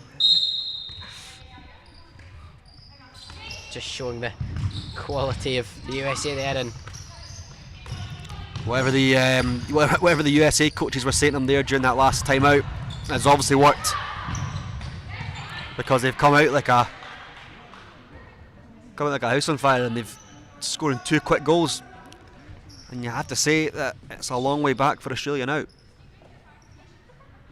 yep, Australia seeing red, and it's not all positive for them just now. It's a difficult, it's going to be a long 8 minutes if it goes the way of the USA like it has been. Need to come forward though, and Chapman unable to guide it in the right direction there.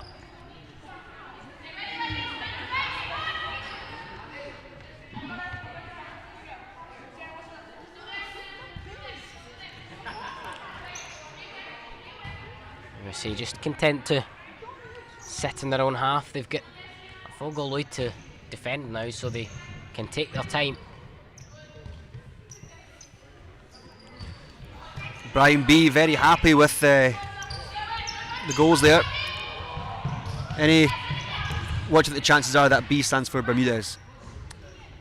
Yeah, it's probably a possibility. I mean, that's I believe the only player in the USA squad with a last name beginning with B, so I would probably take a wild guess at saying Brian is some form of relation to Nicole, but you never know. USA is a large place. Could be a super fan. Yep, also possible.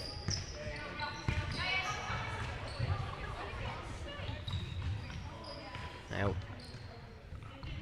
USA looking to add to this advantage, and it was Bermudez once again.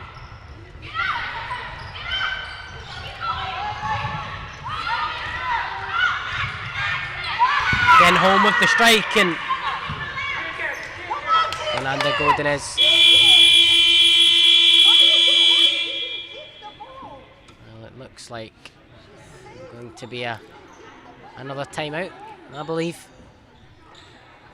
Yeah, there's Brian confirming our suspicions there. Thanks, Brian. It's probably the first time anyone said giving us credit for a good call all tournament. At least we've done something right. Yep. It's taken us till the final day. Oh, but we got there. Timeout's cut short there. I'm not sure what happened, but the original thing was a timeout, but the officials have said no, we're not having the timeout. No. And we'll continue on.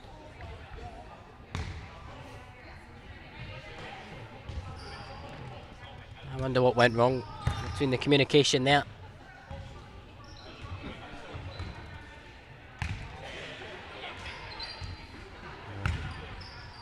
Marta Pellegrin's being reintroduced anyway in the meantime.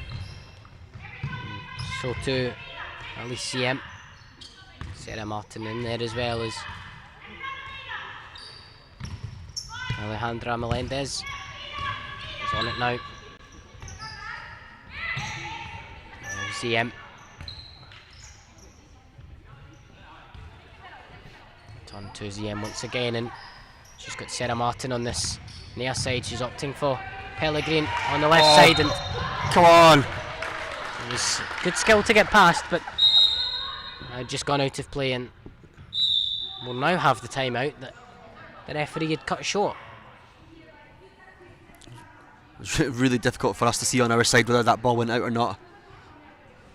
But either way, lovely footwork from Marta. I have to trust the decision of the officials, but I'm really questioning. Yeah, without doubt, they've got a better view, vantage point over there than we do. Thanks, Brian, for the positive feedback there. I really appreciate it. If anyone else wants to tell us what a great job we're doing, please don't be shy. Looking at you, Jimmy Connolly. I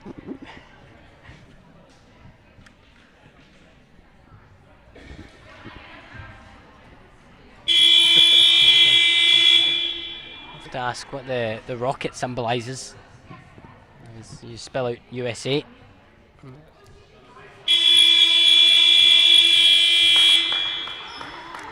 Just general American power or something.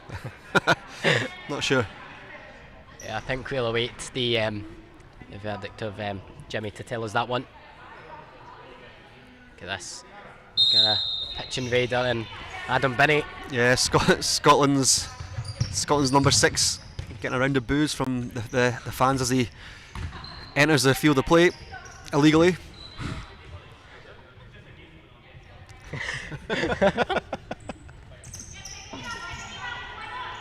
Yeah, he's been told off now.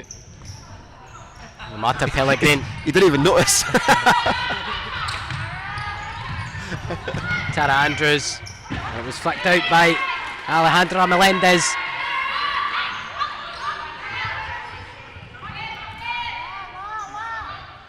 not even had the chance to represent Scotland, showing up in his work clothes. It's Tara Andrews. Now Sienna Fraser turns it to Andrews, and Clifton trying to flick it in.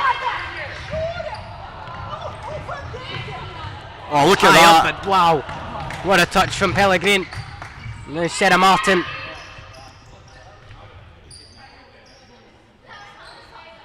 Just looking for the options, and that touch there from Marta got a lot of appreciation from the crowd there. Yeah, I think we just kind of heard a whole lot of as she took that touch, and rightly so. It was absolutely beautiful. Overheard one of the Scotland men players who's watching here saying he would have done that, which was followed by a round of laughter from his teammates. Well, here goes Elysium in the meantime, and Pellegrin trying to return it as she faces pressure, and Taylor Bride taking her down, and Pellegrin wins a free kick for the USA, and another opportunity to extend the advantage to 5 goals. And it's going to be interesting to see what she musters here. Shot from Bermudez blocked. Not Bermudez, but rather Melendez, sorry. Oh, wow. And she's going here. Melendez across to Sarah Martin, and Pellegrin was waiting at the back post. She couldn't turn it in. And we're just refixing the goals again. Taylor Bride happy to do that.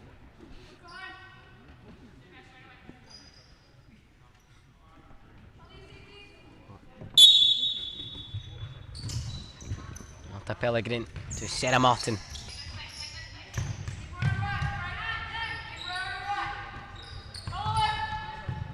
Across to Elysium. Final 3 minutes of this grand final, and USA in full control here.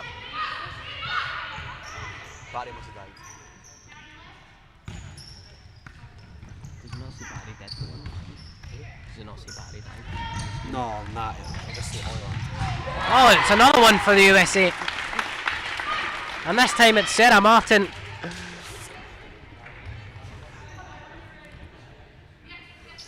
And it is now 5-0.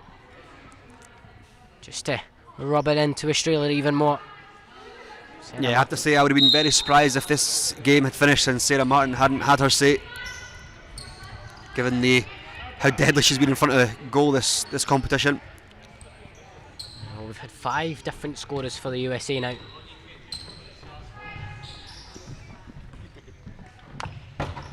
Select few not on the score sheet yet. Stephanie Lloyd, and it's delivered in, but Natalia Nibley can get forward, and she's going to have a go, and she does get it in. And Natalia Nibley this time converting to make it 6 for the USA. And we've now joined by the pitch invader, Adam Bennett. Adam, good to have you here. I would just like to first of all start by apologising. I was late, so I've been fined already by Robert Black for being late. I was at work this afternoon, I'm afraid, to try to get here as quick as possible. Hence why the pitch invading antics did take place. So I would like to. Oh, what a goal! Sienna Fraser for Australia, pulling one back. I was just speaking to my teammate Andrew Stavert, and he called that. He said that there was a goal coming for Australia here, something to celebrate in the final. I'm glad they got the goal, thoroughly deserved. Yeah, Australia have worked so hard to get to this stage, and it is good to reward them at this point. Marta Pellegrin, USA just facing a bit of pressure here, and they'll have to work a way out of it. Pellegrin. Kane, Marta Pellegrin is a joy to watch. She is, by quite some distance, I think the best player that we've got in Perth this weekend across all 8 teams in both the male and female category. She's an absolute joy to watch. The boys were just joking there when watching this game that we think she would be a great fit for the Scotland FIFA job if she fancies it. She knows the sport inside out, and we're so lucky to have her this week here this week in Perth. I think a lot of the players will learn a lot from her. absolutely fantastic player and an even better character off the court, which I'm sure anyone that's had the chance to go on a night out with her in Vegas can attest to. Well, I'll happily print the contract off for her if she wants to sign it.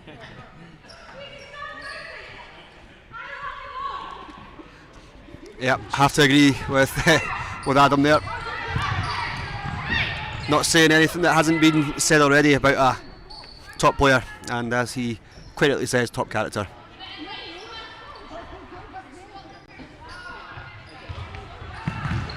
Now, for those who were here in 2022 on the streams, you would have known Adam being in this very situation, sitting and commentating on how well Marta was, and here he is now at the same tournament. It's a compliment for Adam to be playing in the same tournament as her. Yeah, just as we reach the end of the game, a few more words of love coming for the USA, more rocket emojis to pickle our brains. And Mario Gonzalez once again giving Talia some encouragement there for her second goal of this final. Now, final 30 seconds here, and the time is flying. Sarah Martin for the USA, and it's a matter of time, and she's completely missed that one. But you know, just before the game finishes here, I want to say that, you know, for all the deserved plaudits that Marta has been receiving, Jimmy Connolly, you know, giving a shout out to Sarah Martin, which quite rightly, she's been absolutely magnificent throughout this whole tournament. Marta Pellegrin to Sarah Martin and to finish it off. Right on cue from Sarah. And it's another one for Sarah Martin. It's 2 for her, and there's been a double here as Natalia Nibley and Sarah Martin both have 2 goals to their name, and with 12 seconds to go, the USA have done the trick. Yep. Sarah unusually on her right foot that time. Powerful effort from Tara Andrews, but there's time. That concludes the 2025 IFA Nations Cup Grand Final, and it is the USA who are victorious, and a well-deserved victory for them. Have worked oh so hard to get to the stage and to beat Australia 7-1 in the final. Shows what hard work and determination they have,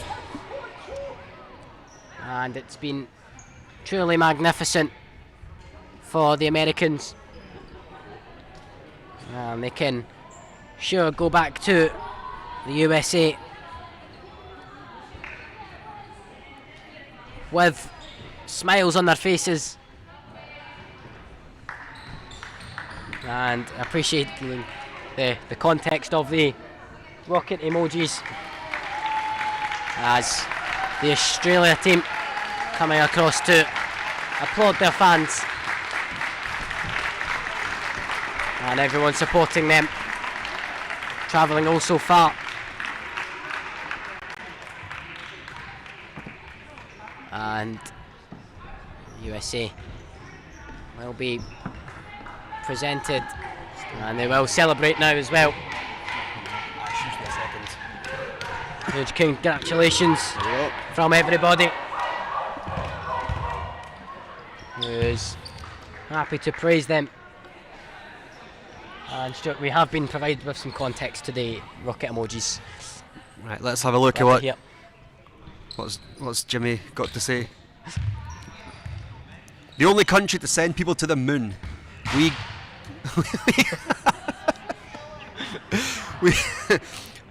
We get to reserve the right of the rocket emoji. Right? If you insist. Good on yous. Really proud of you. Superb. This is great to see. Yeah, hang on, we're just hearing that we've lost our picture here. And the 2 teams coming together to get a picture with each other. and that's Scottish yesterday. really nice to really nice to see the two teams getting on all so well. And Yeah, some lovely words from Mario and Brian congratulating his team on a well-deserved victory.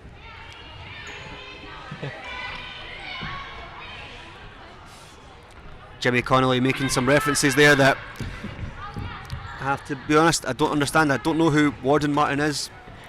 And, I think Warden is like an occupation. I right. believe he is Warden Martin. Perhaps, I don't know. Maybe Okay. Sarah Martin? Yeah, very not well sure. could be. He did say that Sarah Martin is a pride and joy. Yeah. So yeah, it makes sense. Yeah, well, the two teams. Look at that great show of respect there with both teams getting their photos taken together.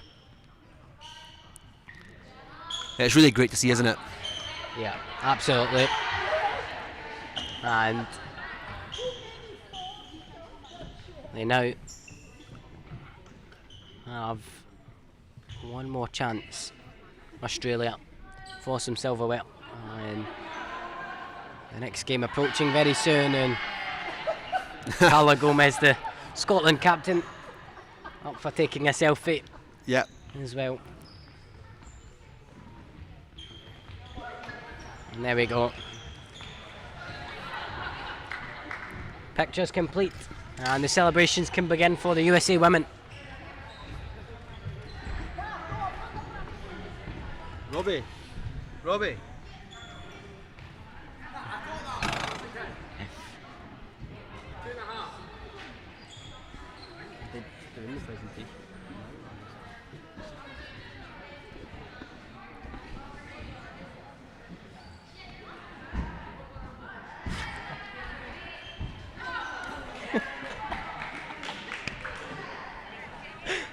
Just give me 1 minute.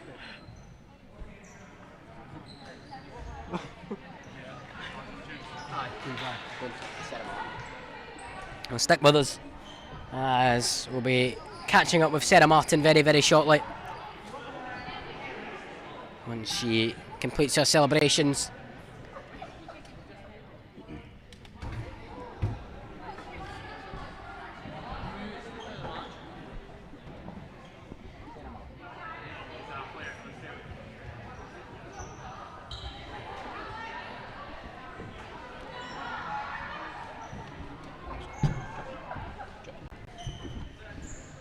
Now there's Alex Para getting involved in the photos now.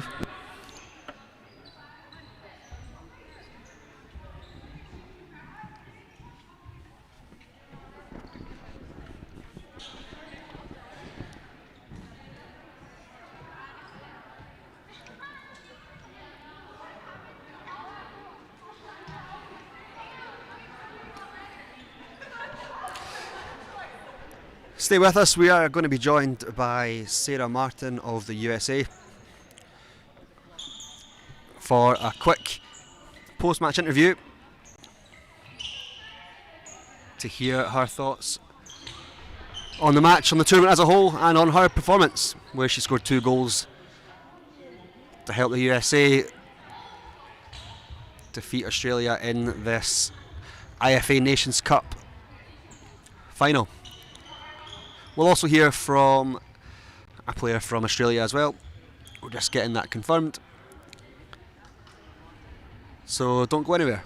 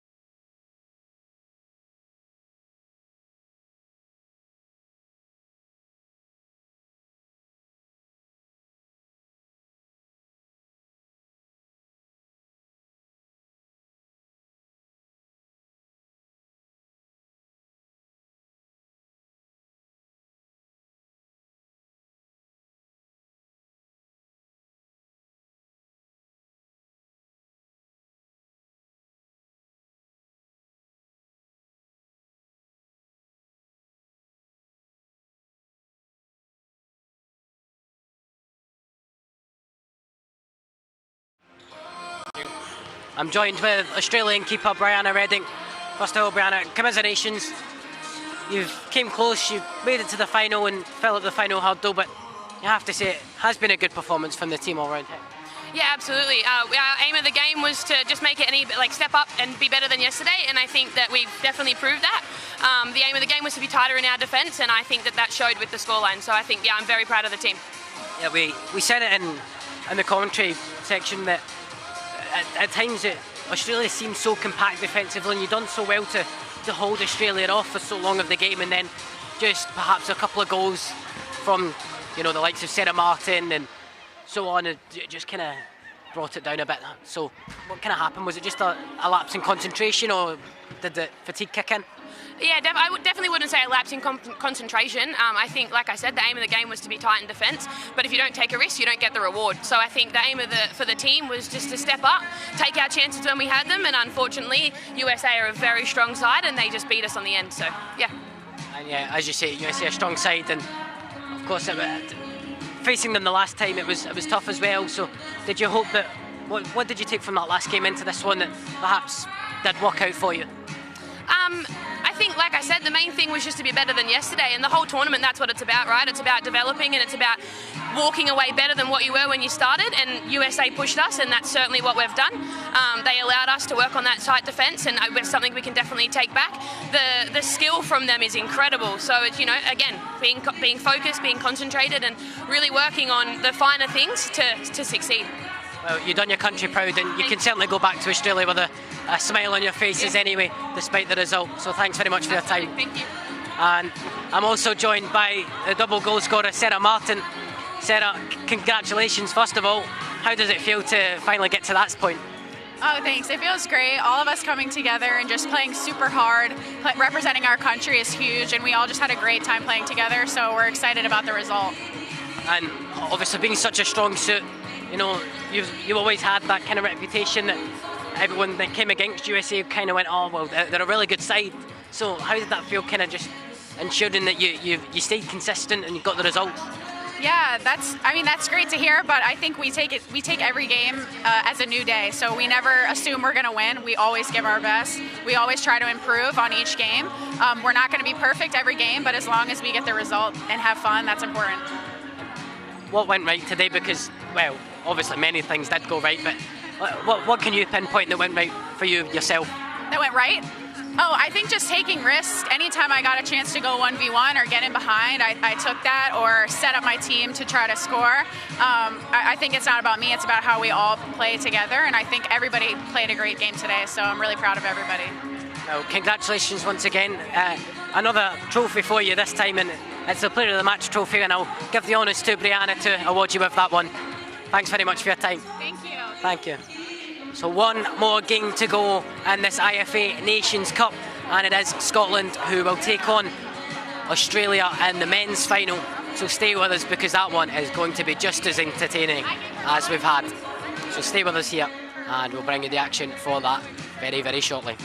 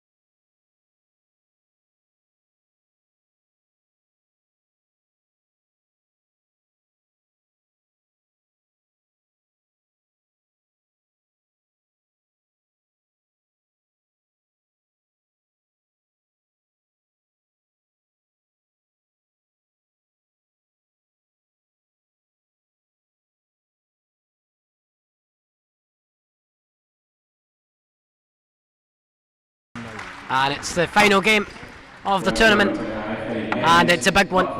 It's Scotland, and they will be taking on Australia in the men's grand final, and we'll go through the two national anthems.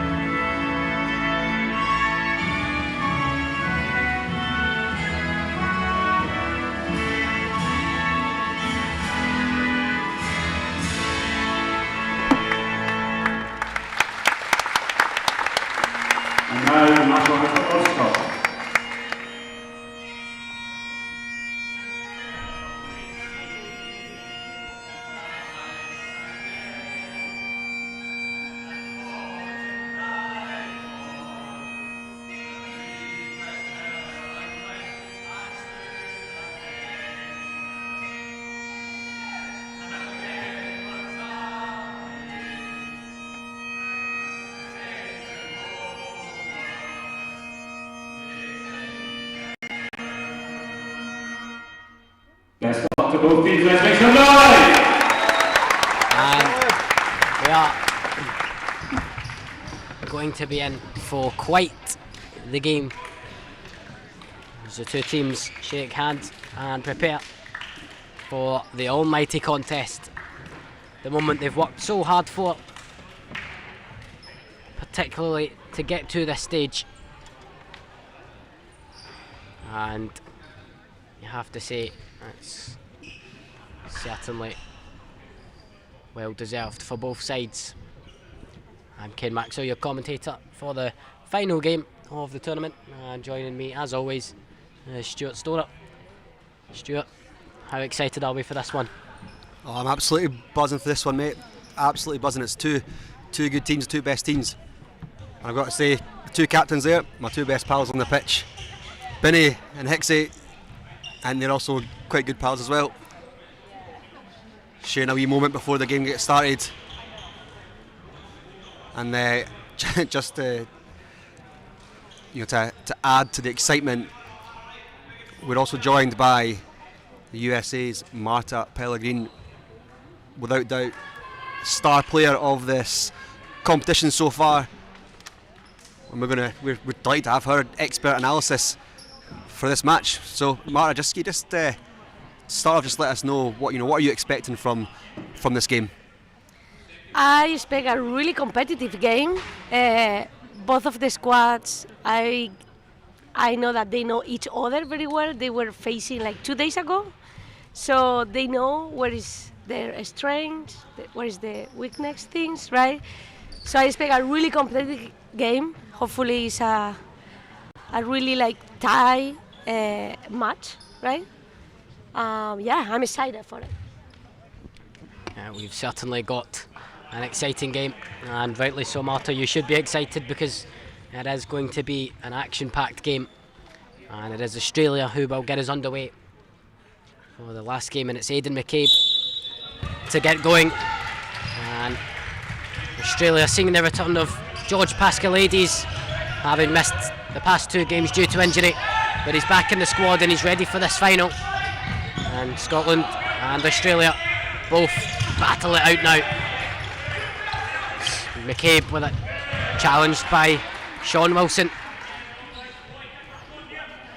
And this game started off really intense already, just 20 seconds in, and it's already massively intense on both teams. As you say, Australia are going to be delighted to have George back for this game, George Paschalades. I think Matt Hicks was sort of telling us before the match that he was telling us that it was more of a precautionary thing to make sure that he was fit and available for this final. And Scotland as well, they'll be thrilled to welcome back Andrew Stavert and Adam Binney to the team who missed the win over England yesterday. God knows how it could have ended up had they been there. Two very dangerous players. Here is Scott Milne across to Ryan Shanley, and Sean Wilson with it now. Bringing out to Ellis Stevenson for Scotland as they look for the opening clear chance. It's Wilson going to fire it through, and Matt Hicks will claim that one. Tell you what, Stuart, it's a noisy hall and it's going to be hard to hear each other. Yeah, I can barely hear you, to be honest, mate. The noise from the court, from the stands, lots of cheers from the fans, from the players. It just adds to the atmosphere, though, doesn't it? Makes it really feel like these are two teams who really want to win this championships, and no wonder. McCabe misplacing that pass and just feeling a bit of pressure. That is, without a doubt, a lot of pressure, especially when you made it to the final. You want to win. Marta, you'll know all about that, having just played in the final, and effort going wide from Scott Milne. But Marta, obviously, as I says, just playing in a final and feeling pressure. How do you think these lads will feel out there now? Yeah, like when you are in the final, right, you need to give your 100%, right? Like leave the pressure out. Yeah, just give everything you have. Of course, there's always like pressure because if you receive one goal, right, you are one goal behind and you need to go play harder, right? But yeah, I would say like most of the players that play a final, they play already a final before normally, right? So they are like more used to, I guess. Yeah. Yeah, well, in the meantime, Australia have a corner. It's Lawrence Wang, and it's came off of Sean Wilson. That'll be another Australia corner. Sean Wilson clearing up and quick teed 1-2. And it's Ellis Stevenson taking it on. It was locked, and Andrew Bacon was looking to commit to the press, but holding back and sustaining the shape. Australia holding. I can see this game really similar to us. Australia sitting down, right? Like waiting for Scottish to attack, right? And then corner attack.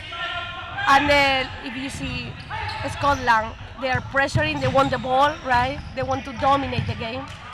And Australia is more like sitting down and trying to corner attack.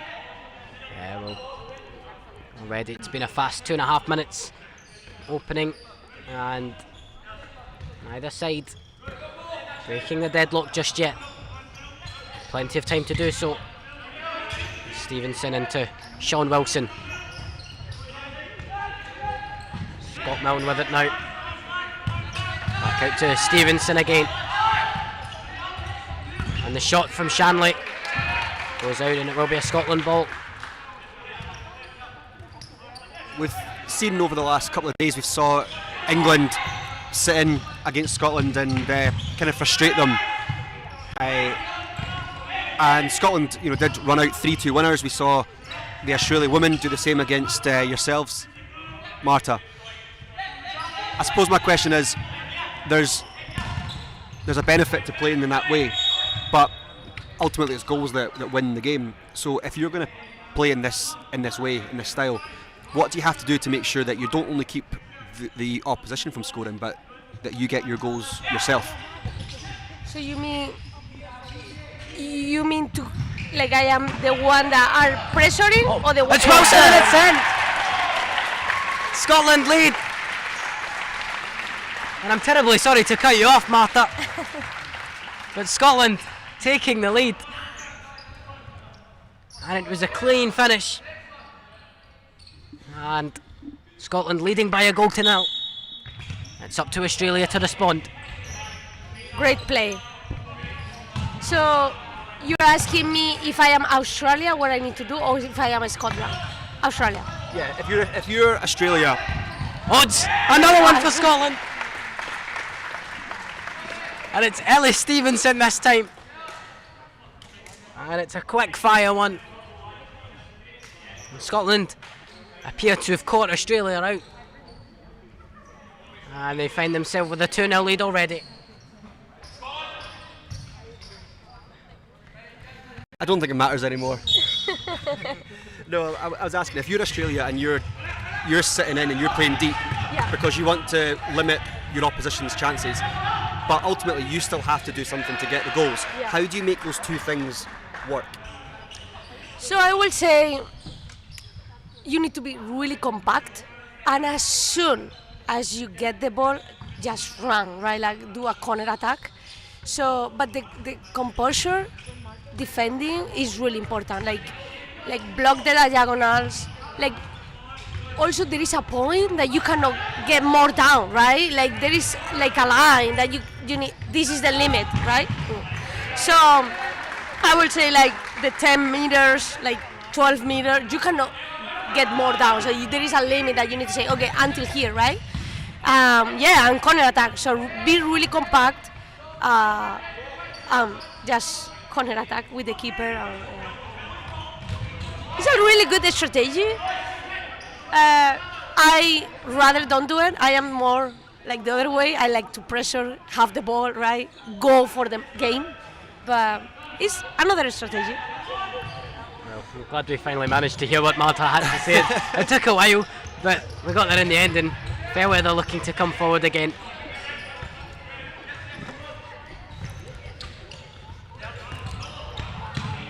I think we were discussing yesterday, Kane, how... Oh, that was lovely from Wilson, and forcing this save from Matt Hicks. Yeah, we were discussing yesterday how Robert Black and Andrew Stavert are the two who have played for Scotland in each of these tournaments, and how neither of them had actually scored yet. I was corrected actually by Robert Black, the Scotland goalkeeper, who rather embarrassingly for Stavs, Robert Black has scored in one of these IFA tournaments. So it's the big number 12 for Scotland as the one who still is awaiting his first goal at an IFA Championships. I wonder if today will be his day. Yeah, well, that was bold to Robert Black to come and approach you bravely anyway. Oh yeah, Rob was very quick to let us know that he had actually scored. Steam coming out the ears. Yeah. If you were to put your money on one of those two scoring today, Stavs or Rob, who would it be?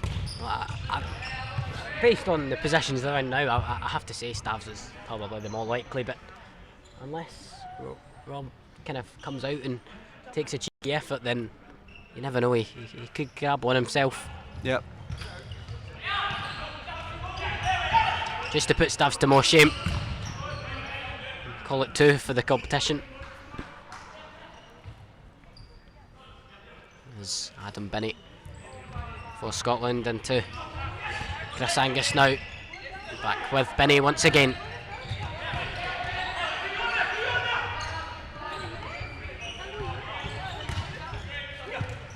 It's now Adam Fairweather. Well, it's through for Callum Peddy, but he couldn't get away, and Aidan McCabe trying to break away, and it's kept in by Fairweather.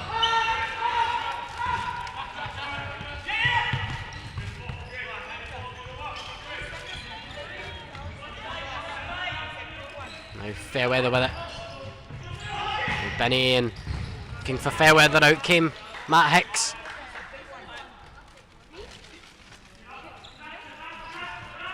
Just to the right of us, the USA getting their fair share of shortbread, introducing to Scottish tradition.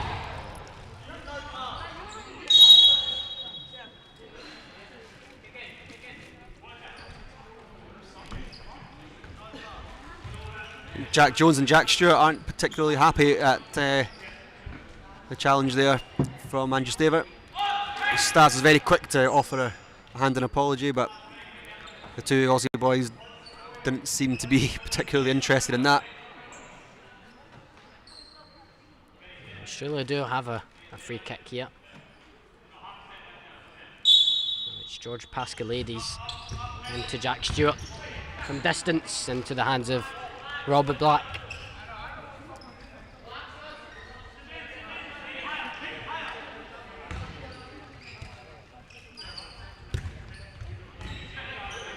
And there's Angus into Fairweather.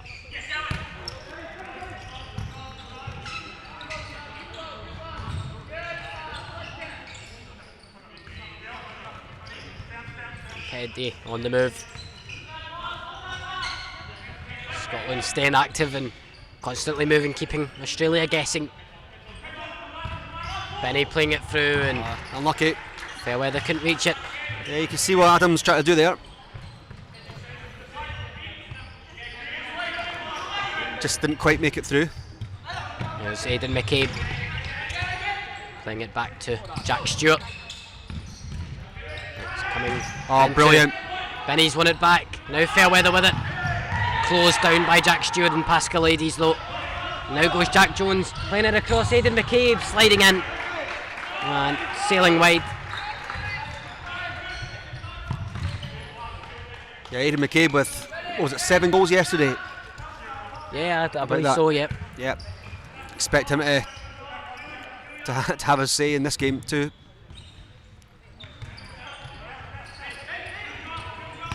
Callum Petty into Adam Binney, and Binney squaring it across, and Adam Fairweather was there. He made the contact, perhaps not in the way he wanted though. You'd expect Adam Fairweather to finish that. It might have, just from our angle, might have just looked a little bit easier than it was. It did come across pretty quickly, as it tends to do in futsal. And Lachlan Davis firing over. So, Marta, you've obviously watched a lot of these teams. Is there any players that you think have stood out for you over the course of the competition? What do you think about the players? Is there any players that you think have impressed you? Oh, like in the men's side or women's side? Men? From this game? Oh, from this game. Yeah, so I like the number 8. What is his name? You say? For Scotland? Yeah. Yeah, that's Adam Fairweather. Yeah, I think he's a really good player, really smart. Number 2 is really young, right?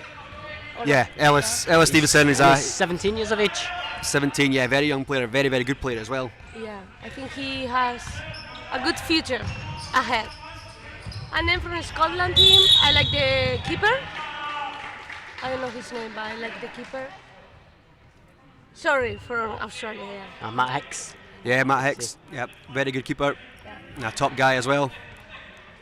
We were fortunate to meet up with him in Vegas for the US futsal championships there.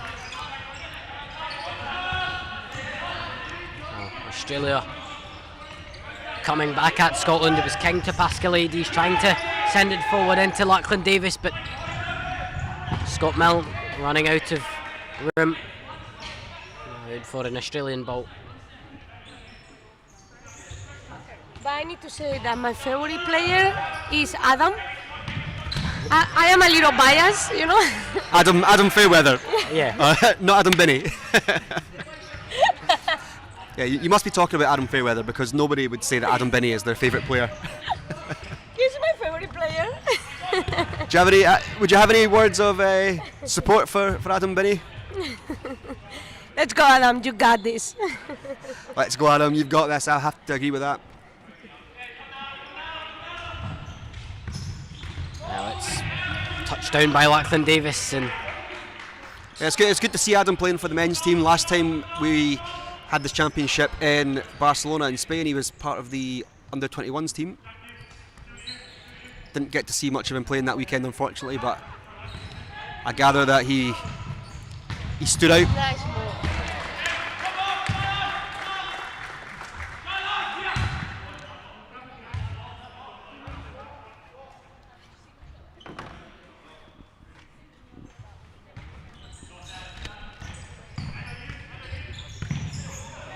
it's Scott Milne with it just now. Now into Sean Wilson and teeing it up for Scott Milne, and Matt Hicks done enough to stop it. Well, Stevenson touching that one out, but Bacon onto it. Now Aidan McCabe. Shot for Jack Stewart.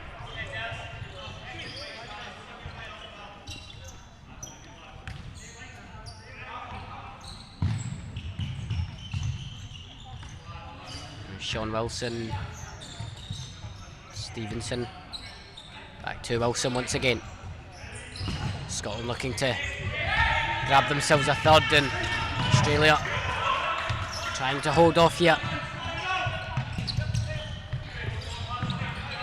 Yeah, I think we were just talking about Adam Binney taking part in the under-21s for Scotland last time. I'm sure, might need a double fact check here, I'm sure Callum Peddy was part of that team too.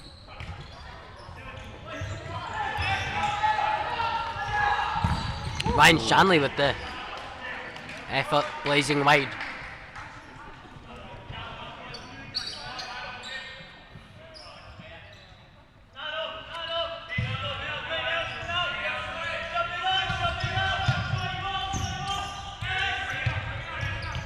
Now here's Edward Bacon into Jack Stewart. And touch from Jamie King. Right, Scotland see possession.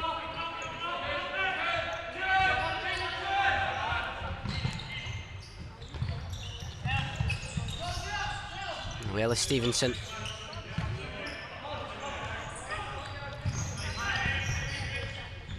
Milne. Look to Stevenson. 17-year-old looking to find the opening and grab Scotland a third. And his second as well. Yeah, just confirming there, Callum Peddy was part of the Scotland under-21s in Spain, also part of the Scotland under-17s. So a big step up for him, and I tell you what, he's handled it brilliantly, hasn't he? Yeah, well, here goes Ellis Stevenson now, and he's centred across to Scott Milne. Now Ryan Shanley sending it across, and it is! It's Scott Milne this time.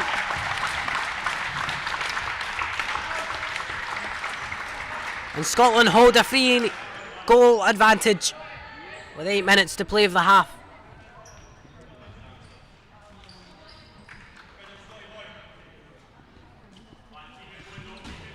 Yeah, no more than they deserve. Scotland, they've been far and away the better side in this final so far. Australia really. Oh wow! Who saw that? Yeah, we all saw that, didn't we? Yeah. Who was that? Was it Callum Peddy, or was it for those who don't know what I'm talking about?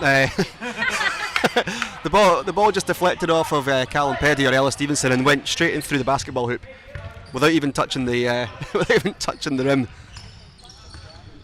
I'm not saying it's a highlight of the competition so far, but it's got to be up there. Tremendous skill. Now he's going to be saying he meant it. Oh, 100%. We'll ask Robert Black and he'll probably confirm that as well. Well, Callum Peddy sending it in the direction of Stevenson.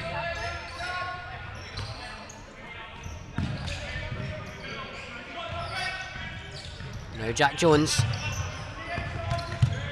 Coming off the stomach of Sean Wilson, and Jack Jones able to keep it in and flicked out by Sean Wilson.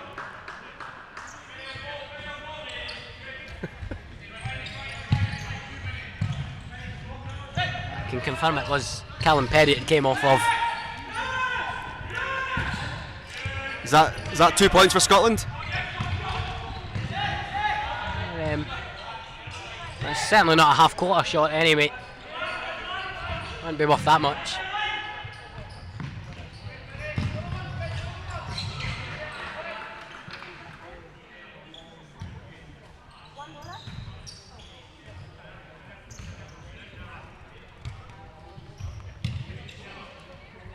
Ellis Stevenson into Adam Binney. Now Sean Wilson with it again for Scotland. Back with Stevenson and sails across the face of goal. But no result for Ellis Stevenson on that occasion.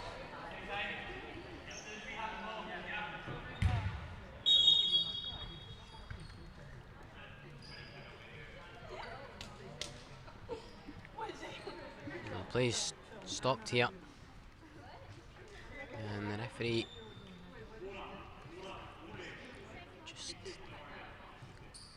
for a bib for whatever reason. I think something's maybe spilled on the surface of the court.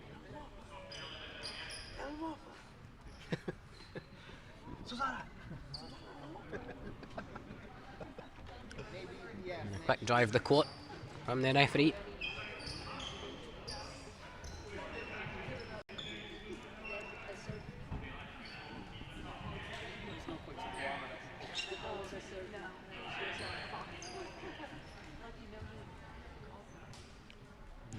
Take your time, ref. No rush. Matt Hicks gets us going again. Edward Bacon into Jack Jones, and Adam Bennett gets the foot in there. And it will be an Australia ball.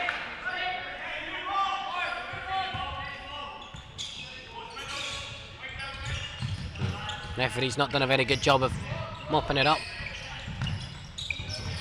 Lawrence Wang, cleaned up by Benny. Edward Bacon with it for Australia.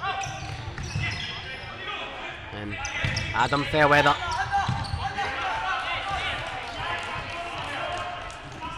Now Adam Benny. And Chris Angus into Fairweather.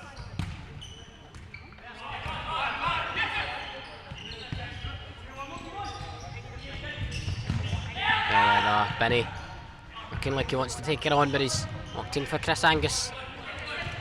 Andrew Staver.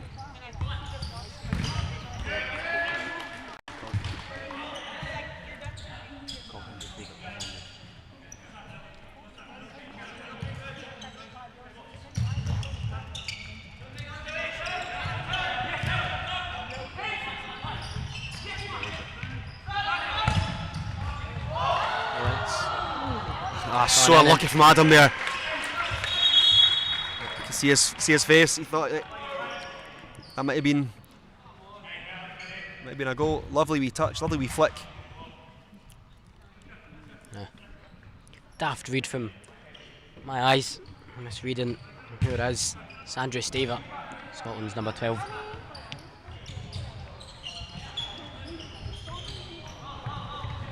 Not Chris Angus. Not sure where I pulled that one from, but it's a misread of the team sheet, but error corrected. I think they're the only two that can fit the number 12 jersey, that's what it is.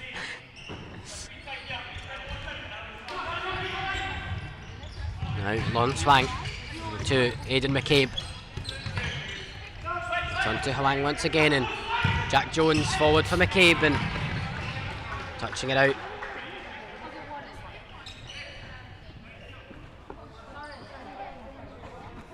And Scotland with the ball on the far side, and Benny will look to play it into Stewart.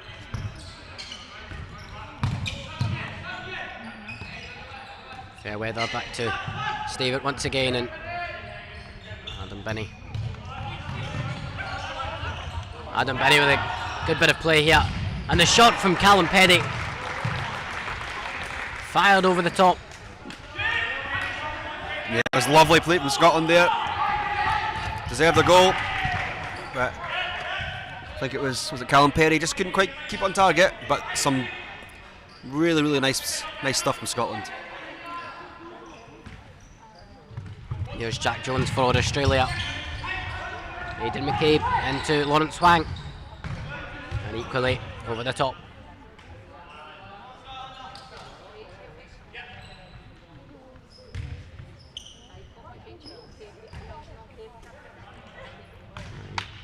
Scott Milne into Fairweather.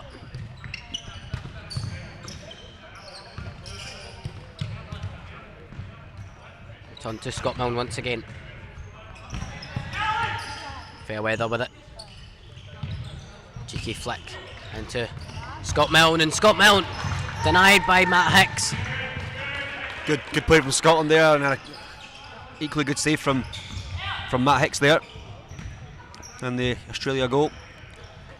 We were just talking about him earlier. You know, Marta pinpointed him as one of Australia's strongest players. And he's shown his worth there. Aitken just heading that one out for Scotland ball.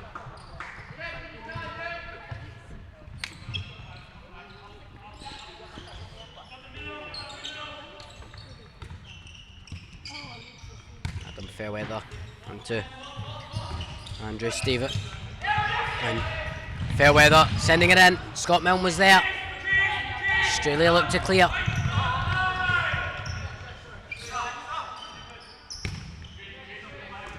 Ryan Shanley with it. Yeah, Ryan Shanley there. Taking good care of the ball. Treating it as if it's your microphone.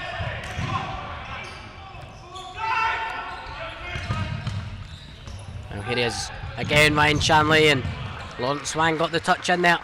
Let me just ask you, Kane, how did you feel when Ryan Shanley took the microphone out of your hands on day one? I was in total disbelief, Stuart. It's first time in my journalism career that a player's ever snatched the microphone from my hands.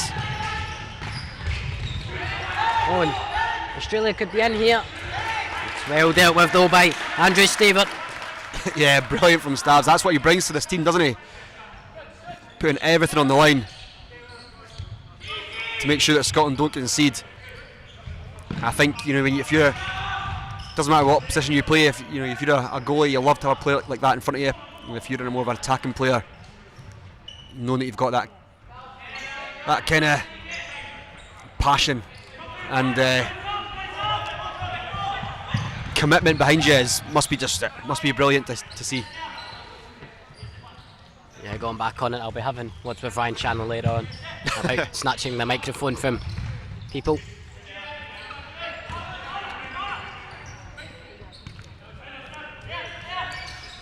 Marta, it's 3-0 to Scotland. We're approaching half-time. If you were the Australia coach, what would you be saying to them to get them back into this match for the second half? Well, you have 20 minutes, right? And you are 3-0 down. So you need to bring everything that you have. To me, I would say staying like in your core maybe it's not the best solution. I will say pressure. Like you need to go for the game. Like, okay, you can lose maybe 6-0, but maybe you can tie the game, you know? But you need to go for the game. So I will say bring everything that you have for the second half. Be more aggressive. And maybe at some point I will play with the fifth man, right?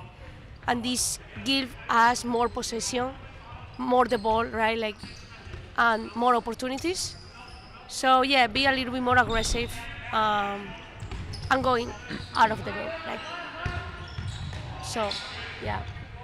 Yeah, we did see Australia play with the fifth man at times yesterday in their game against the rest of the world. So, just as you've pointed out there, Marta, I think that's something that I wouldn't be at all surprised to see in the second half.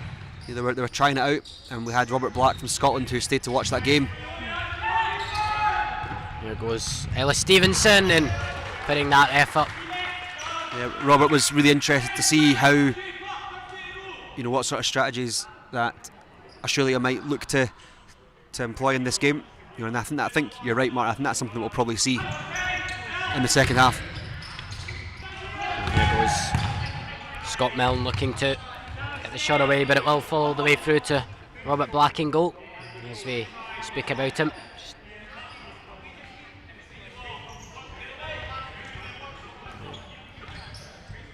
Sean Wilson with it as we approach the final 30 seconds of the half.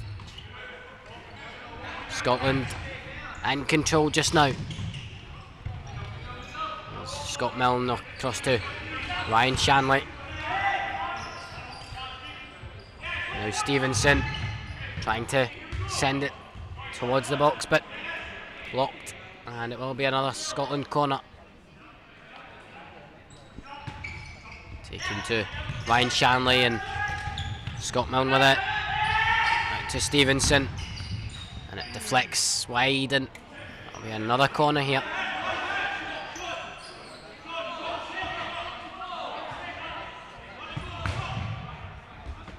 Pascalides hitting it out, and we have 0.1 of a second to go. Yeah, not much they can do in that time, I don't think.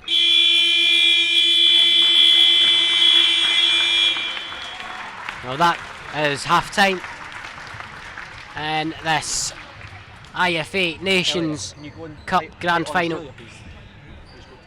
And as of right now, it looks to be Scotland in control. And it's going to take a lot for Australia to try and cluster away back into this game. And they've got a lot of work to do in the second half.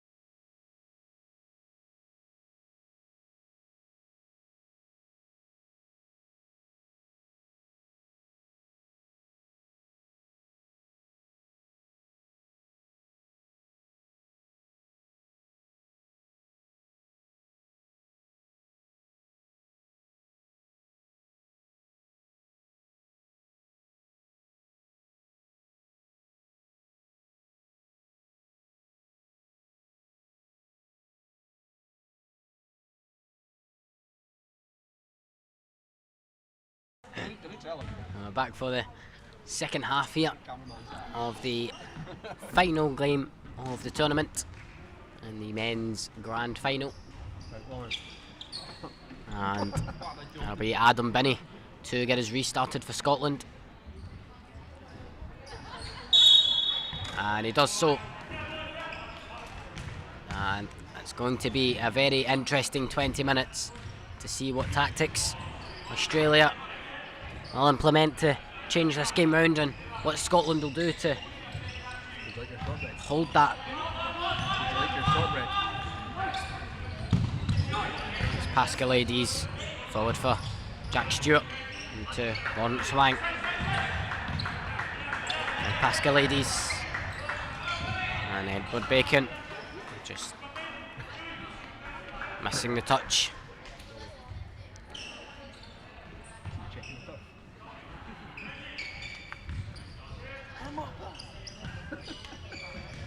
Here's Andrew Stavart.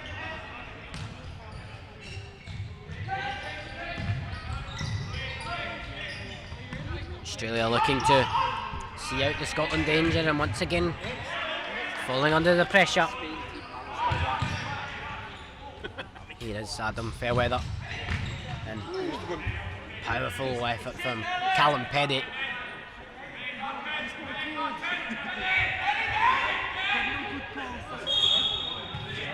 And Adam Binney's going to be booked here for delaying the restart. Yeah, it's about time, to be honest. You hate to see that sort of behaviour, and you don't want to see somebody like Adam, well, on the court at all, and that's why, because his attitude is quite simply appalling at times. He tried to say it hit off his foot. I think it was intentional. I didn't see it, but I know that he's got that kind of behaviour in his locker. Did you see him earlier on walking across the court at the final? Yeah, some cheek. Can only imagine what he would have to slate if somebody done that just now. Yeah. I might go and do it, see what he thinks. Here's Andrew Stavart.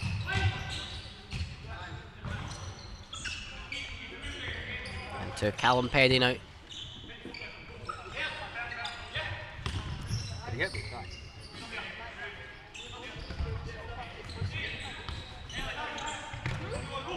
Now Callum Peddy with it.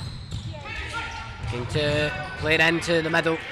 Adam Fairweather was waiting and Adam Binney with the ball on the side.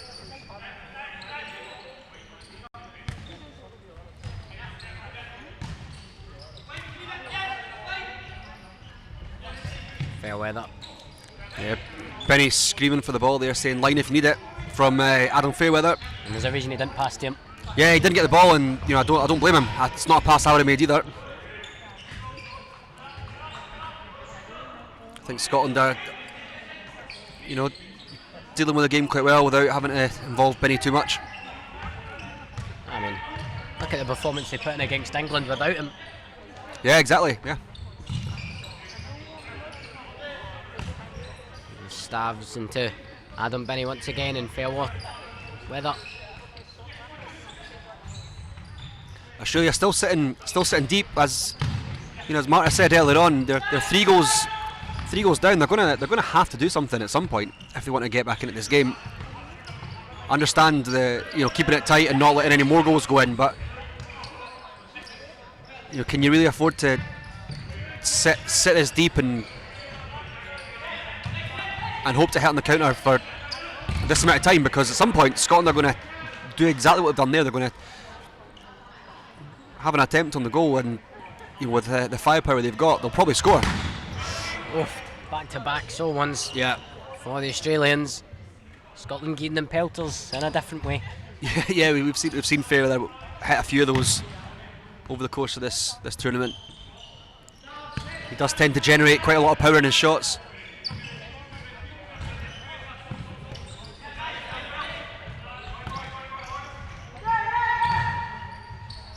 Here's Binney. Callum Peddy. It's possessed, but it's given back to Scotland. Sean Wilson will take control. Ryan Shanley.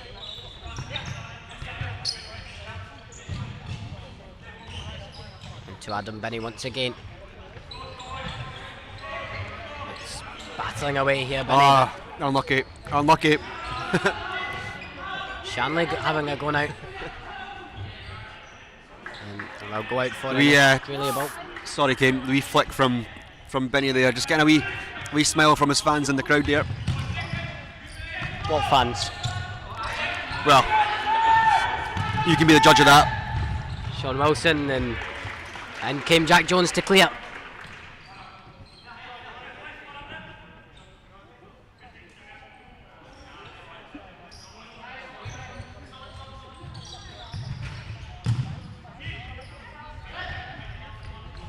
And there's Adam Binney once again. Remains Scotland 3, Australia 0 just now. You have to say, another goal would do this game a bit of spice if it went the way of Australia at least. Yeah, I'd say so. I think Scotland are well worth their lead at the moment, but there's still a decent amount of time left in this game. So if Australia were to get the next goal, it could really set us up for quite a decent finale. There's Shanley with it. Fair weather. Wilson into Binney. And now Lachlan Davis can go, and he's going to send it across to Jack Jones, trying to return it. Binney gets it up to Ryan Shanley.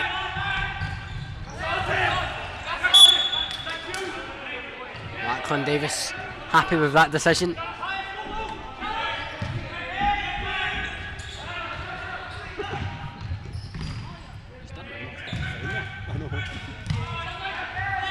Sean Wilson flicking it off of Edward Bacon's head, and Bacon losing his footing.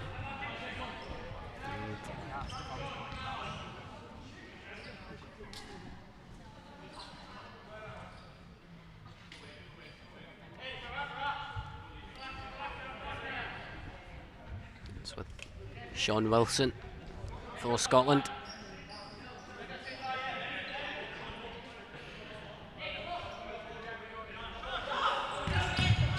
For the show of Ryan Shanley, couldn't find him. Aidan McCabe into Edward Bacon and sent into the middle where Wilson was there to clear it, and Adam Binney replaced by Scott Milne.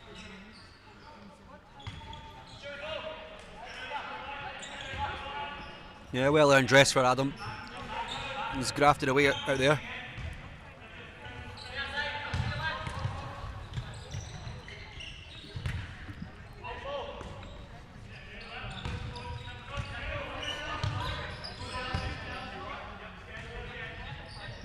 I have to say, I'm surprised he's not on the score sheet yet, but missed out on goals the past couple of days. He hadn't scored, he only scored in one game, I believe. Who had him? Competition, yeah. I think it was the first game of Scotland in a large victory over the rest of the world. Yeah. There's Sean Wilson now for Scotland, my favourite player in the team. Gave us a top quality interview yesterday, and then when asked how old he thought I was, he said about 10, 12 years younger than was actually the case. So top guy, that's Sean Wilson. Great player. Great player, great coach. Did they say you were only 10 years old?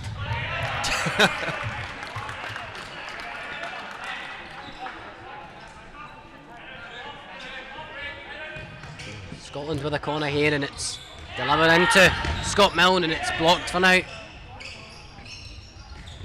Across for Ryan Shanley now, into Wilson. Flicked up and... INF. Yeah. Good call from Wilson, wins the foul.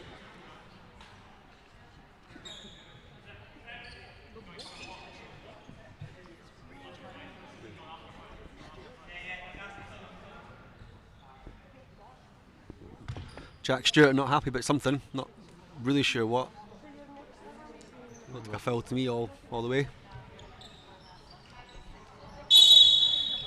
Wilson playing it in, and it was smart from Scotland. Yep. The execution was there, just Matt Hicks was equal to it.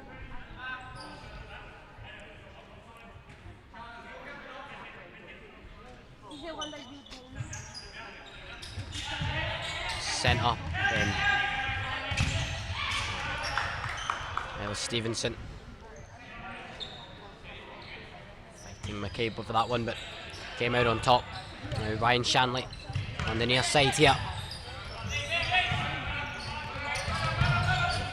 Scott Milne picking out Wilson, trying to return it to Milne. It worked out for them. Sending it back to Robert Black, who hasn't had that much to do, if I'm honest, Stuart. No, you're right. I think he's maybe not so much as his role as a goalkeeper, but as a coach, as a leader of the team, he's talking his team through it all the time. He hasn't shut up all game. He hasn't shut up all week, to be honest. Well, Stevenson doing well to wiggle his way through, and you can hear the commands from Robert Black.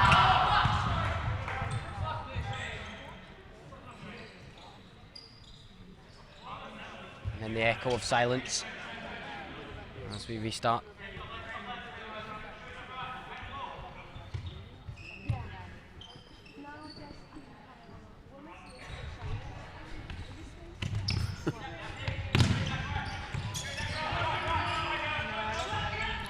There was Stevenson, and he went down and he wanted the foul. Jack Stewart turning back to see if it was given, and Wilson. That's good from Sean there. Just get himself in between the ball and Jack Stewart, who wasn't able to get a touch on it. You can just see the. That's brilliant from Robert Black. What are you doing?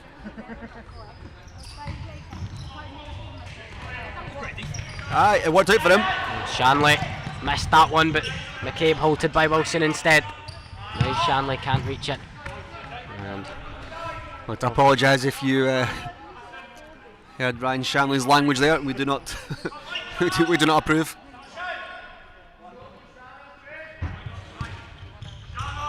Wilson doing brilliant there again.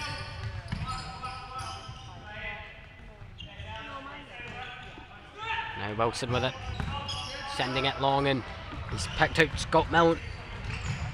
Monswang shielding it into the hands of Matt Hicks. Lachlan Davis. Oh, it's well intercepted by Scott Milne, and he'll come again, and Davis with the sliding tackle.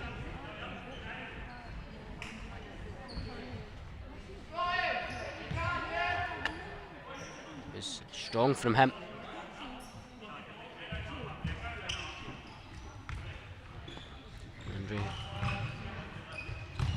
Stovat. Back in, and Peddy tried to get the shot away. Got a weak connection. Yeah, some pass from Stavs there to find Peddy. Seems like his teammates on the bench appreciated the pass as well. Oh, and Scott Milne with a what a save! Really promising effort there, and it caused Matt Hicks to dive across goal and get a hand on that one.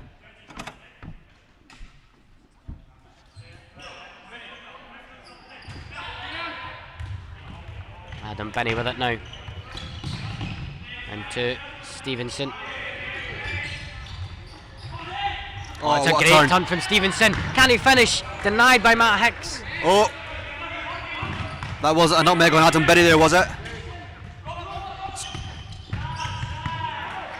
Here goes Stavs now for Scotland. He's going to give it to Adam Binney. Oh, it's loose from Scotland. In comes Stavs and Jones. Getting frustrated with Callum Peddy. Adam Binney intercepting. Ellis Stevenson trying the switch in.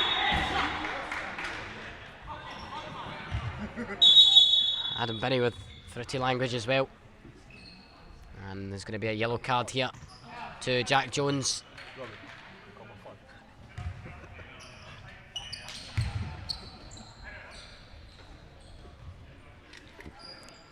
Yeah, Jack Jones just letting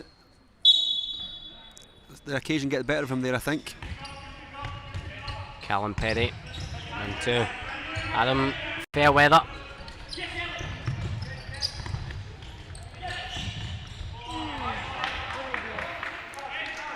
See the frustration going in the Australians now, because they know the game's slipping away from them here.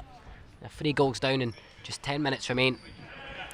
Yeah, there's they definitely still have time, but I think if they want to get something from this game, they're going to have to keep their discipline and sort of manage those frustrations and channel them in the right way. They're not going to win any games by getting involved in off the ball stuff and worrying too much about shoulder barges and shoving each other. Just go out there and play futsal, and if they're good enough to win that way, they will.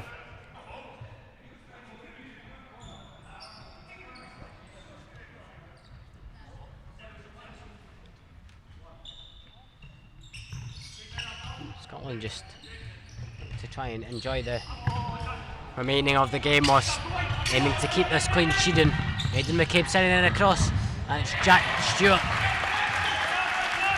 And Australia threatened for the first time in a while, and McCabe flies wide. So, Martha, we're into the last 10 minutes of this game now. What do you expect to see from both teams in the closing stages of this game? I will expect Scotland keeping the ball, right? Should have the possession as much as they can, right? And if I were Australia, I will go 100, go pressure, go to find the ball. They are having much more opportunity than the first half, so they have really good chance to score goal. They didn't get advantage of that. But yeah, just Scotland keeping the ball, and Australia hopefully they go ahead, pressure, and also maybe try the 5th man. But I will try really soon. They need to score at least 3 goals, right, to tie the game. So they need to go right now. Yeah, you mentioned the 5th man there. That was something I was going to ask you. We spoke about it earlier in the game, and I mentioned that they had practiced with that yesterday. Is it a surprise for you that they haven't used that tactic already? It depends the team, right? How comfortable you are. There are teams they are not comfortable, but I would say around the minutes 7:38 they need to start, because 5th man is not something that you score a goal in 1 minute, right? You need to be patient. You need to keep the ball. You need to try things, right? And yeah, so I would say at least 7 minutes. Oh my gosh, it was a good one. It's a good one. Yeah, so at least 7 minutes with the 5th man will be great, because again they need to score 3 goals. So hopefully the coach decides soon. Yeah, just as we were talking there, Stavs with a big chance to. Oh! Powerful effort from Aidan McCabe there, rattling the post, moving the whole goal frame. I guess Stavs had put that one away just a moment earlier, we probably never would have heard the end of it, eh? It's a lovely bit of improvisation, and he's unlucky not to find the net. Allows Robert Black to keep his bragging rights for now. Yeah.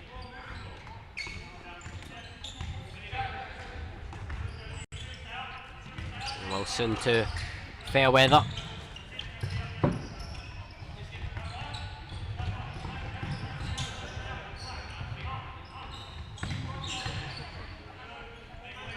Now Wilson with it, looking for his options here and playing it on to Ryan Shanley. see Australia just happy to come forward and just give it their all and just press Scotland at this point. And Shanley with it. Fairweather. Oh, it's sent! Goal! And Adam Fairweather converts number 4 for Scotland.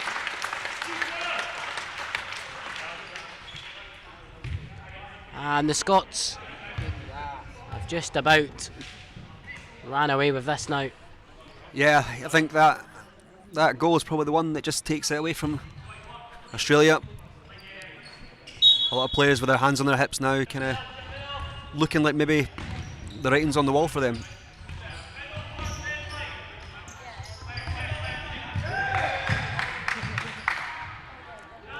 Stav showing what safe hands he has, and he can go in goal if he wants on Yeah. that bench.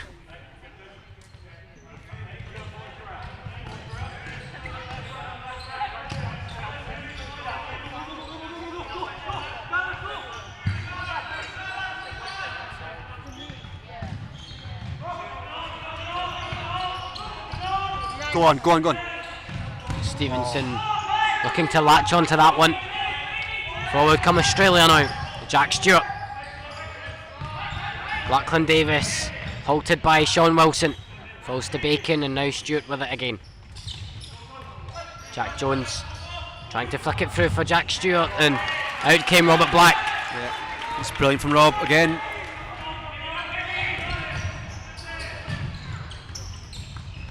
Scott Mellon across to Wilson. Return to Mellon, and that is a well-worked goal. And Scott Mellon this time, and he's got the double.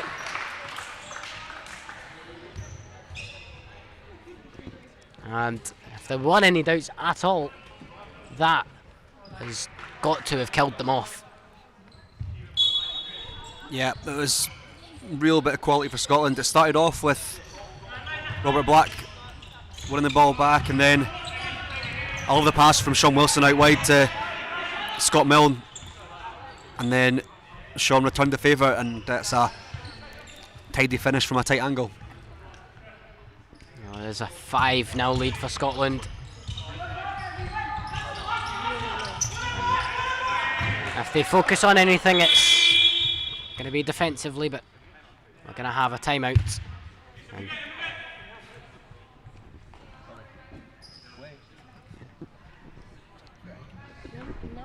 small period of time for both teams to take a breather. Scotland can reminisce on the 2 goals that they've scored recently and the 5 in total. Australia have to cluster something up just to take away what would be a perfect victory for Scotland.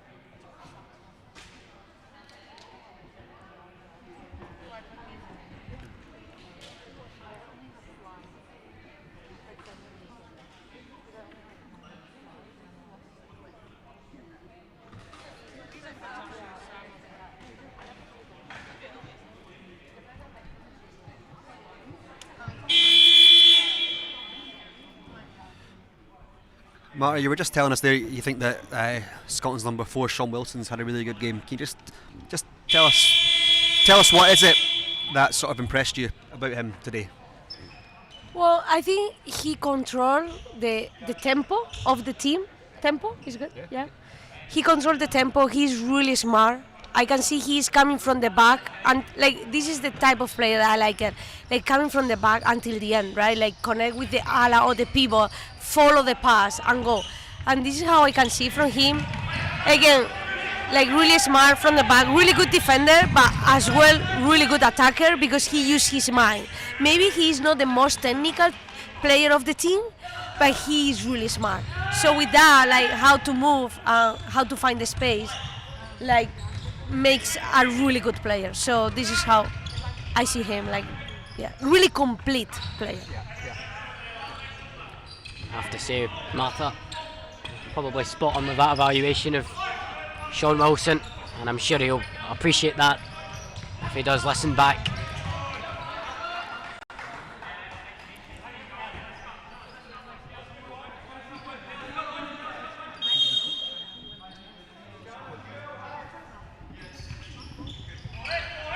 McCabe sailing wide.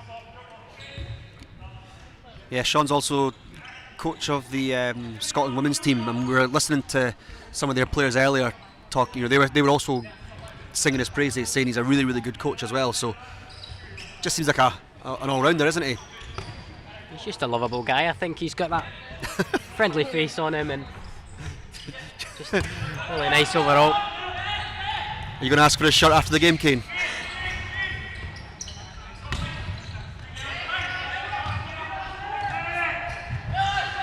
Stevenson has tapped in, and there he is, at the back post. Yeah, the man of the moment, getting his goal and getting a. That was a beautiful goal. Well done. Yeah, Marta Pellegrini really enjoyed that one. Can you talk us through it? Yeah, like I think it was number 10, right? Number 10 dribbled the ball until the corner and then pass back to number 4, right? Yeah. And with how we can say the here with the ball here back. Oh, sorry. Touch the ball behind, right? Yeah. Yeah, and then second post, like a futsal play. Like a proper futsal player. Yep. That's Beautiful. praise if ever I heard it.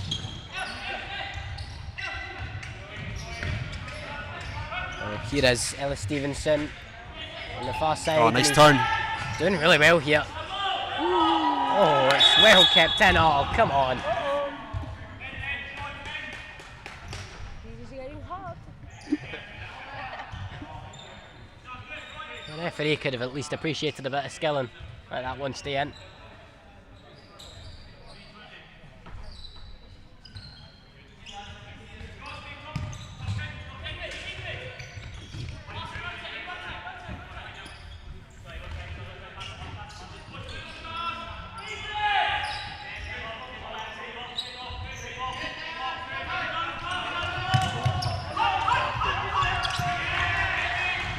Here is Sean Wilson flicking it back to the path of Lachlan Davis, but it's fell back to Wilson and Ryan Shanley taking over.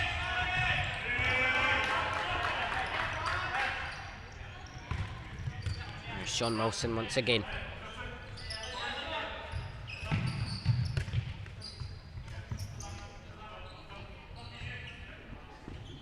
We have 2.5 minutes of playing time to go. Oh, nice. Scotland find themselves wow. with another one. And this time it's Ryan Shanley. And the Scotland squad making sure everyone gets their fair share.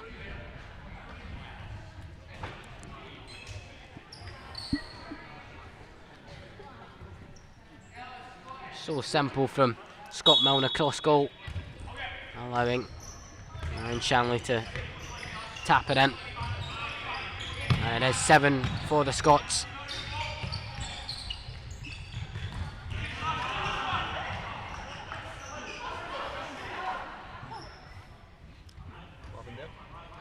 Ball spanning, it was still in, but they put it out and just stopped. Just spanning. And the player's forgetting that it needs to cross the line for it to be out. That one going all the way through to Robert Black in goal.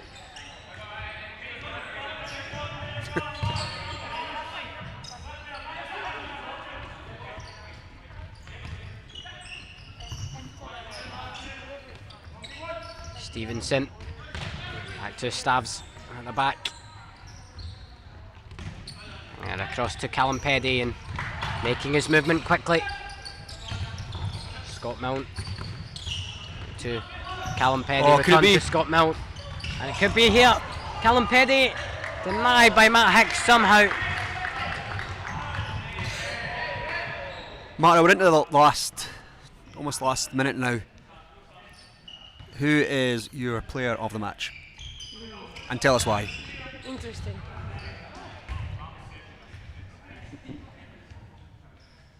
I'm thinking. You know, I think I'm going to say 2.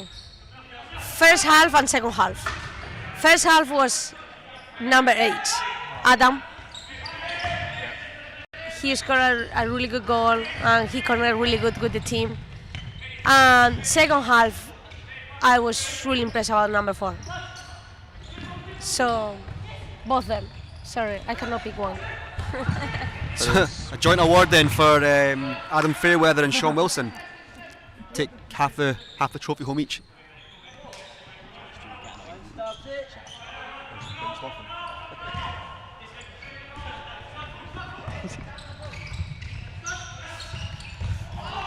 Oh, it could be Adam Binney.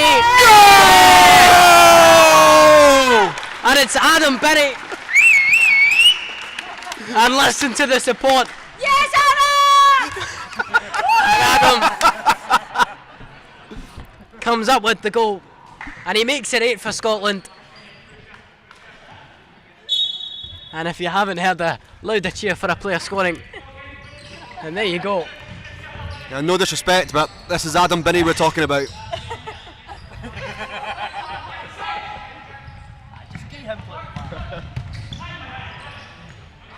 Martin, have you changed your mind on your player of the match yet? Oh, it's Callum Peddy. Scotland hunt for another one. Stabs is desperate for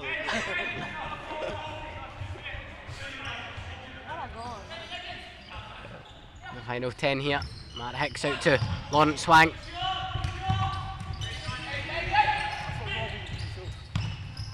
Stewart and trying to get away with Fairweather, but that is that. Scotland embraced Australia and have took them out with style. A fashionable win for the Scots. Scotland, your IFA Nations Cup men's And champions. 8-0 and quite the victory. Will be the presentation ceremony for the men's and women's tournaments. A fabulous all-round performance. And don't forget, we'll get the interviews and we'll also have the presentation for Scotland and the USA. And Marta Pellegrin can truly get her celebrations underway when she lifts that trophy. USA captain. Yeah, thanks so much for joining us for this game, Marta. Can you just, before we go, just summarise that game for us in your own thoughts? Yeah, thank you so much for having me, first of all. And yeah, I would say Scotland was better on the court today. They are fair enough, like the winner of the game. So yeah, it was a really intense game, really good goals, really good connection. I will say to Australia, like, they have a really big bad luck, some of the chance, some of the opportunity that they have, right? But honestly, Scotland was better. So congratulations.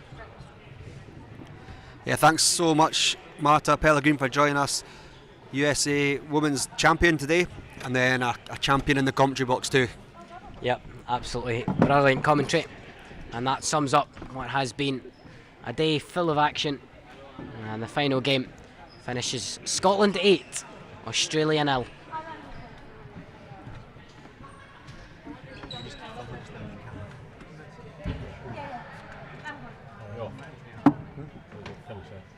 What were you saying about the camera?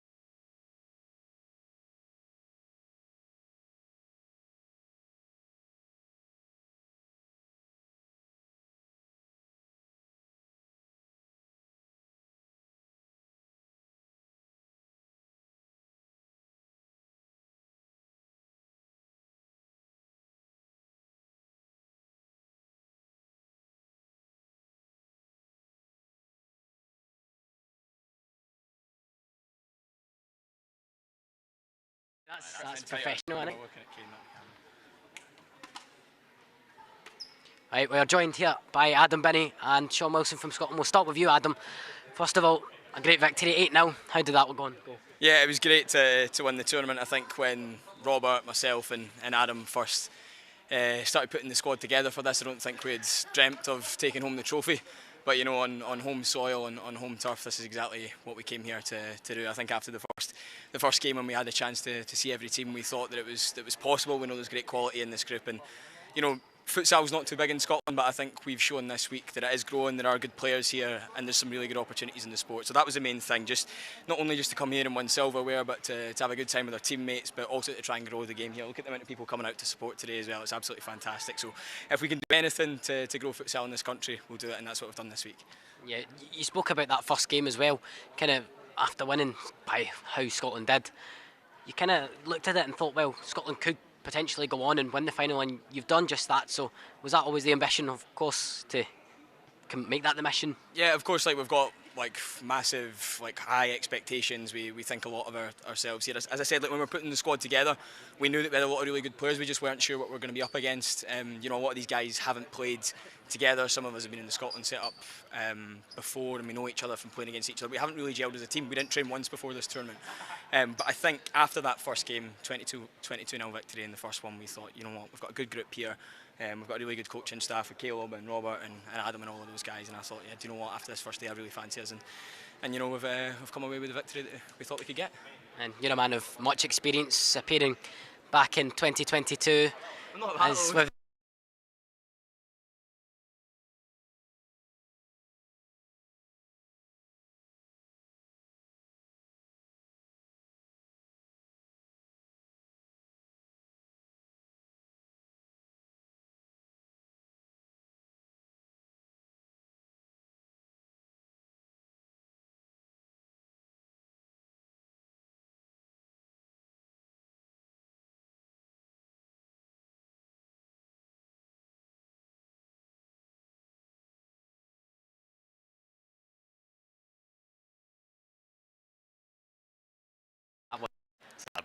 brilliant. She's a fantastic player. We were watching her in the women's final just beforehand, and she put an excellent performance and knows futsal. So to hear those words is really positive. I'm happy with that. Yeah, go on. Continue. Well, I was just going to say, obviously, in that final, of course, a brief interruption from Benny pitch invading as well, but I don't think Marta was too put off by that. But yeah, she was particularly impressed, and overall, she thought that it was a great performance. So, how proud are you of the squad to get this far and accomplish the trophy? Oh, it's absolutely brilliant. It's an incredible advert for futsal in Scotland.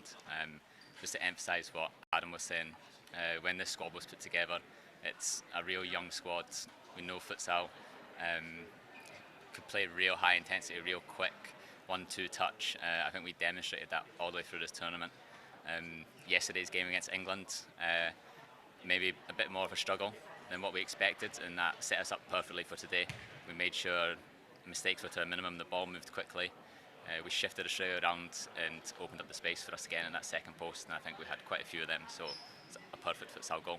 You can just add to what Sean was saying there, is about the young players. That's why we do that. It's the most important thing. Myself, Kid, Robert, all part of the 21 setup. We were in Spain before, now playing with the adults, and Sean says we've got so many great young players. I think you're seeing that across the country at club level with the success of Joga and Futsal Scotia doing really, really well and being really competitive. So that's what we want to see in this country. We want to see more young players coming through. Caleb, who was our gaffer, is actually the youngest guy here. He's only 17. He would have probably been our best player if he was fit and playing.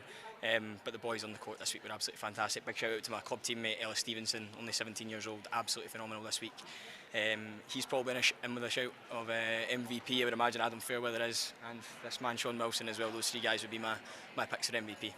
And Sean, just lastly, I just want to touch up on obviously the work that you've been doing with the Scotland women team as well, of course, managing them, and how, obviously, slightly off topic to the game that we've played, but how do you think they got on as a whole as well? Do you know what, they're a very new group that came together, very much like us, without much cohesion. Yeah, I managed to get them for 2 training sessions. Some of these girls had never played futsal before, more social, recreational, so they've developed massively throughout this tournament. I think if you looked back at, not maybe the results, but if you watched their performances, they developed, they grew and they were absolutely excellent today. I think maybe the younger girls' fitness caught them out in the end, and chatting with them after the game, they're extremely proud of themselves. I'm proud of them. They did an amazing job. Well, I'll not hold you back any longer because you'll be dying to get hands on that trophy. So I'll let Adam Binney do the honours and present you with the Player of the Match trophy. Congratulations, Sean. Congratulations. Superb all week. Well done, mate. Well done. Thanks very much, boys. Thanks, Adam. Thanks, Sean. Cheers.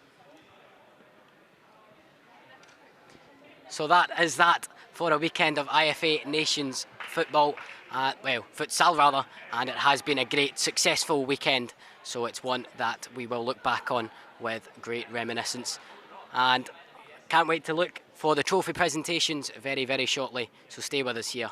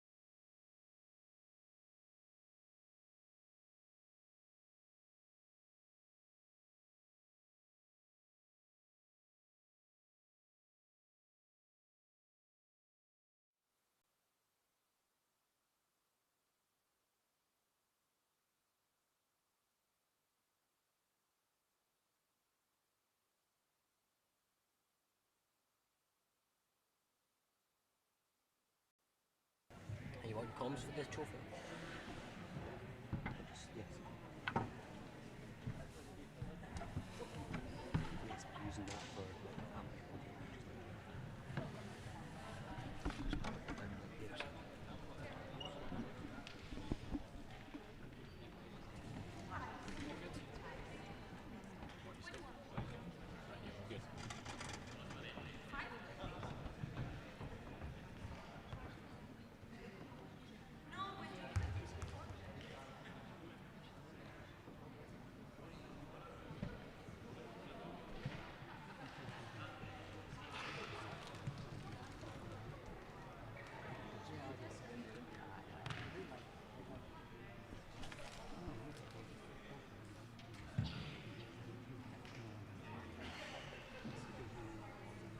weekend.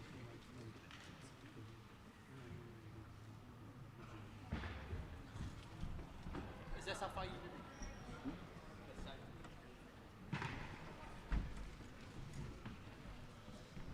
Chop me a bottle of water.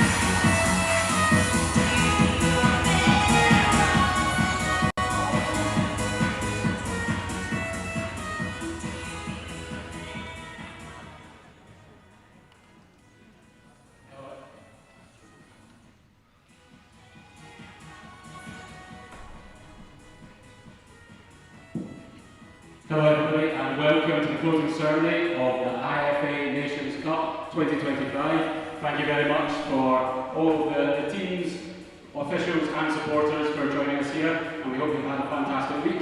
First of all, I would just like to say a big thank you to everybody who's been involved in the event, from all the planning, the logistics, the support on and off the court. If we could give everybody a big hand.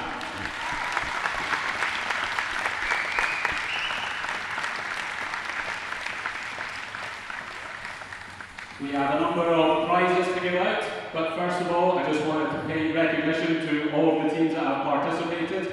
There were 4 teams that didn't reach the final, but put in an incredible effort over the course of 4 days. So from the women's division, just like to ask everybody to put their hands together for Scotland and Scotland under 21s.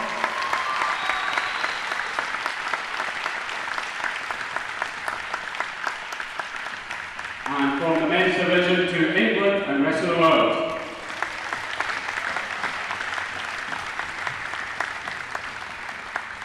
Now there are 4 men in very bright coloured shirts who have done an unbelievable job, and from start to finish they've controlled the games so well, communicated and made sure the event has flowed perfectly. Can we ask the 4 referees to come up and get their tournament medal?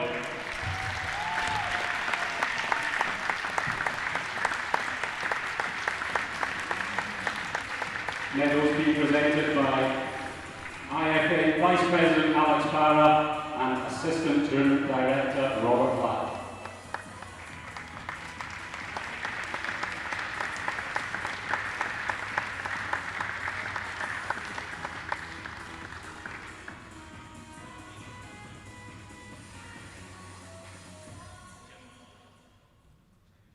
And we'll move on to big hand to the referees. And we'll move on to the women's tournament. USA beat Australia in an exciting final earlier today. And first of all, we have medals for the runners-up. Australia, let's hold it. Coming up, girls.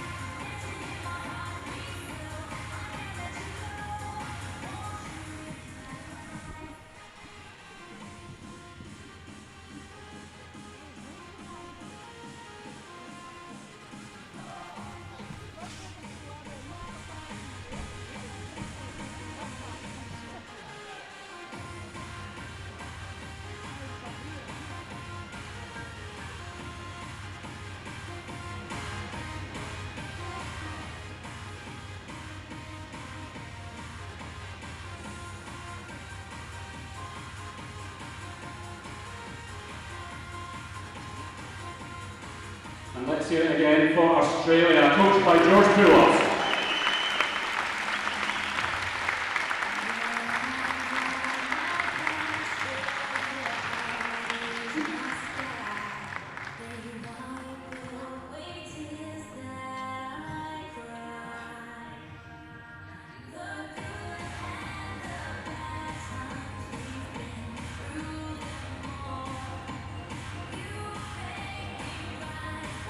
Well done, ladies.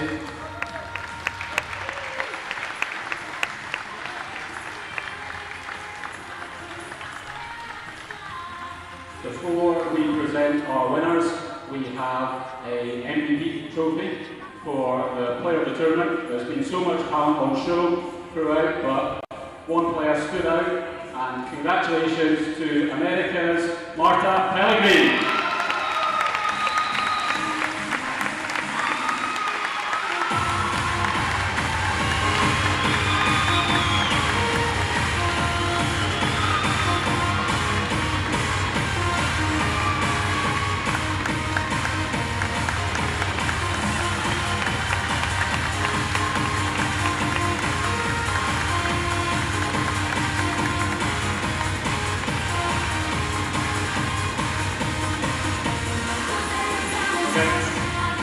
Okay, Marta, stay where you are. And now welcome your teammates, the champions, USA!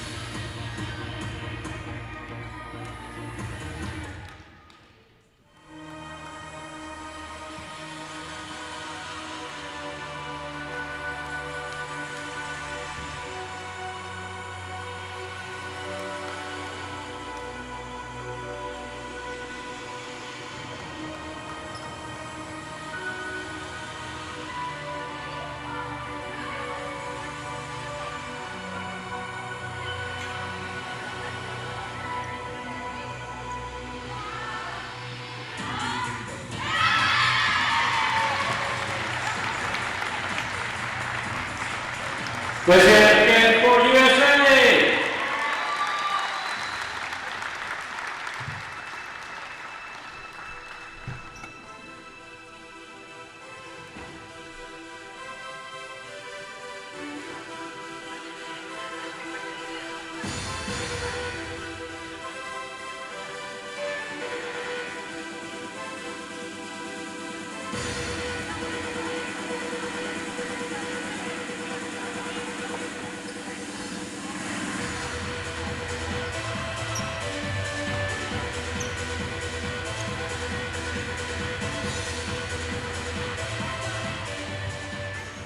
And now we move on to the men's tournament. Came second place in the group and put up a great shift in the final. Let's hear it for your runners-up, Australia!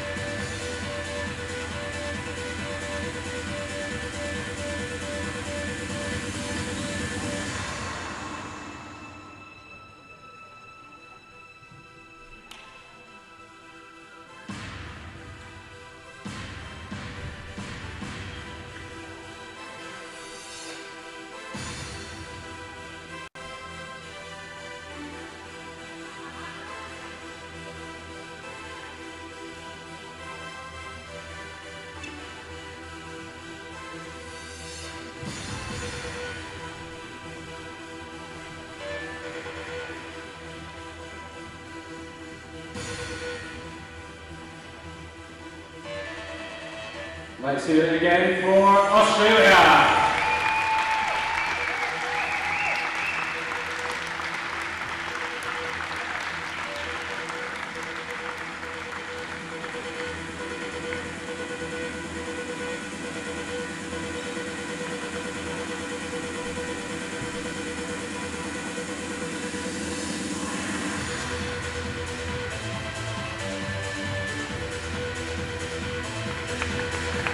Well done, boys.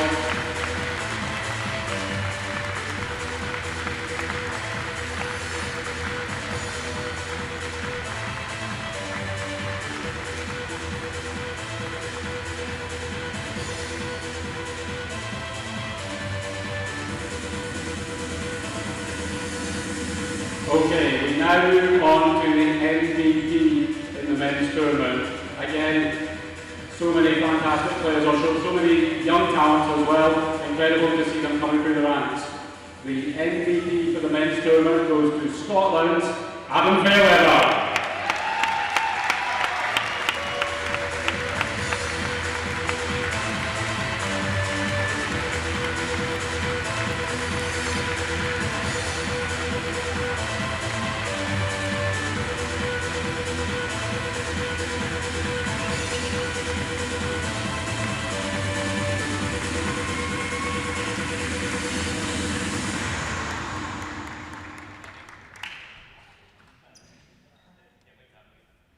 Congratulations, Adam.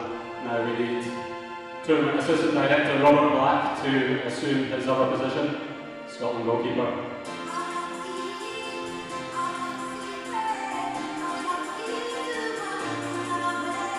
And now please welcome up your champions, the first ever Scotland team to win an IFA tournament.